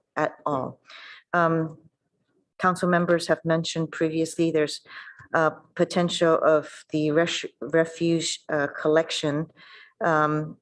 Getting onto El Camino Real is going to be a big problem. Least we need to do right now is to cause further circulation problems. Sisano Court is also a court, so it ends, it does not have exit out except to come back out on the same street. It dead ends. And so I can just see people driving around in there when it's not necessary. And one side of the street is actually closed. There's no parking on it. It's not a big street. It's actually pretty narrow. So, yeah, I think that also in that part of town, I am trying to think of parks over there. I can see one site being developed, but I could see the other site being a park, just so that there's more open space out in this area. Yeah, so it's something difficult to kind of work with and to wrap my mind around. But thank you for bringing it forward. Councilmember Philseth. I think it's fine. Okay. So a couple of things. On the height, I did double check and it's 59 feet 8 inches to the top of the parapet, 66 feet 8 inches to the top of the stairs and rooftop trellis. So the building itself is 59.8.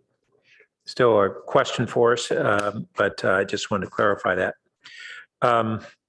Mr. Moss had asserted that the street was included in lot size for purposes of calculating the FAR. Is that correct? That would be Chisano, I think, is the name of the street.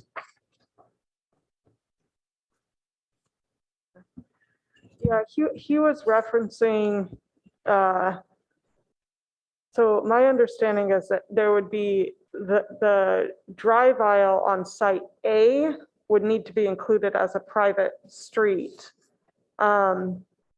because of the way it's servicing more than one, more than 4 units. But on site B, given the design, I don't think we would consider that access to the garage a private street.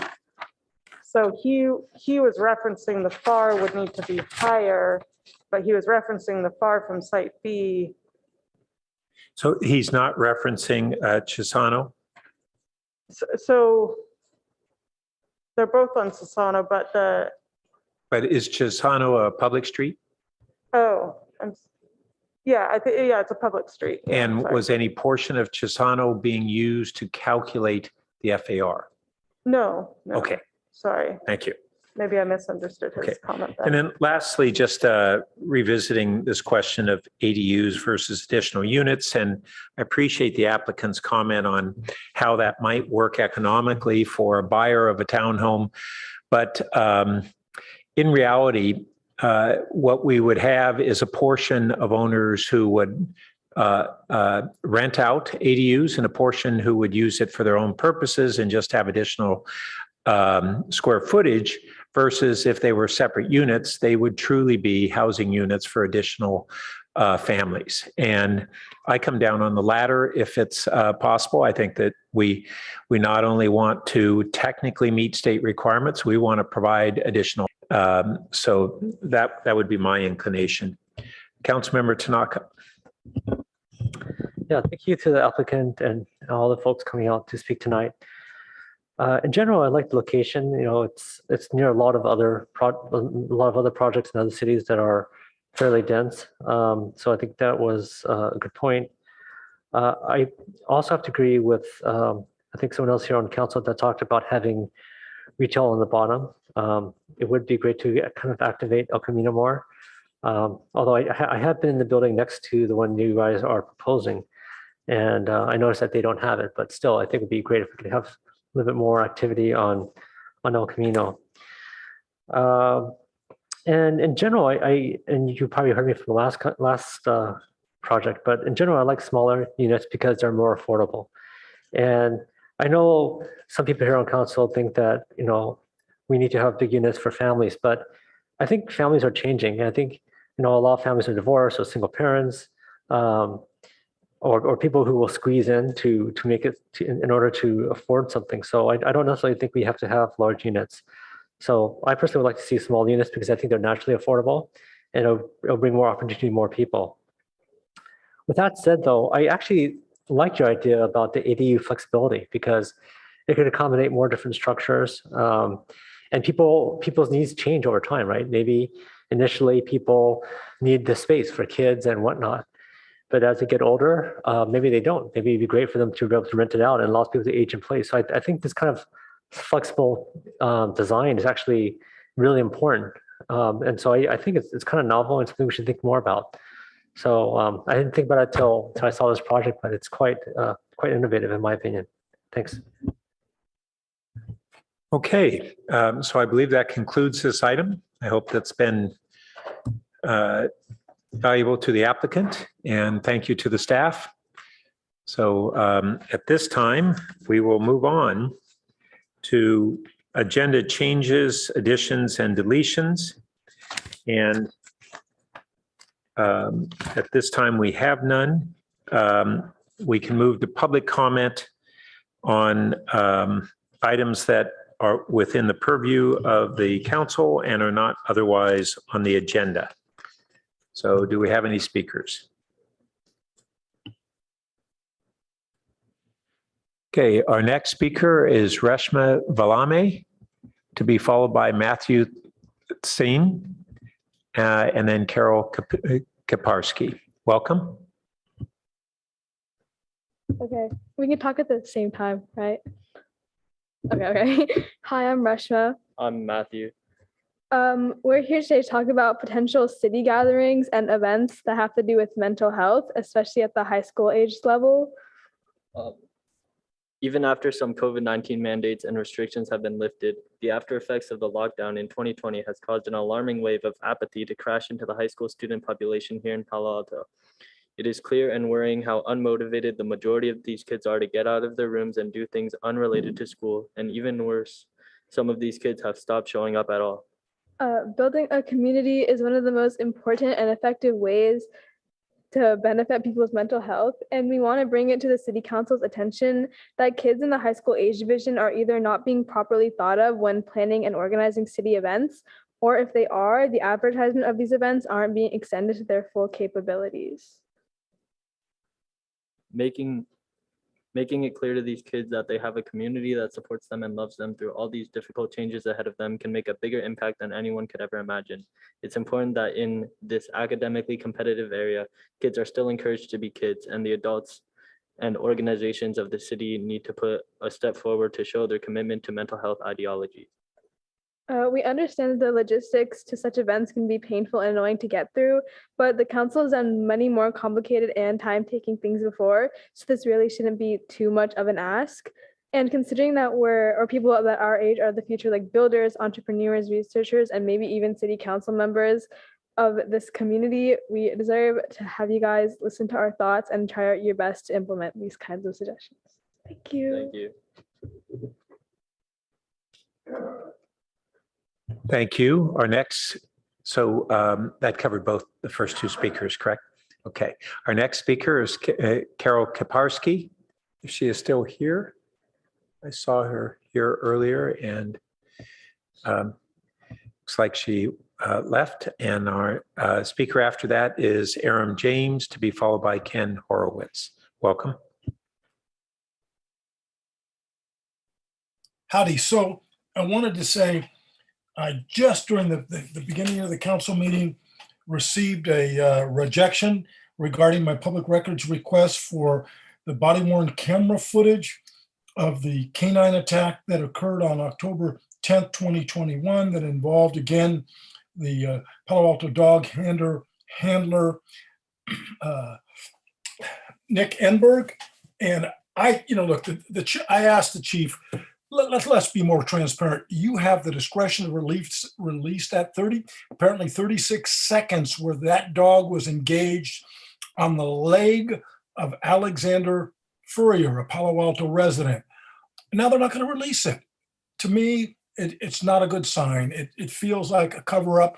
It's, like the dog bite case that we had to fight for on the Joel Leo case, and the Gustavo Alvarez case, where it was only because of the home surveillance tape that we ever found out that Wayne Benitez was apparently lying to the city, and other officers stood by without intervening. So I don't know what's going on, but I hope to talk with the new police chief, who I respect a lot. I've talked with many times, but I'm shocked by their unwillingness to release the tape. On another subject, I had a great discussion with Greg Tanaka and his staff last night on tasers. I think when we have more of an opportunity to talk, you'll see that we're averaging about 2.5 taser deployments during the entire time we've had them since 2007. I know Mayor Burt, you were around at that time. You came to some of the taser task force sessions. But in any event, I'm looking at page 6 of the Law Enforcement State Agency Military Equipment Funding Acquisition, AB 481. And there, there's a requirement that the city give the total annual cost for each type of military equipment, including acquisition, personnel, training, transportation, maintenance, storage, upgrade, etc. I'm asking for the cost, just the bottom line cost. I don't want the invoices, etc., because I can't go through all of those. I don't have a team. Of the cost of tasers, the same elements that are laid out here in the AB 481 in terms of the full range of costs for having tasers each year for the last 5 years, so that we can get an idea of whether it's worth keeping tasers in the city or whether we should shelve them, and what kind of savings would occur as a result of that. Okay, so that's it. Again, I'm going to reach out to Andrew Binder. I'm stunned and shocked and upset that you won't release the canine tapes in the Alexander Furrier case. Thank you. Thank you. Our next speaker is Ken Horowitz, to be followed by Rebecca Eisenberg, and our final speaker will be Julia Zeitlin. Welcome. Welcome. Good evening.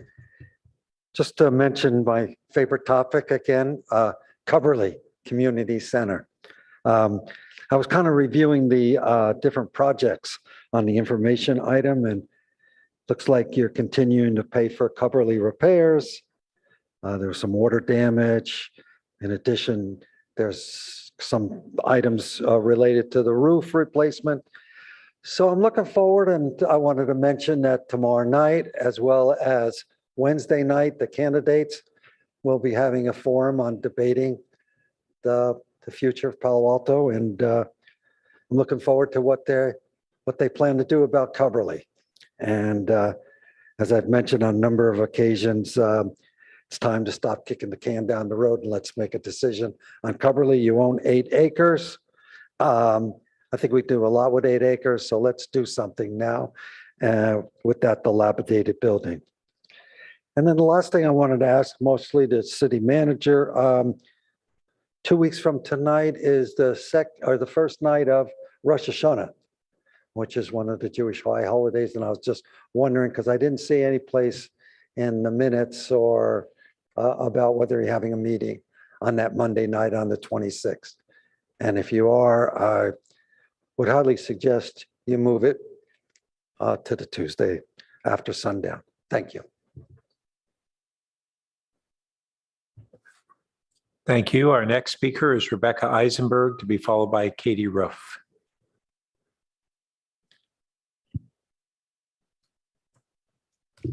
First, I want to thank the two previous speakers, Mr. James and Mr. Horowitz, for bringing up such important and valid points. And I'm grateful to them. I'm really grateful in general for our community. So it's pretty awesome.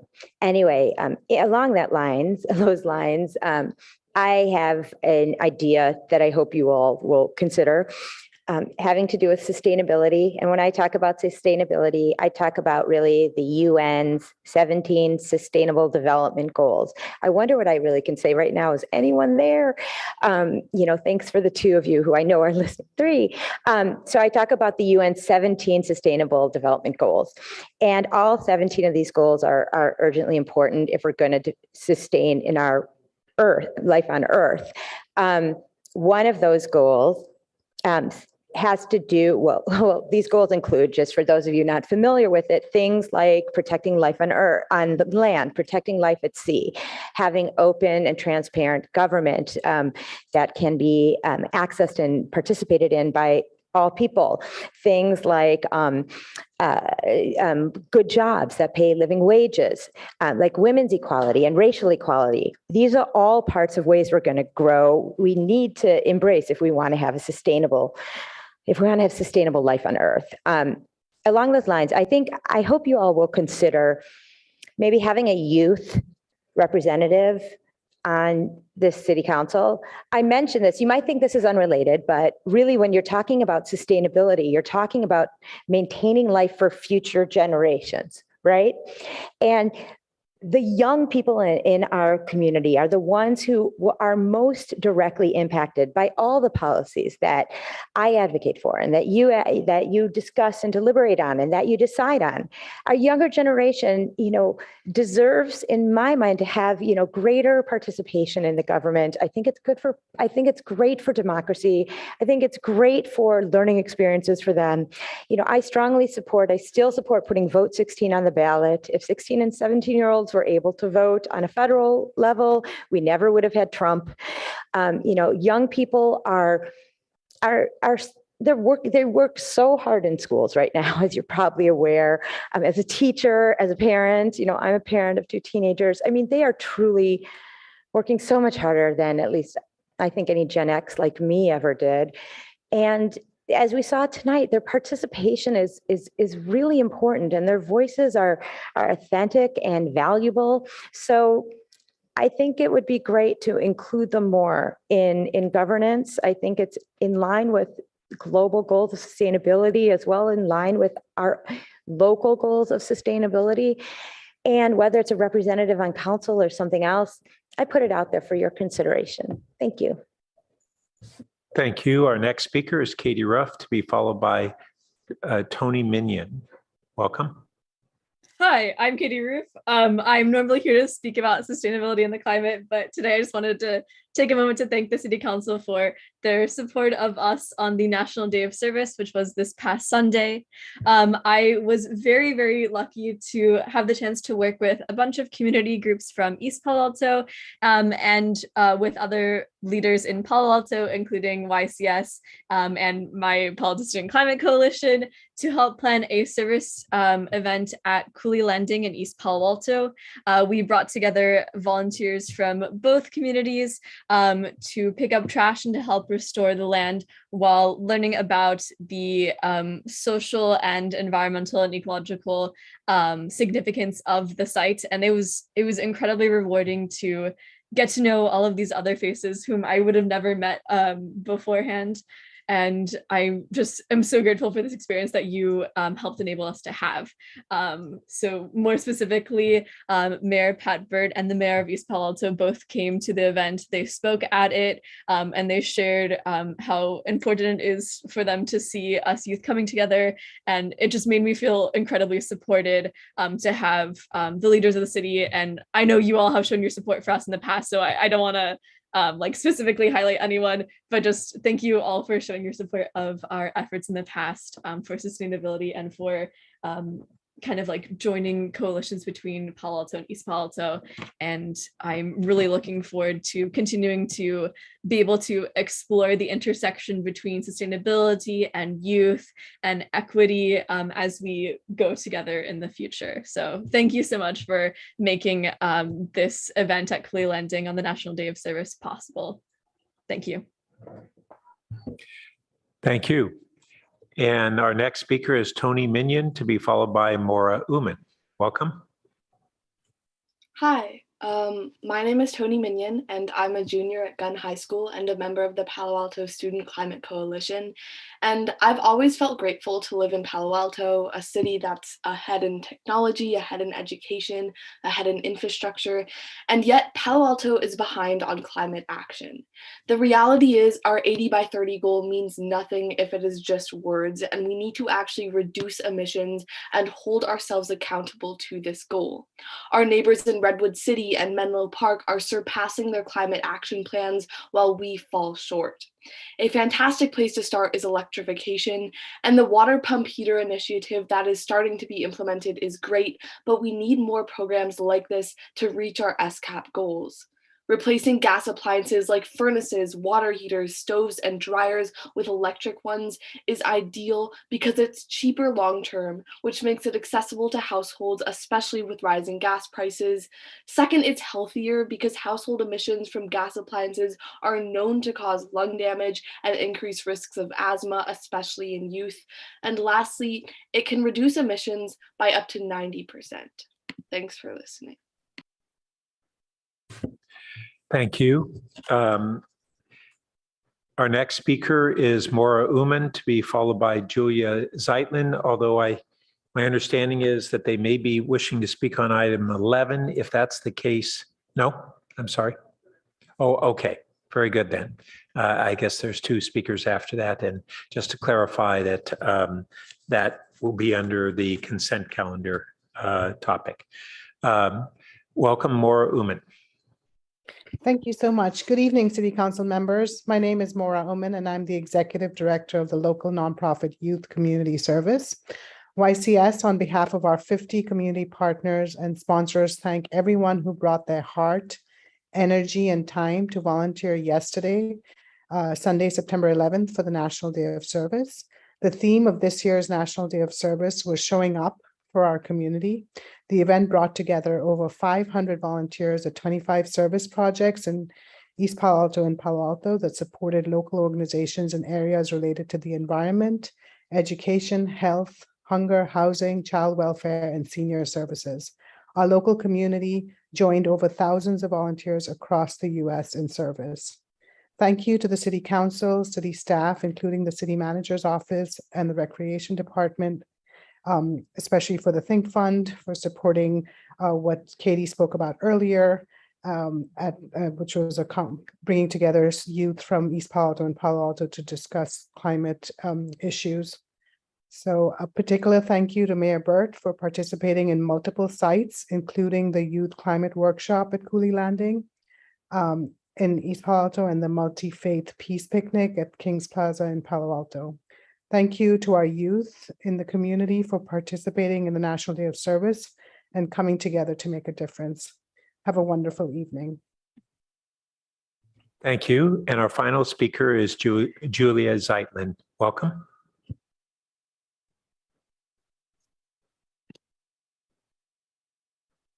Good evening, council members. I hope you are doing well. I'm Julia Zeitlin and the co-founder of the Palo Alto Student Climate Coalition, or PASC, speaking here from Tony's team. I wanted to take a moment to bring your attention to a glaring environmental and public health issue facing our community. Gas stoves. Not only do gas stoves bring harm to our climate by emitting fossil fuels like methane, but they are harmful to the health of our families and especially young children. According to a recent NPR article, burning gas emits pollutants that can cause or worsen respiratory illnesses. The article goes on to say the most common pollutants from gas stoves are nitrogen dioxide, carbon monoxide, and formaldehyde. Nitrogen dioxide, a pollutant from gas stoves, poses a serious health risk that residents should be aware of. The Environmental Protection Agency considers NO2 a toxic gas. Furthermore, according to the EPA, Low levels of NO2 exposure may cause increased bronchial reactivity in some asthmatics, decreased lung function in patients with chronic obstructive pulmonary disease, and increased risk of respiratory infections, especially in young children. According to research cited in the NPR, kids who live in a home with a gas stove have about a 20% increased risk of developing respiratory illness. As we begin transitioning our city away from fossil fuels, we need to keep in mind the many problems that gas stoves pose to our homes and larger environment. Even though encouraging homeowners to electrify their gas stoves is controversial and sparks angry responses from some residents, we should not let this expected backlash prevent us from addressing the full scope of this crisis and delaying the implementation of programs that help support residents electrify gas stoves. We urge you to acknowledge the challenge ahead, but commit to investing in any way we can to reduce our emissions so we can achieve 80 by 30. Thank you. Thank you. And that concludes our oral communications. So we will now go to the consent calendar. And Councilmember Stone. I'd like to pull item 11. Okay. And Councilmember Cormack. I'd like to register a no vote on item 9.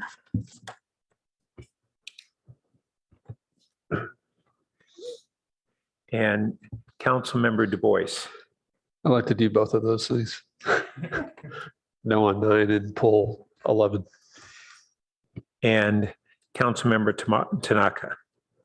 No on 7 and also pull 11. What was the second thing you said? I'll support the pulling of 11. Okay. So on that note, item number 11 will be pulled, and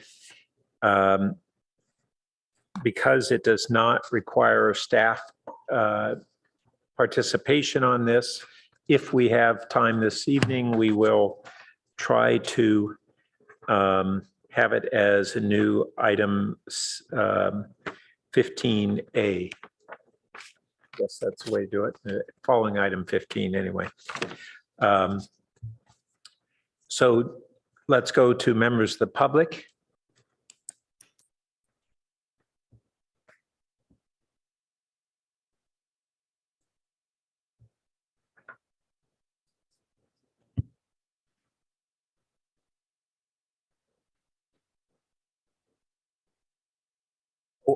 Members of the public, yeah.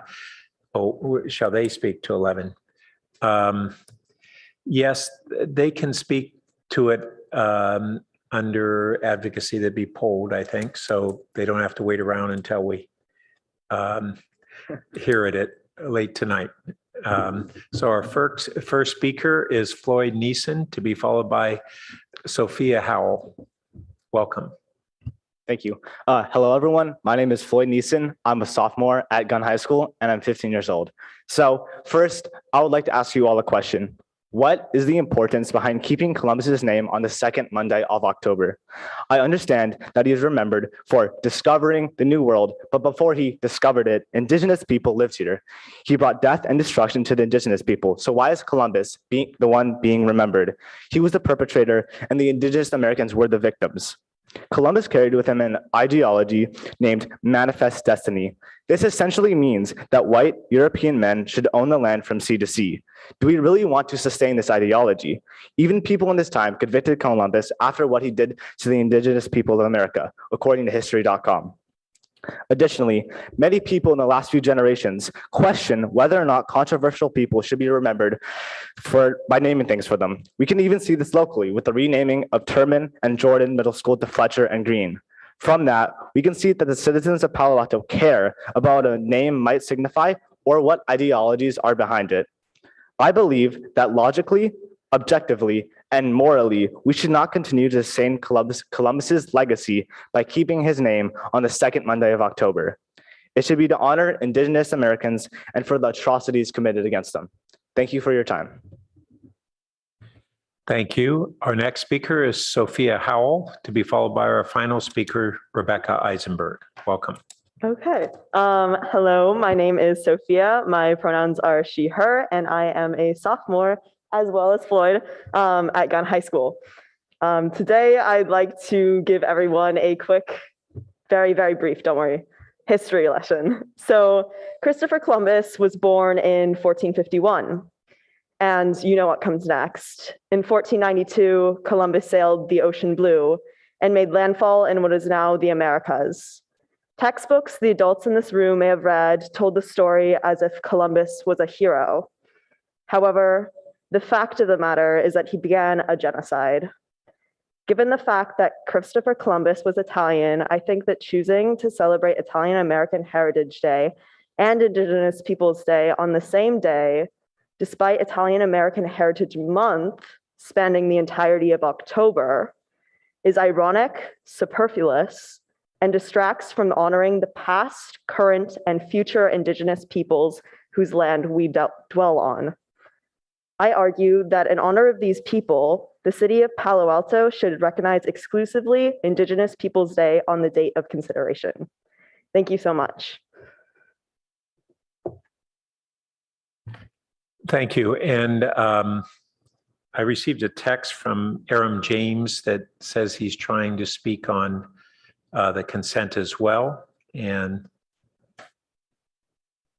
so, Mr. James, you're welcome to speak after Ms. Eisenberg.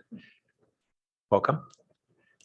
Thanks. I definitely, proving my point I made earlier about the need to involve our youth more, I would like to thank the comments made by the two young people who spoke previously and again, demonstrate what a wonderful city we live in, that the young people receive such great education and can speak so articulately about these important matters. I also agree with them wholeheartedly. In my mind, calling Indigenous Day also Columbus Day makes about as much sense to me as calling July 4th both Independence Day and Taxation Without Representation Day. We cannot celebrate both concurrently as a matter of logic, and I don't think we should attempt to celebrate both concurrently as a matter of social justice. And if you're not with me and Ms. Howell and Mr. Neeson, sorry, my eyesight, before me on this issue as a matter on the ethics and justice issue, perhaps you could join with me on the logic issue instead, that you just can't celebrate both at the same time. And I don't think we should. So thank you for your consideration. And on to Mr. James. Thank you. And our final speaker is Aram James. Welcome.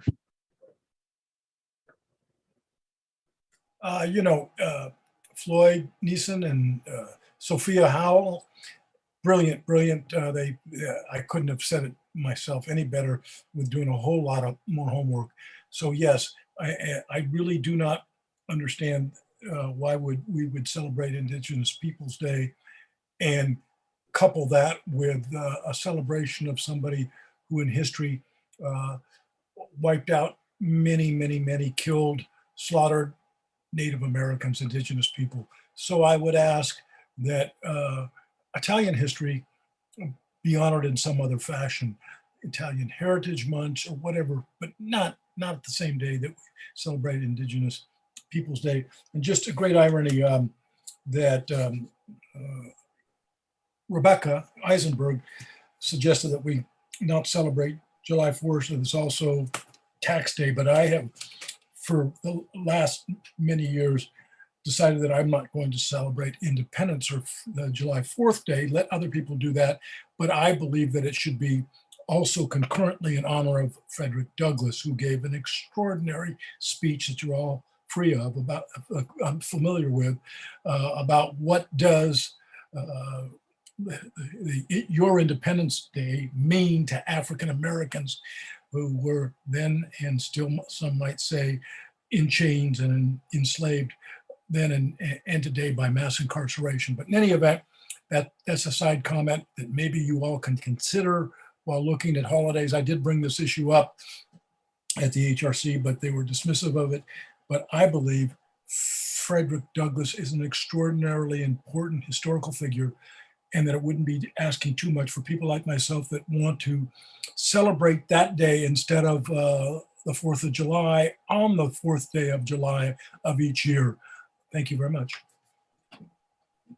Thank you. That concludes our public comments. So we will now return to the council to vote on the consent calendar with council members Cormack and Du Bois registering no votes on item 9 and item number 11 having been pulled. So would the clerk please call the roll? Actually, Mayor. Oh, I'm sorry. I'll move the consent calendar. Also, I voted no on, so where was it? 7.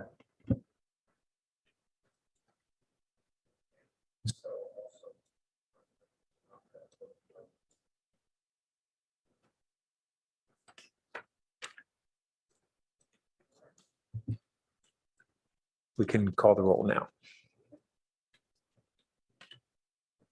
Councilmember Stone, Yes. Councilmember Cormack, Yes. Councilmember Tanaka, Yes. Vice Mayor Ku, Yes. Mayor Burt, Yes. Councilmember Du Bois, Yes. Councilmember Philsett. Yes. Okay, motion carries unanimously on 6, 8, 10, 12, 13, 6-1 on item 7, and 5-2 on item 9. Thank you. All right, rolling right along. We'll go to the city manager comments. Oh, pardon me? Councilmember comments. You're right. Sorry. So folks, you have the option to speak on your no votes. Councilmember Cormack? Still can't make the findings. Okay. Councilmember Du Bois? Yeah, same. I just no longer think we're in an emergency. And Councilmember Tanaka? Yeah, I voted no on 7 because if you look at it, the contract goes, it's basically $1 million extra. It goes from about 5-something million to 6.6 million. So it's a substantial amount of money. It's an 18% increase, which is way beyond the rate of inflation. It also takes money away from our budget stabilization reserve, which is really meant for emergencies. And this doesn't seem to be an emergency. And I think it's really important for us to stay within budget. There's a lot that we like to do, but we don't necessarily have money for everything. And unless we start saying no to some things versus just increasing the amount that we spend on it, I think we're going to have continual problems, right? We could maybe go back to the community again for taxes, but at some point, people are going to say enough is enough. And I think it's really important that we hold the line. I understand why we're doing this. It's explained in the staff report, but to me, I think we set aside a certain amount of budget for everything, and we need to stick to it versus routinely going past it. So I just can't support this, and I hope in the future people will think more carefully. Okay, that concludes the consent calendar. And now, Mr. City Manager, your comments. Thank you, Mayor, members of the council. If I could get the city clerk's assistance with the slides. All right, let's go to the next slide, please. All right, just a few things in light of the hour. I'll just go ahead and breeze through this quickly with our COVID update. I think the key point here is the availability of the bivalent booster. I have heard that getting appointments can be difficult, but nonetheless, a few options here, either through your medical provider or through the county's scfreevax.org. Let's see. There is a note to isolation guidance here on the last bullet of this sheet. The CDC has provided a way to plug in your circumstances, and it can give you, it provides a tool to give you some guidance on isolation. The web address is a little daunting here, so we are making sure that this information is available on the city's homepage and our pandemic links. Next slide, please. Also, really want to spend a moment here acknowledging the significance of recent power outages that we've had here in town.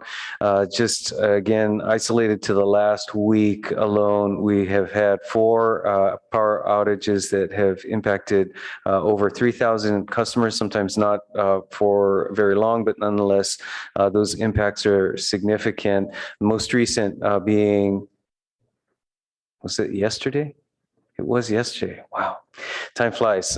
With a car striking the off-ramp from northbound 101 to Embarcadero Road, which again, initially, as it hit a pole, took out power for 3,000, but within customers that were impacted through the remainder of the day. Again, appreciate the community's patience in working through those issues, while again, each one has had their unique circumstances cumulatively, certainly a concern, and in particular regarding our communications.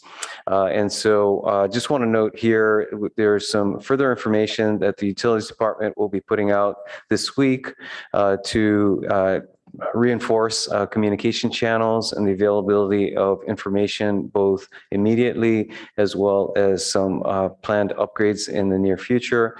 Want to note here that we do use Twitter as a primary means of providing information, as well as the city's webpage here, cityofpaloalto.org/outage-info. Also available through our Nixle alerts, which the police department takes primarily responsibility for. Again, additional information will be forthcoming. Next slide, please. Also want to note, in interest of ongoing communication, that actually a little more than a week ago, I believe we put through the city's Medium account a blog on additional information, including some perspectives from the council's ad hoc committee related to the 340 Portage Avenue site and the work that has led to the steps taken recently through the council and steps looking forward. This is available at a shortened address here, bit.ly. bit.ly/Portage blog, also available through the city's homepage under news. Next slide, please. And also an upcoming item here this coming Sunday for those who are attending the California Avenue Farmers Market. You will see the latest of small workshops, small events that are ongoing. This one titled Small Gestures, where we'll have an artist having a pop-up workshop at the Farmers Market, part of our ongoing Art Lift program. Next slide, please.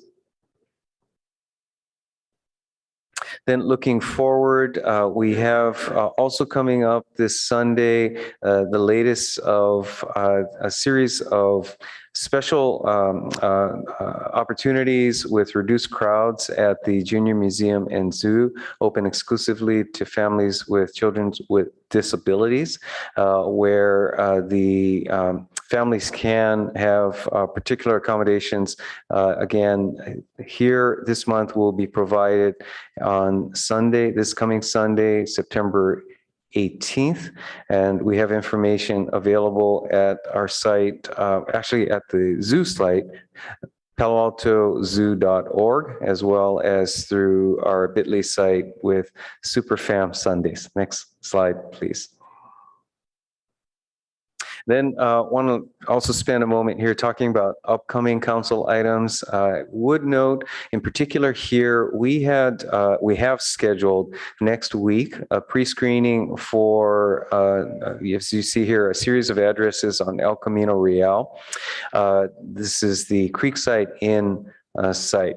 Now, given the clear community interest in this item, this will be deferred, so it will not be heard next week on the 19th, so that the council can have sufficient time devoted to the planned joint study session with the Palo Alto Utilities Advisory Commission regarding fiber to the premises.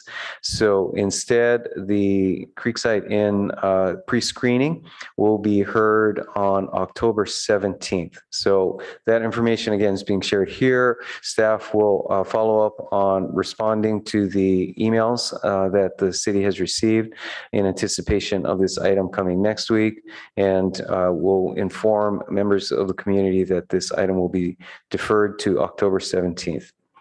Then following next week, week after next, we will have much of your time dedicated to the Sustainability and Climate Action Plan.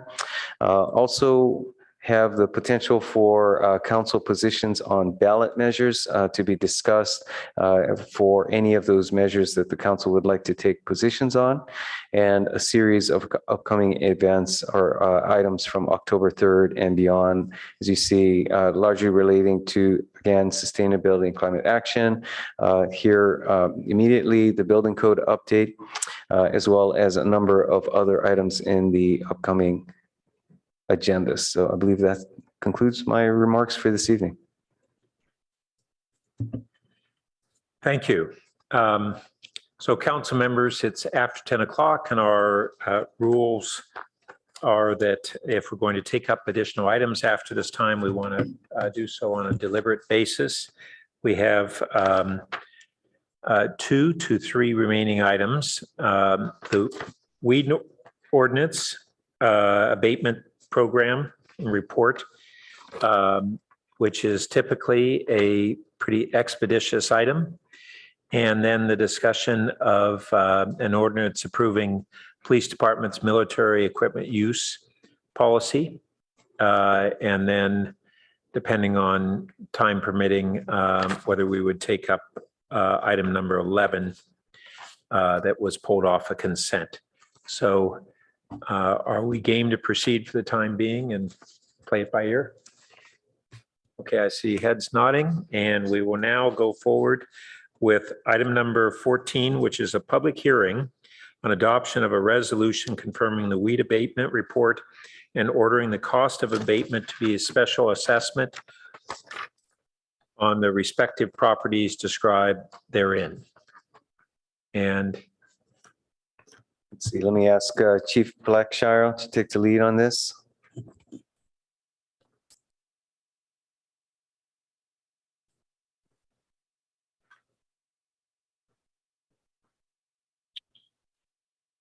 Okay, good evening, council members. Geo Blackshire, Fire Chief of the Palo Alto Fire Department. And we are here for the action item and a public hearing for the adoption of the resolution confirming the weed abatement report and ordering the cost of abatement to be a special assessment on the respective properties described therein. At this point in the process, we have a contract with the county who runs the weed abatement program. And we have a contract with them, and it's a process where they do an assessment.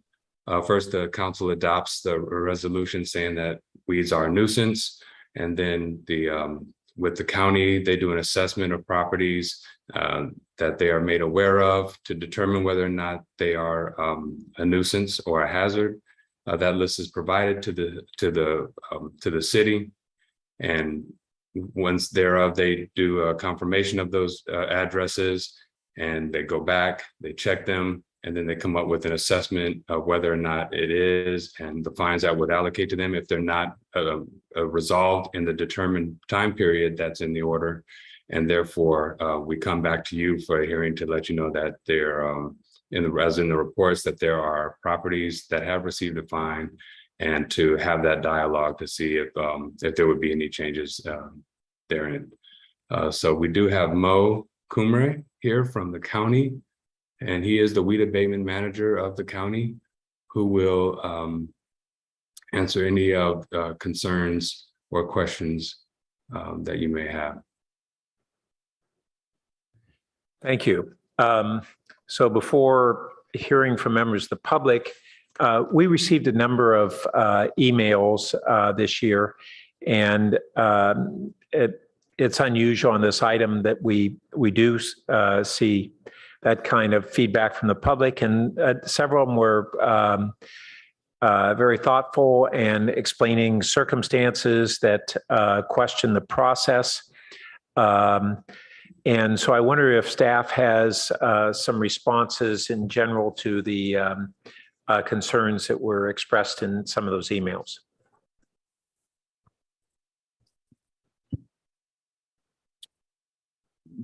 Mo, would you like to take the lead on this, or I can start the dialogue and you could take it from there? I think you should start the dialogue. I don't know that I've seen all of those emails. Okay, so we have received several emails, and some I have seen that Mo had conversations with, and some we had emails directly with the residents. And many of the concerns were whether they're related to a hazard specifically. There were concerns with the time frame that they received the notice of fines, and there were questions about the process that they were not clearly described in the memos that were made public, either through council meetings and through the media as ordered. And what we found that in some cases there was well, typically there's a commencement report and then an assessment report. And in 21, we did not receive, or we did not have, in the case that the notices are given, I think there's I won't say necessarily a misunderstanding, but a timeline that doesn't reflect when the fines were applied and now. So it comes across as if the fines are, I guess, for lack of a better term, a late fee, because we did not have this hearing last year. So I would like, Mo, if you can kind of give a better clarification on the timeline and how last year's events are impacting this year's hearing, and what the residents have concerns over. Certainly. Last year, the City Council had a commencement hearing, declared weeds, brush, rubbish public nuisance, and authorized my department to inspect and to correct any properties in which the property owners failed to meet the compliance standards.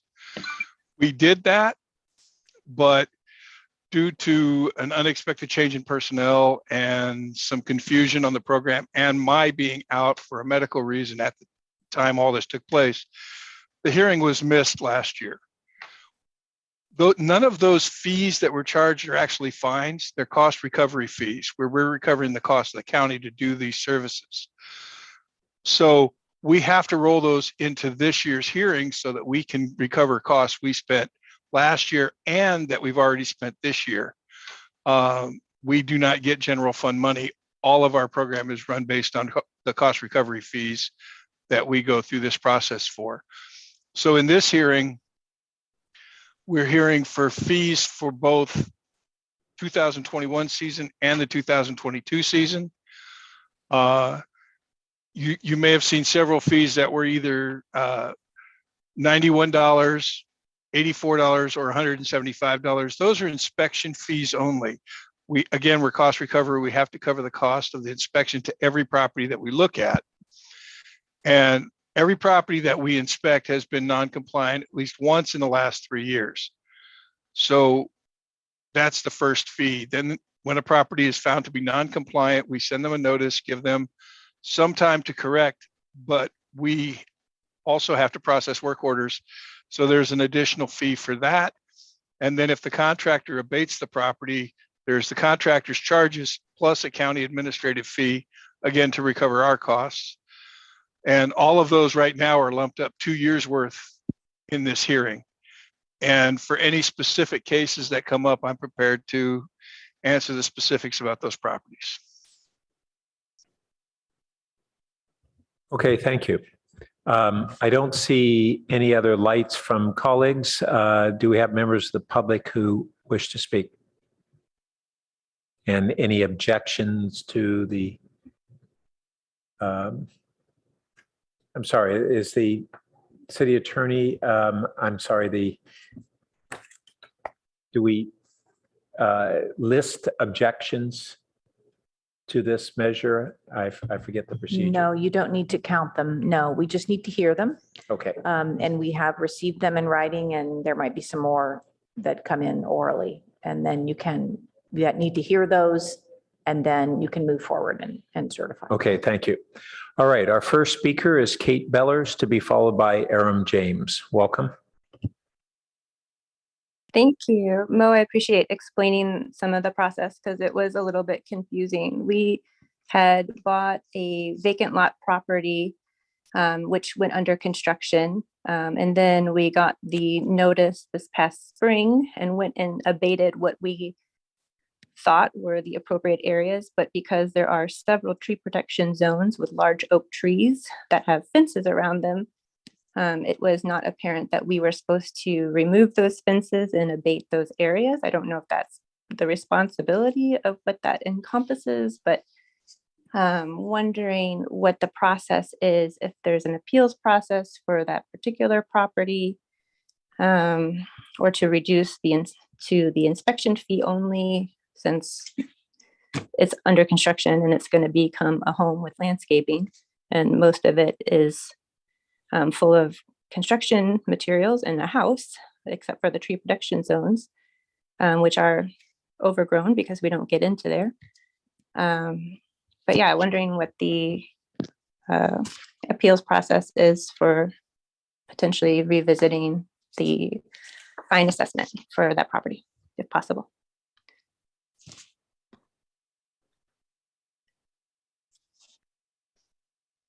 Thank you. And our next speaker is Aram James. Welcome. Thank you. I was first going to speak about another aspect, and that is that on Los Robles, not far from where I used to live, very close to Amarillo, Amaranta, and Los Robles on the on the north side of Los Robles, and you will see a house that's surrounded by a barbed wire, a fence, with a car on the property. Clearly, nobody living there. Way overgrown. I don't believe that they should be fined. I think that you need to work with this person, but it looks like a huge fire hazard about to happen, that if it did go on fire, I wouldn't be surprised if it took down with it houses on both sides. I'm really surprised that the city hasn't done something to clear that up. Secondly, when we're talking about, sort of like a fine-based thing where there's no money that the county has to do this, then it's kind of like the bail issue. Rich people have a way to get out and make bail, where poor people who are presumed innocent and not charged with serious felonies can't get out, and so they end up having to take pleas and all kinds of variety of things. So I wonder if there's any due process, appointment of counsel. If not, there should be, because these may be folks that are seniors, and the fine may actually result in them becoming unhoused. All sorts of scenarios that I can think of that suggest that the city and the county would be better, along with notice, to provide counsel, free counsel, to be able to assist in resolving these issues without accumulating huge fines and making the situation worse rather than better for the homeowners. Okay, thank you. Thank you. So that concludes our public comments, and we'll now entertain a motion. Councilmember Cormack. I do have two questions for Mr. Kumre. The first is, are there any one of the questions we had was, is there a photo that you can show me of the situation? Do the inspectors take photos, and is that information then available to the property owner? Yes, the inspectors will take photos of any property they find to be non-compliant. If we pass a property, there won't be any photos because it's not necessary. But we'll take pictures of any property that's determined to be non-compliant with the standards. And if the contractor performs any abatement work, the contractor will take pictures before they start and after they finish as proof that the work was done by them. Okay, and can the property owners see that, or see those photos, or not? They just need to ask.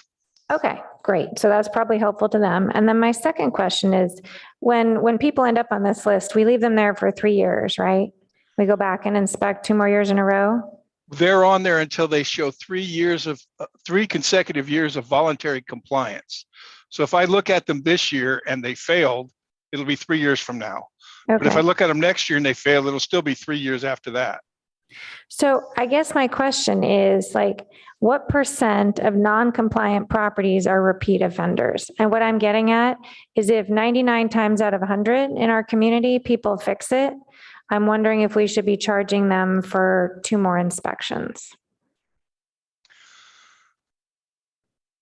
It's hard to, I don't have the statistics, and of course I can work that up for you if you'd like.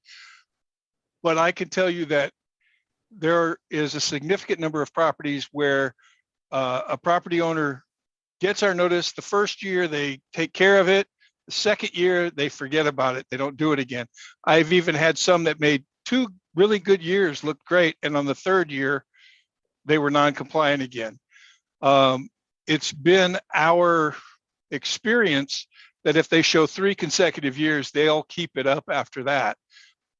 But short of that, again, this is based on the experience of the program. I've been doing this for 16 years, and that I can attest that that's been absolutely true. Okay, that's helpful. And I guess just to follow up, we often hear, but that was the property owner before me and I'm fixing it. And it seems like a consistent thing. Do we have any way once the property changes hands to sort of say, okay, we're going to give the new person a shot?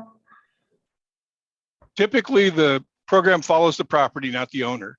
However, when a new owner takes over and they do things to mitigate the danger, we do have what we would refer to as a build and landscape exemption. They need to call us, let us know that they've taken mitigating actions. We'll come out and make sure of what they have done, if it meets the requirements or not, and they could potentially be removed from the program at any point throughout the year if they've done those things. Okay, thank you. And with that, I'm happy to move this item. And I will second it. Do we have any other comments? Seeing none, would the clerk please call the roll?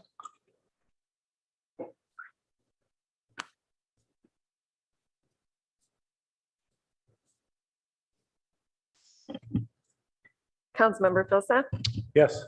Councilmember Tanaka, Yes. Mayor Burt, Yes. Councilmember Du Bois, Yes. Councilmember Stone, Yes. Councilmember Cormac, Yes. Vice Mayor Ku. Yes. Motion carries unanimously. Thank you. Can I say one thing before we go? Yes, please. For the 2 parties that called, if they can contact me sometime in the next week, I can work with them on their individual issues. Thank you. Great. And so that concludes this item. And we will now move on to item number 15, which is adoption of an ordinance approving the police department's military equipment use policy under AB 481 state law. And Chief Bender, welcome.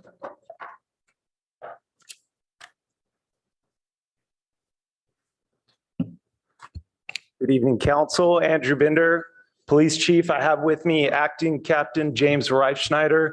He is the director of our patrol. He's also been our SWAT commander for a number of years and also worked with City Attorney Stump's team on drafting this ordinance. So I brought him for backup. We have a couple of slides for you here. We'll go over briefly. They touch on the points. You could go to the next slide, please. I put my glasses on here. Actually, going back to September of 2021, Governor Newsom signed AB 481 into legislation. It was enacted this year, January 1, and requires that this ordinance that we're here to discuss tonight be implemented by November 1st, 2022. The spirit of the bill is to increase community awareness surrounding local police agencies' possession of certain types of specialized equipment that we have in our policy. You're here, and this is an action item because it requires City Council to adopt a use policy that contains a couple things: equipment inventory, authorizes uses, fiscal impacts, rules for use, training, and compliance measures, and then requires every year that we come before you for reauthorization and oversight. A couple points of clarification. We're not here tonight seeking to acquire any new qualifying equipment. And the inventory that's before you in the policy has been in our possession for some cases for a matter of years, if not decades. Next slide, please. You'll see we did do a web page condensed down into kind of an easy access for those that are interested. It does list our, in addition to our policy, the specific equipment that we have that's designed for the resolution of critical incidents. Mobile Emergency Operations Center, that's the MEOC out of OES. Less lethal munitions and chemical agents, diversionary devices, a long-range acoustic device, and a sniper rifle. That's all the equipment that you'll see listed there. Of note that this equipment is deployed by specially trained officers, and we do not have any large caliber or automatic weapons in our equipment inventory. There's also a component, the equipment that we possess is not atypical. In fact, we have probably the least equipment of most of our neighbors, but because critical incidents sometimes are, anything can happen. We are also here seeking approval to use allied agency equipment if necessary. What we've listed is an armored vehicle, unmanned aerial vehicle, which is a drone, and a robot. Next slide, please. And as I mentioned on the first slide, we will produce, the police department will be coming before you annually to produce a report that will include a number of things that you see there on the slide. I won't go over it for purposes of time here. That last bullet point is important though. Any new qualifying equipment will be and must be authorized by you, council. So if we seek to add anything to our equipment list moving forward, we will come before you before that. Back in late April, we worked with the city manager's office and the chief communications officer. We created a web page, a number of ways we engaged through this web page, a blog, posting the policy, putting it out on city and PD websites. And what you can find there, if you go there, is the draft policy and information to do research if you'd like. There's an option to do a community input form. We did receive one community member's input. We were responsive to that input. I'm happy to speak to that. And then moving forward will be an archive of annual reports to you, the council. Thank you. Thank you. So before hearing from members of the public, does the council have any questions of staff? Councilmember Cormack. So thank you for bringing this forward. Page 161, is it 37 millimeter less lethal launcher and kinetic energy munitions? Is that what we commonly refer to as a taser? Or is that something else? Did you say taser, council? Yeah. No. Okay, so are tasers listed somewhere? No, tasers are not listed in this and not required to be listed for AB 481. Could you describe then for lay people what a 37 millimeter less lethal launcher and kinetic energy munition is? Good question. And apologies if you did this a few years ago on Zoom. No, I think it's a valid question. I'll just say that the community member who raised a good valid point was better describing. And just for the council's information, you know, in the policy, you'll see very technical, specific language used. We did that specifically so that anyone that wanted to do their own research on the equipment that they had that information. What we did do also is on the city's webpage, kind of a one pager of the equipment we had. We did add, based on this community member's input, we did add more layman's terms to describe the equipment. So that way our community members that wanted to know what it was without the technical aspects could go there. Let me pass the mic to Acting Captain Reifschneider to describe the SAGE round for you. Thank you. So as the chief alluded to, the branding on that is a SAGE. That's the common terminology for it. Those of you who may have been on a ride along, you may have seen one in the vehicle. It essentially fires a rubber round. 37 millimeter just refers to the diameter of the barrel. So if you want to think about it being about that size around. It's designed specifically to be used against typically armed subjects, specifically people who are armed with other than a firearm. So if you want to think of an example application, it might be someone with a knife or a bat who's refusing to comply, and it's a less lethal way for us to engage that type of subject without having to resort to a firearm. Thank you. That's helpful. On the website, are there photos of what these? We did this not equipment include looks like? photos, no. Okay. Well, we have Google. Thanks. Councilmember Stone. Thank you, Mr. Mayor. Have there been any incidents in the past year where an officers had to pull the AR-15 out of the vehicle?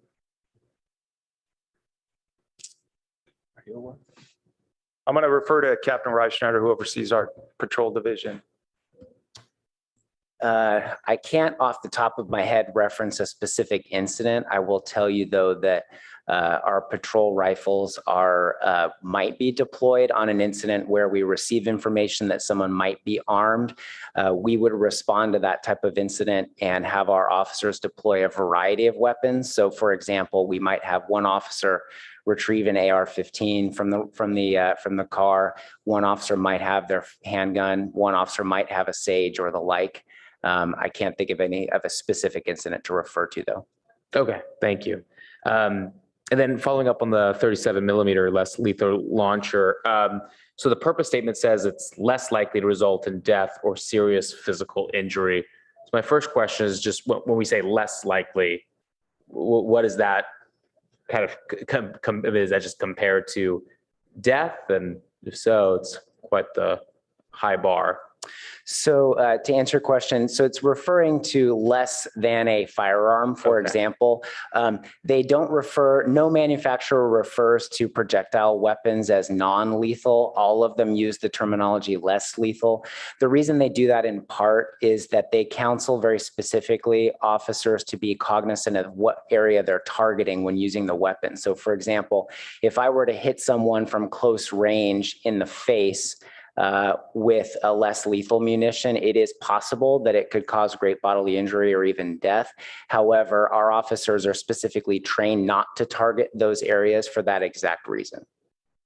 Okay, and then so I guess, I mean, you are describing an example where this might be used. Somebody has a knife, a bat, something where a firearm not appropriate, but maybe mace or a physical takedown puts the officer at too much of a risk.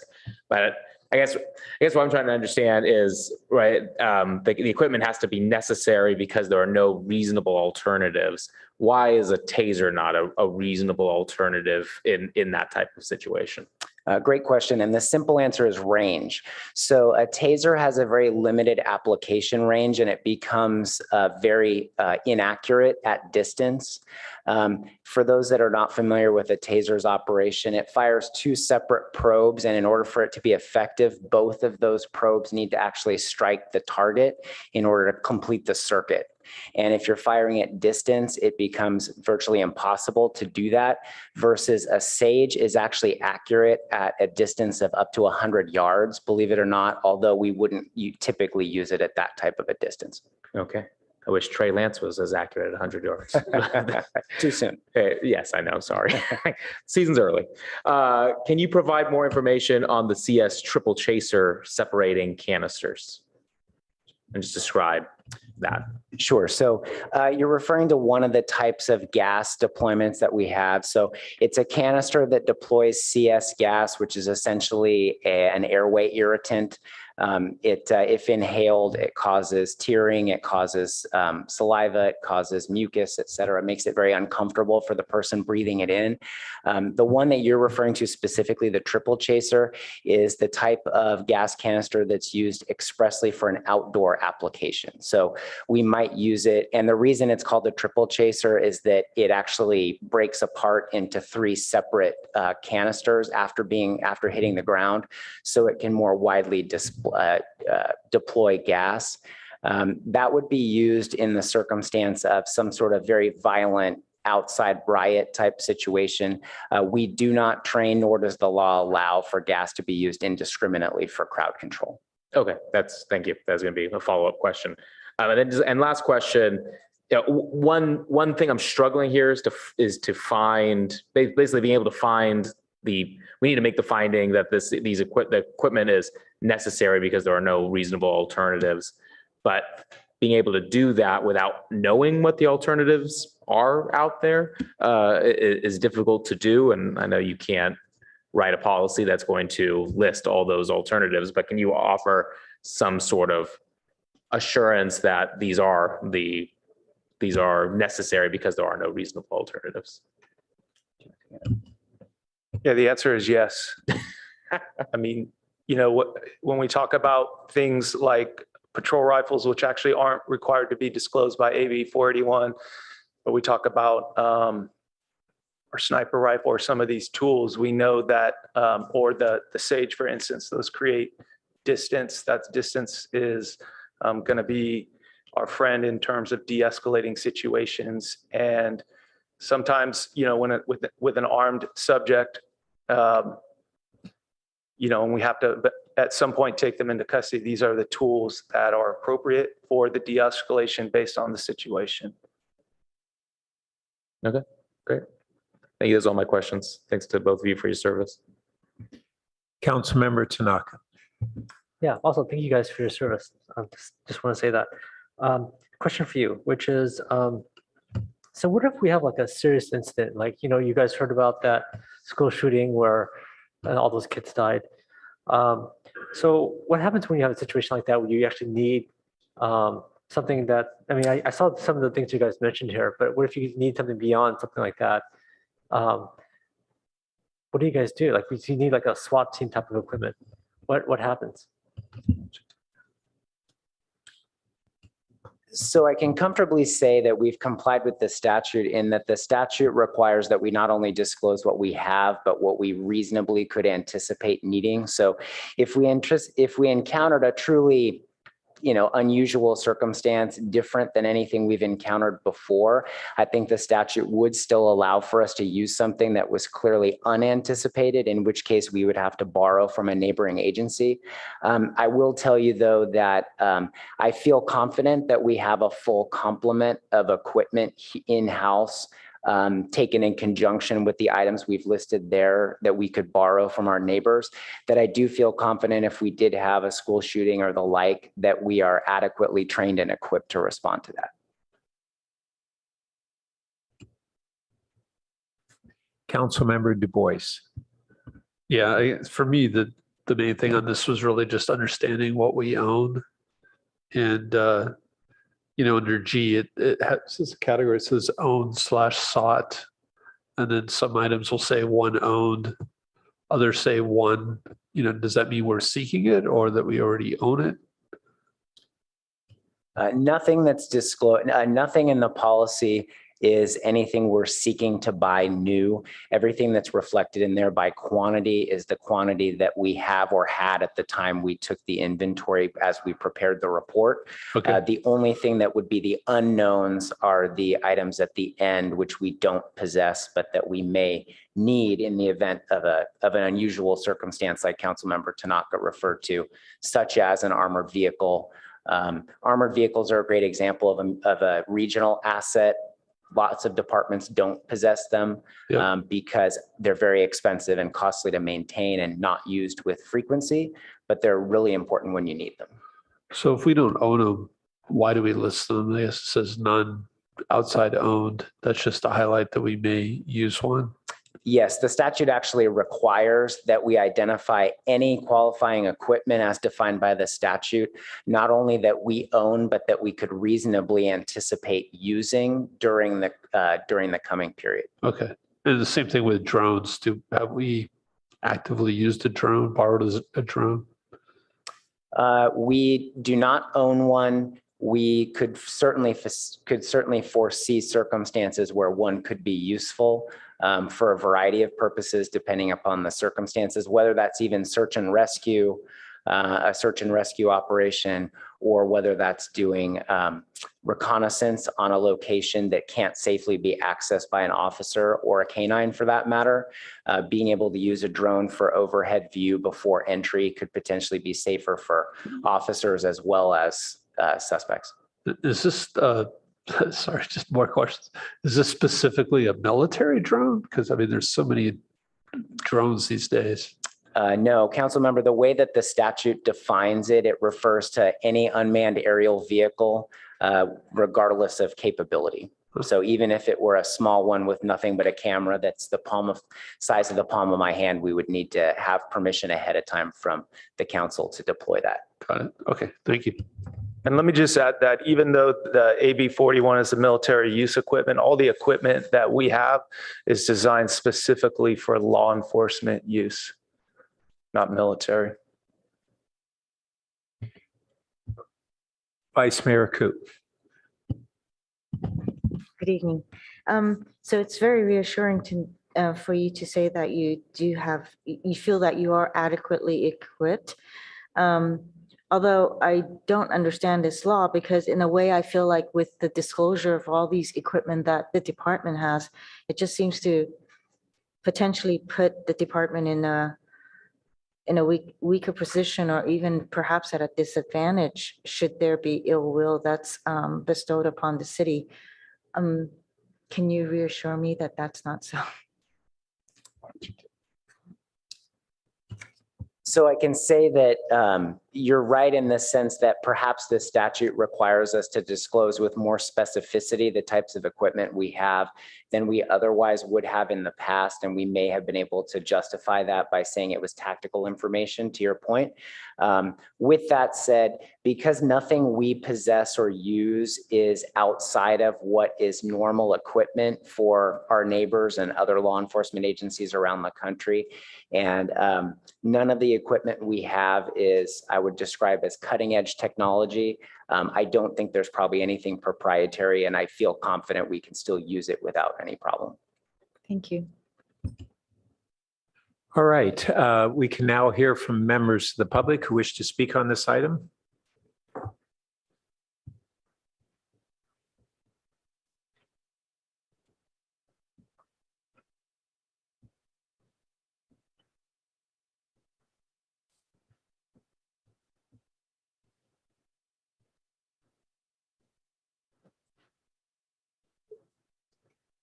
And we have two members of the public, actually three now, who wish to speak. Our first speaker is Rebecca Eisenberg, to be followed by Aram James. Welcome. Thank you. So for this comment, I really have to thank Aram James for doing a lot of the research behind this, and having followed up on the legal resources he pointed out to me, most specifically the legislative history. I think there are some things that should be clarified. So if you look at the legislative history of this state act, which is really what this is about, it becomes very clear that the purpose of this legislation is not just for police forces to disclose the military grade weapons that they possess, but also that these weapons need to be approved by the community. And the act also, the legislative history, and to clarify for the non-lawyers on the council, that's, I think, is everyone but Greer, Member Stone, sorry about that. Looking at the legislative history, it's a clear instruction, to the communities, to the cities, to include community members in that approval process. So I want to say for the record that I do not approve the use of military grade weapons in our local police force. I don't think that there is ever a justification for them. I think that they, I think the police actually agrees with that, as is shown by the case that they don't use them. And I think that history shows that when similar weapons are used, they cause grievous injury that destroys lives and sometimes they do this, but one time is too many, that destroys lives and that cannot be undone. So just as a brief example, I think this is actually proven by the justifications given by the police tonight. For example, if you look at, I couldn't figure out what that was called, the Sage. I'll just call it the Sage. It's probably the wrong name. You can correct me later. I'm not saying it's right. The Sage, the thing that is the super taser. And by the way, I don't even think tasers should ever be allowed, but the Sage is justified as necessary in situations where the accused person is holding a knife, yet is too far for a taser. Now, the U.S. Constitution and state law restrict the use of deadly force to times that are necessary. So if an accused person is armed only with a knife, but too far for a laser, there's no scenario in which an officer can legally use deadly force. There's just none. The officer is not in danger. And the Supreme Court and California courts also have made it clear that deadly force is never justified by the fact that a suspect is fleeing alone. Fleeing suspects do not justify deadly force. So that one example shows that that particular weapon is not justified. So I vote no. Thank you. Our next speaker is Hiram James, to be followed by our final speaker, Winter Dellenbach. Welcome. Okay, so I spent a lot of hours today reading over all of this, sending out memos. But if you look at section 1, the legislature finds and declares that all the following: the acquisition of military equipment and deployment in our community adversely impacts public safety, welfare, including the increased risk of civilian deaths, significant risks of civil rights, civil liberties, and physical and psychological well-being, and incurrence of significant financial cost.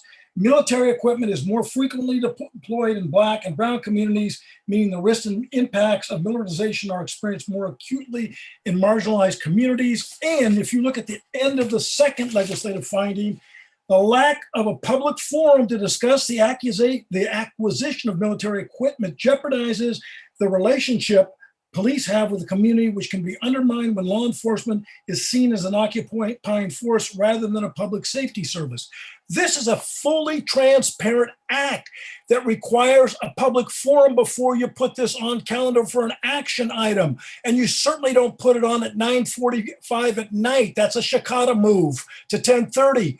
We need to have, and just having a website that I'm not a high-tech guy, but you tell me there's a forum on something like this. And by the way, look, Andrew Binder, I love you, buddy. You're a great guy, great chief.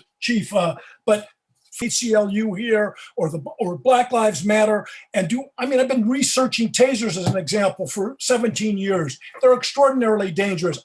Hard to get that concession from some people in law enforcement. Other do.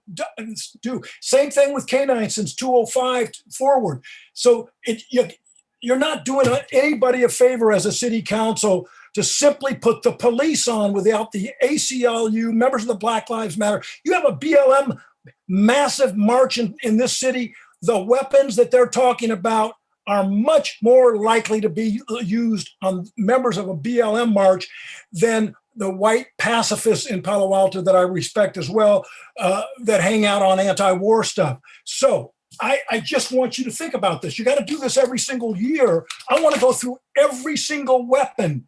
I object to all of them until I have, and the ACLU and other people that know about these weapons, not just, oh yeah, we want them. So yes, of course there isn't any reasonable alternatives. Andrew, you can do better than that tonight. You sure can. You and I are going to have to sit down and go through every single one of these weapons, okay? And I'm going to look them up and I'm going to study them, and I'm sure Rebecca will, and I'm sure Winter will. But you shouldn't come out of the gate saying there are no alternatives. That looks bad, particularly in a one-sided presentation where we don't have some experts on the other side to tell you about the dangers and the fears of the Black and Brown and marginalized communities about these weapons and military weapons that you want to bring into our town. Thank you. Thank you. And our final speaker is Winter Dellenbach. Welcome. Otherwise known as a white pacifist who has been gassed in peaceful protest marches. So I am very glad that this law was passed. I'm glad that we're talking about this, that the equipment that our police department has is being listed. I appreciate that our new chief, Andrew Bender, was careful and patient to take input, to explain in layperson's terms, to make sure that it was described, the various pieces of equipment when need be, exactly what that equipment was and what it did, so that all of us now can actually understand what this military equipment is and how it is used. And that's a good thing. That's not a bad thing. That's a good thing. If the reality is that we have this stuff, then we all better know what it is that we have. I'm glad we're not getting more of it, but we better all know what we have so that we're not in denial and that we're not ignorant about it. So I just wanted to say that I'm glad that this is happening tonight and it's all out in the open. And I want to thank Chief Bender and that the council is taking time with this under the law and to get this done. Thank you very much. Thank you. That concludes our public speakers, and we'll return to the council. Councilmember Cormack. Thank you, Mayor Byrd. So two more questions. When do you expect the annual report to be provided? Councilmember Stone was asking some questions that obviously will be covered in the annual report going forward. I'd almost refer to Attorney Stump if today marks. I'm not that familiar with the statute. Let me turn it over to her. Yeah, we'll have to calendar that, Councilmember Cormack, but I would imagine we're sort of roughly talking about this time next year. Okay, so that's when we'll know how many times they were used and if there were any complaints and all that. Okay, that's helpful. And then following up on Councilmember Stone's question about the reasonable alternative, I guess we do live here where there are a lot of people who like to invent things. And to the extent that in your professional experience, there are situations where you might not have equipment that best meets the need. I'm not going to ask you to answer this, right? Because I'm not going to ask you to invent something right now, but it seems to me that this would actually be an opportunity for us to collectively think about if there is a better alternative to some of the equipment we have today. So I just offer that as a suggestion. And I wanted to provide that.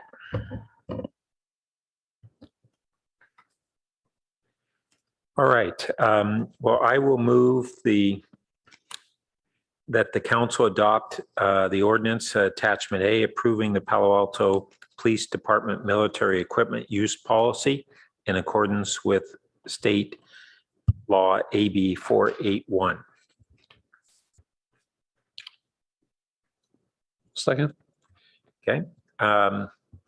And I think we've really addressed the issue, so I don't have further comments to make. Yeah. Councilmember Du Bois. Me neither. Okay. I see no lights. So would the clerk please call the roll? Vice Mayor Koo, Yes. Councilmember Cormack, Yes. Councilmember Tanaka, Yes. Mayor Burt, Yes. Councilmember Philseth, Yes. Councilmember Du Bois, Yes. Councilmember Stone. Yes. Motion carries unanimously. Thank you. And that concludes this item. Thanks for staying up with us. And council, that brings us back to whether we want to go ahead and address former item number 11 regarding the naming of the second Monday in October. Game to give it a shot? Okay. And pull that back. Councilmember Stone. As the mayor entertaining motions? Yes, go right ahead. Great. I move that we name the second Monday in October as Indigenous Peoples' Day and Italian Heritage Day. I will second that. Would you like to speak to your motion? Sure. Well, when I first saw the recommendation to name the second Monday in October to be both Indigenous Peoples' Day and Columbus Day, I was pretty shocked. I was appalled, like some of our young speakers tonight. I think in no world does it make sense to name a holiday after both the victims and the perpetrators of some of the worst atrocities in our nation's history. And so in preparation for tonight's meeting, I contacted several history departments and authors of various academic books on the topic to enlist their help. I also reread my own lengthy collection on this topic and came prepared tonight to offer a fairly strong rebuke of this recommendation based on the horrific acts of Columbus's just what he perpetrated on the indigenous populations here in the Americas. But instead, I think it would be probably more efficient and effective to just read an excerpt from an email I received this afternoon from Dr. David Stannard. He has a PhD in history from Yale. He wrote the book, got it here, The American Holocaust, Columbus and the Conquest of the New World. And he's a current professor at the University of Hawaii. And Dr. Stannard apologized for not being able to speak tonight, but he did grant me permission to read from his email. So I'll just read a few excerpts because I just think they're very, very helpful for our discussion tonight. So he wrote in response to my concerned email, he said, "You are, of course, justified in your alarm that Palo Alto, of all places, City Council might conceivably pass such a resolution." And this is referring to the original recommendation of it being Columbus Day and Indigenous Peoples' Day. He said, "I say of all places because I lived in the Bay Area for a number of years, and while a professor at Yale, I often taught summer term classes at Stanford. Although that was in the late 1970s, and I know things change, if the city remains even close to how progressive it was at that time, I frankly do not understand how the council would even consider such an action." He goes on to say, "This action goes directly contrary to almost every city or state action on this matter during the past 3 decades. Then he acknowledged, "Christopher Columbus has no direct responsibility for the genocidal actions of Euro-American settlers in South and North America during the 4 long centuries that followed his actions in the Caribbean. But not only did he direct mass killings of native peoples during his visits, he also invented the myth of cannibalism among that, according to Spanish law, justified the enslavement of those who survived the slaughter, a justification that was used by subsequent Spanish invaders of Mexico and Central and South America who carried out bloodbaths against the indigenous inhabitants. In other words, Columbus was not only the initiator, but also the symbol of mass genocide as it spread throughout the Americas." He then ends with, "Columbus is hardly someone for any city or state to celebrate and honor more than 5 centuries later, and to combine it with a celebration of indigenous peoples is a gross insult to them." So I thought that email really summed it up from an expert on the topic. And there really is just precedent across the nation to move away from honoring Columbus. There's 13 states have already decided to remove Columbus Day from the second Monday in October. Some of these states, just to give us an example, Alaska, Iowa, Louisiana, North Carolina, and others. California no longer recognizes it. And our very own Senator, Alex Padilla, has co-authored a bill to replace Columbus Day with Indigenous Peoples Day at the federal level. So I think this motion would just ensure that we do not make a regressive decision contrary to that, what several other cities and states have done over the last several decades. It honors the pain of so many of our indigenous people that they feel today over the naming of this holiday as Columbus Day. And it also recognizes the fact that there are many Italian Americans who recognize the second Monday in October as a day to honor and celebrate their own culture separate from that of Columbus. So I think this motion strikes that proper balance and confronts our history and makes an effort, albeit very late, to remedy that in any way that we can. Thank you. Well, thank you, Councilmember Stone. I concur with those comments, and that this is an opportunity for us to embrace acknowledgement of the history of Indigenous people, the wrongs that were perpetrated upon them, and to recognize a more accurate history, while at the same time embracing the rich history of Italian immigrants in America. I'm not asking that St. Patrick's Day become a holiday officially, but I'm very glad to support this date. And Councilmember Tanaka. So I also support the idea of having Indigenous Peoples Day, but I guess I'm just trying to understand why Italian Day? Why not like Immigrants Day? Something more encompassing, because I'm trying to think of like how much of Palo Alto is Italian, right? I don't know, but a lot of people here are immigrants. In fact, I'll probably say, maybe not directly, but maybe our ancestors, my great grandfather came here a long time ago, and probably a lot of your guys' ancestors came a while back as well. So why not something more encompassing? Why Italian Day? So I just wanted to ask the maker if you could respond to that.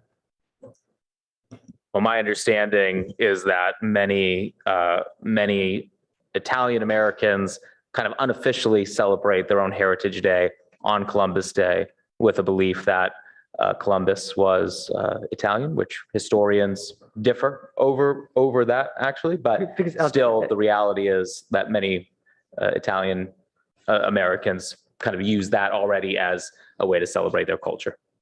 Well, I guess I was just trying to think of something more encompassing versus just Italian, because I'm just trying to think of percentage of population for Palo Alto. It's not very high, at least as far as I understand. Maybe I could be corrected. Maybe I'm wrong about this, but so I guess I'd love to hear other people's opinion about this. I guess to make this a topic, would you consider making this immigration, like Immigrant Day instead of Italian Day? Well, maybe I should suggest, because right now, this is the only item that has been referred to us by the HRC. They're continuing a discussion right now on other dates that we recommended. I think that might be appropriate for them to continue that discussion on an idea that you have, which I think has a lot of merit. Well, I'm just trying to think of why are we singling one country out? There's a lot of countries in the world. Why just Italy?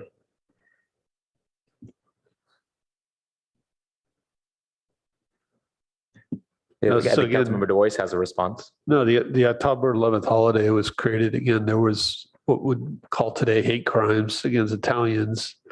11 people were lynched in New Orleans, and they petitioned FDR to create an Italian holiday.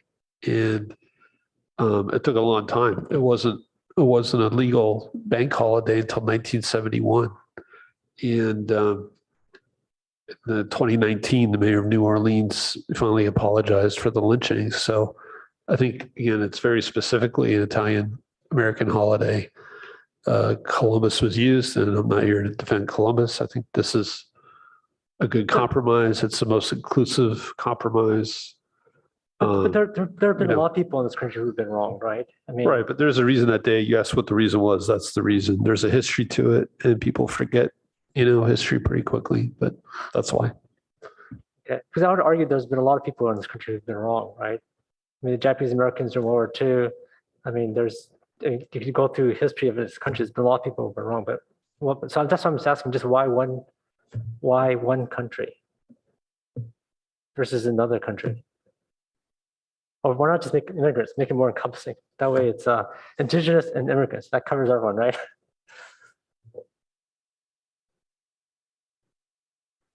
Okay, well, I'll make a second, see if anyone supports.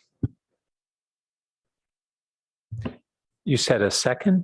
Oh, no. Substitute, it's getting too late, sorry. And? Or unfriendly amendment.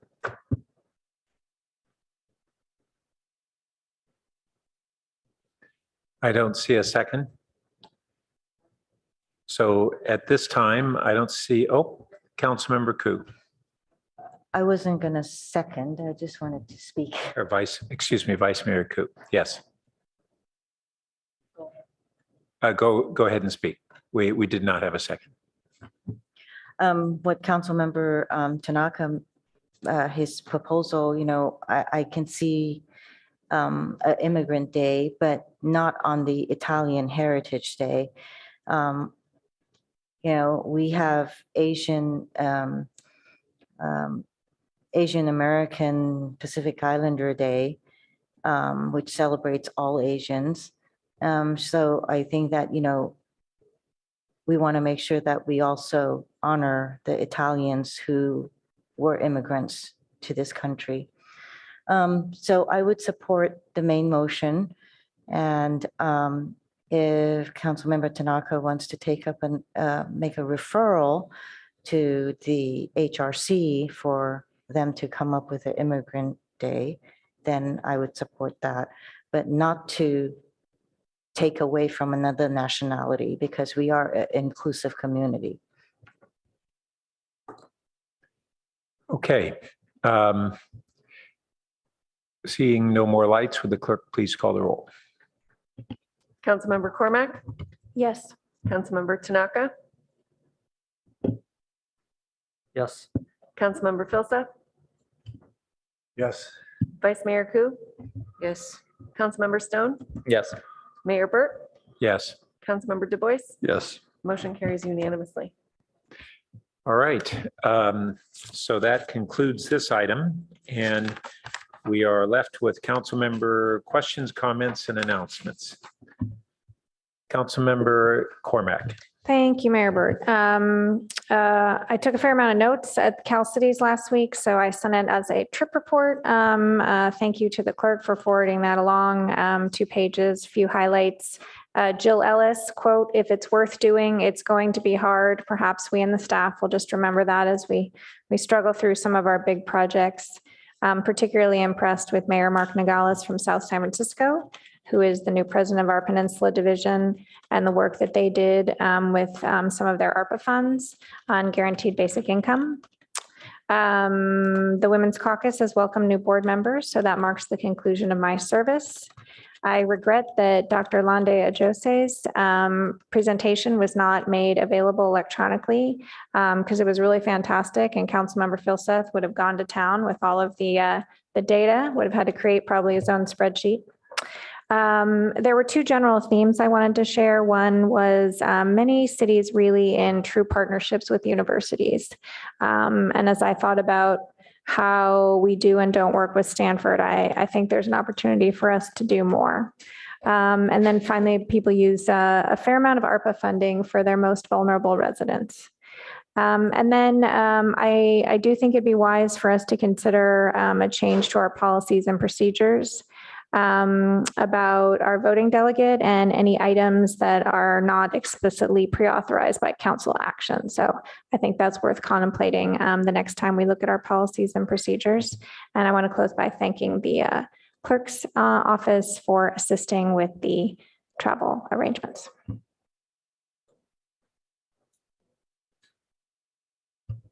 And I'll just note that yesterday, we, as one of the many events on our schedule that was the National Day of Service, where Youth Community Services had youth and adults volunteer through a whole series of events throughout the community. And many of them were different environmental projects and different social ones. And it was a really outstanding day of service and contributions. And the final event that YCS supported was the multi-faith peace picnic and prayer service here on King Plaza in the evening. And it was very well attended and a wonderful service. And then today we had a event at the Center for Jewish Life that was an event opposing anti-Semitism. And it was very widely attended by the state legislators, the state attorney general, and a whole bunch of elected officials from throughout the region. And a really great event. So on that note, our meeting is adjourned. Thank you.